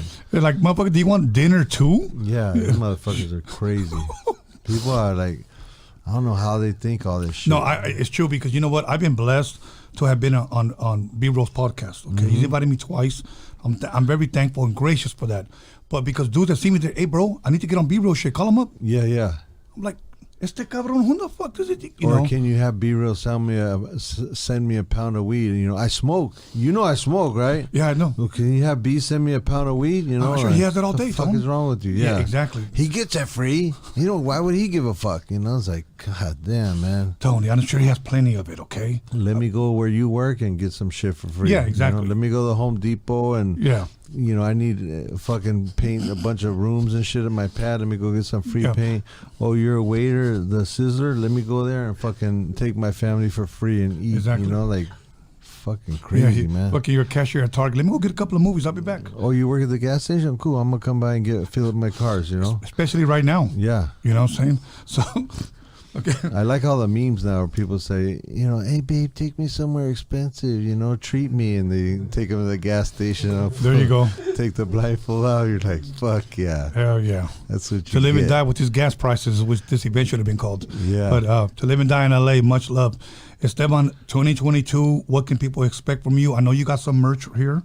If somebody wanted to buy a shirt, once again, where can people go? That made it real easy for everybody. It's EstebanOreo.la. You just think Esteban Oreo, you think LA, and you put those two together. put a little dot in the middle. And there it is. And Voila. you're there. And I got some, it's open 24/7. Okay. It's not like 7-Eleven. The motherfuckers are fake. I went to go to 7-Eleven the other night. Mhm. Two of them at like 2 a.m. were closed. They locked the door with a chain. Because I used to think about that. It says 24/7 they're open. I was like, so why do they even have a lock on the door? They should just fucking, they're never closed. I went there and they had a fucking chain on the holding the handles together, but my store ain't like that. It's open 24/7 for real. 24/7, yeah. And there's always the little credit card button you can click. It's never closed, and we're there. Speaking about 7-Eleven, I once went there and then it said out to lunch. Yeah. And I was like, what the fuck, motherfucker? Does your supervisor even know this shit? Yeah, where do they have to go? If their weenies are right there for them. Just pull one of them weenies off the roaster and have a nice weenie roast. Yeah, get it on. Yeah, know what I mean? But anyways, so 2022, obviously you got your merch, estebanorio.la. What else do you have coming out that people can expect, fans of yours? I do jokerbrand.com still. Jokerbrand.com. And then I got the 420, the movie coming out. I just had a campaign with Burrito Perfume. Okay. Just did that. And had a cool crew, all Latinas. Everybody on the behind the scenes were all Latinos. The makeup artist, the hairstylist, the stylist. Everything that we did. We just had the launch the other night. We had Latina DJs. We had a girl that did the flowers for the Espolón campaign for the altars. Yeah. She came in and dressed up the party, and that's just how I'm trying to move right now. Just awesome. to bring my own people into the bigger projects that I get, and just have it like that. So awesome, man. You know what? I wanted to ask you because I saw you in a commercial. If I'm correct, the Genesis car. Yeah. Can you kind of share a little bit of, I'm like, what the fuck? Yeah. He's selling cars now? No, what it was we had a old friend of ours from Scion. Okay. Jerry, she used to run like all the marketing for maybe North America for Scion, and they're the ones who did all the program with the LA street artists, where they were doing stuff, like they'd be at different trade shows and have artists drawing on the cars. And then they got Cartoon to build one inside and out, mural it and everything. And then he did another one after that. And then, so that's how we started the relationship with her. Okay. And she used to sponsor Frank with 151 magazine, Scion did. And, she moved over to Hyundai. Okay. And their top of the line car is a Genesis. So she, when you meet people in the industry, and you don't fuck up, and you keep long relationships with these people. Thank you. Wherever they go, they'll bring you with them. Yes. So Jerry's taken me to a few different places. I have another friend, Sulgi. She took me she used to run the Chateau Marmont. Then she did events at Milk Photo Studio. So she had me one of the sickest art shows ever. My best solo show was at Milk. Wow. Then she took me to the Figueroa, and I did I was a artist in residence there, meaning they paid me to be there for 3 months. Right. I had a show there. They gave me food, like a food and beverage credit. Then she moved over to Soho House and did a show with me there. And it's just like, if you do business the right way, wherever people go, they'll take you with them. And Absolutely. Jerry took me to Genesis and was like, hey, you want to do this thing where we'll give you a car for, I think it was like 2 weeks, and they want to film you and put it on Motor Trend. So I did it, and they were like, just talk about photography and then talk a little bit about the car and the features, and we're straight. And I was like, cool. That went great. It was like blew out through the roof. So they go, hey, we want to get you for another one. And I was like, cool, what's this one? We're going to put you in another new car, a different one, like the little SUV. Right. And want you to drive around, take us to places that you like to eat. So I eat vegan, you know. So I had two homies that had restaurants. And by the way, that would look good. Yeah, vegan food. And I was like, you know, I could have, back in the day, I would have took them to King Taco or The Hat and been like, you know, here's Taco Loco, whatever. Yeah, here's a double burger with cheese and pastrami and chili and chili cheese fries and a 40-ouncer of Coke. And be like, yeah, this is the bomb spot. This is where we all go and kick it and eat. But, you know, that's not me today. So I took them to my homie's spot on Fairfax, and then went to another spot that was higher end in Beverly Hills. And then they cook Mexican vegan food. They're, you know, that's their specialty. And I got to put some shine on my homie's spots. And we hired, you know, like I said, we hired the homie crew. You know, I had all my homies with me on the crews and stuff like that. So hell yeah, giving some people highlight, giving them jobs and stuff like that. And I mean, it was perfect, you know. Yeah, they cut you a check and you get to put some shine on your homies' restaurants. You get to put some people into work and doing good business. And you're having fun. You're doing something you love, and the client's happy, and then your people are happy that brought you in on it, and they're like, man, every time I bring this dude in on a project, he fucking shines for us. So maybe they might quit that place and go to another one, and they bring me with them there. Okay. Do you think, because you know the people that made that car, do you think maybe you can call them tomorrow and have them give me a free car? Yeah, I know the owner. He gave me his number. Like, any of your friends that need a free car or they need a ticket to Eminem show, you know, backstage, you know, just have them call. If the show's at 7, make sure they call by 6, and we'll hook it up for them. No problem. 187 Esteban. So yeah. All good, my brother. You know what? I just want to give a quick shout out once again to Live and Die in LA. One last question. Well, why is it important to have such events like this? You know. Well, yeah. My last question. That's it? Yes. Okay. Well, this event is about the culture. Yes. By the culture. There was no, you know, big sponsors from corporate companies, you know, culture vultures or anything like that. This is a homie, Frankie, who puts this together. Yes.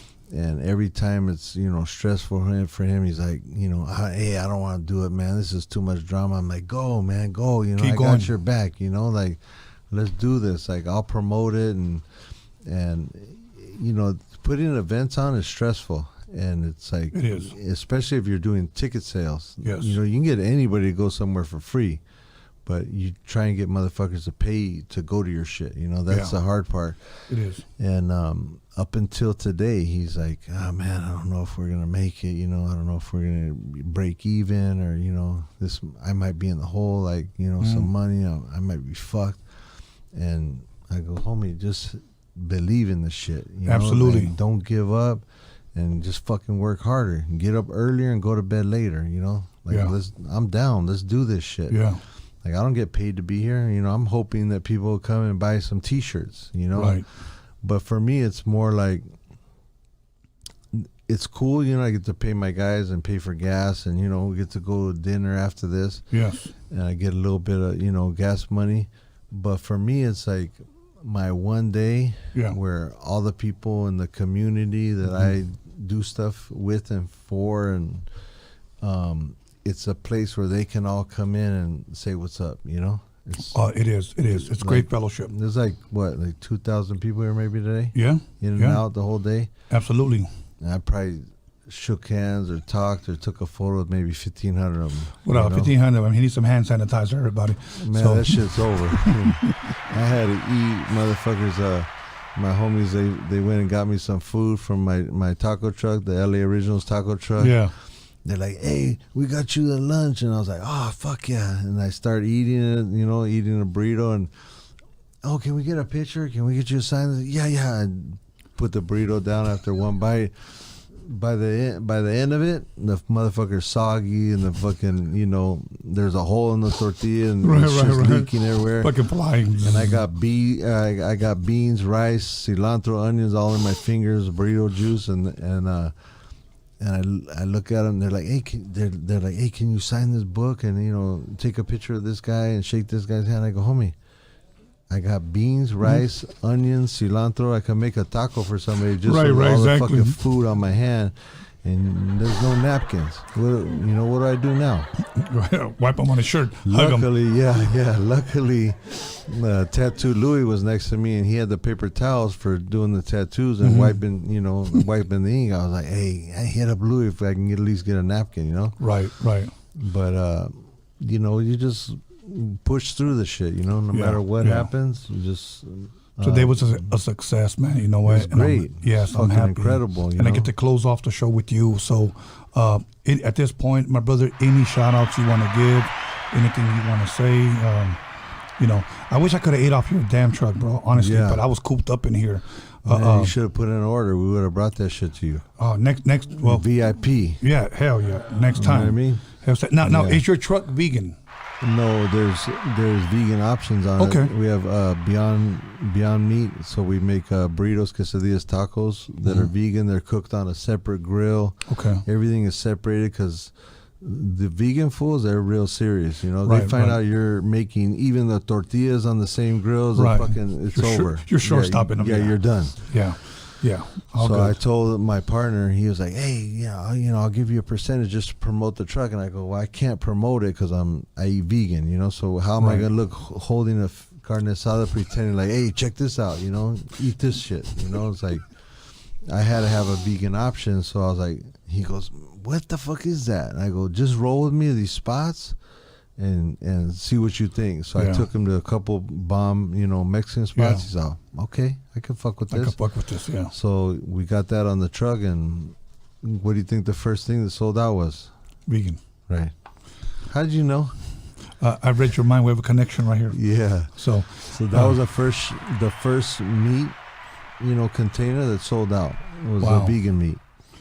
Obviously, it worked. It's working. But the cool thing was everything sold out. So we didn't get stuck with no food, and that's always a blessing. That is a blessing. And they get to take a picture with you with beans on your hands. Yeah, and cilantro and onions. Next time, on purpose, when somebody's like, can I get a picture and you're eating, just bite the burrito on it. Yeah. Just hide behind the burrito. Yeah, exactly. All good, my brother. Any shout out you want to give, just in case? Shout out to my crew that works with me, the homies from Third World, because they work hard, helping me with the booth. To Live and Die in L.A., Tony Vision, of course. Thank you, my brother. And everybody that was a vendor here. Yes. The photographers that put up their work, or the artists that put up their work, everybody that was selling stuff, all the guys that performed, and then everybody that came here. Yes. Today I'm just shouting out today. Yes, everybody that was part of today, yes, that made this a cool thing. It was a safe environment. I don't think I heard of one incident that happened. That's a beautiful thing, man. Which is like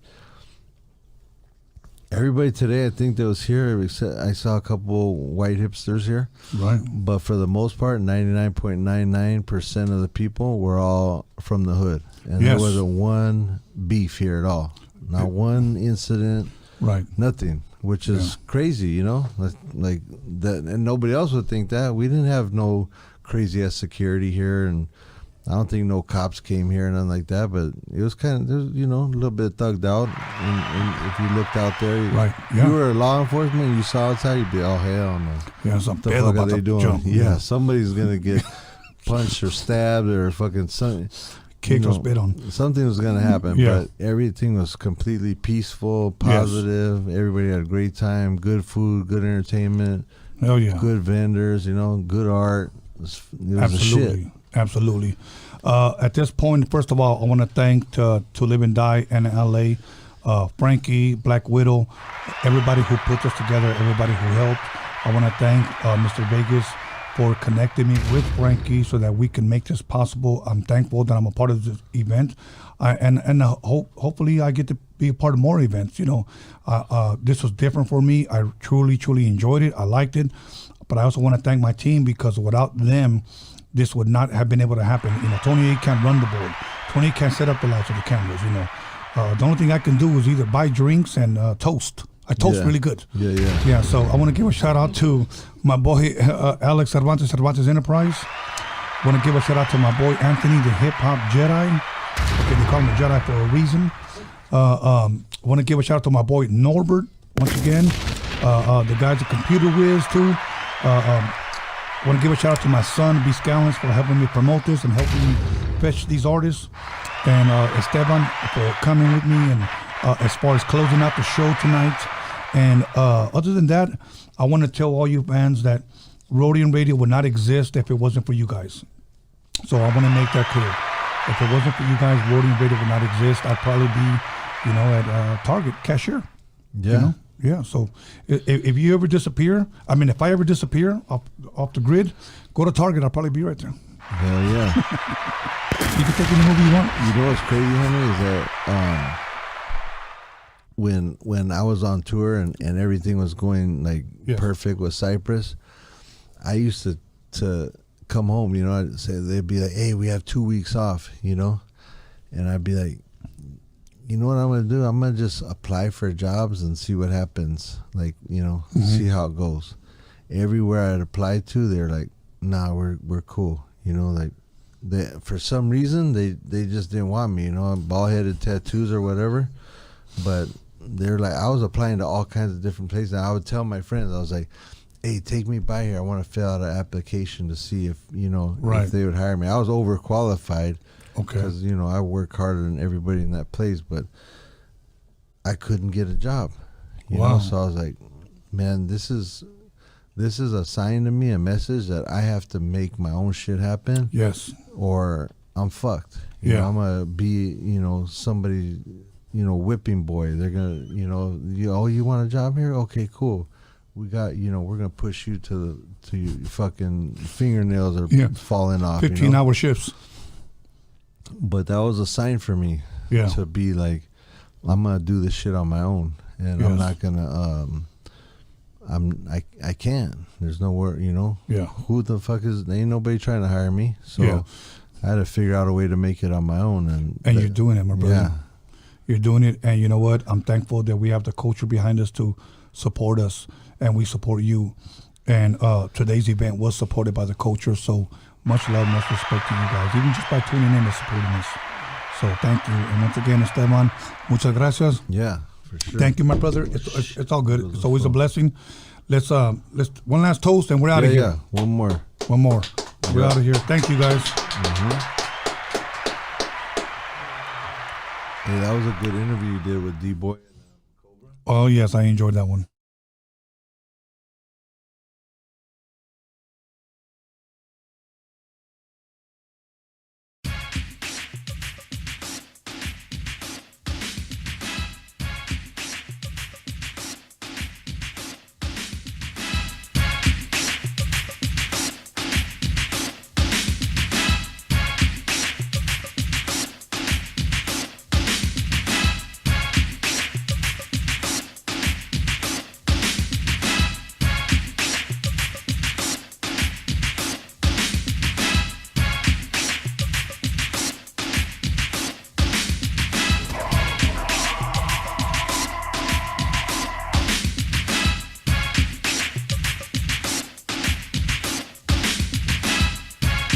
You got it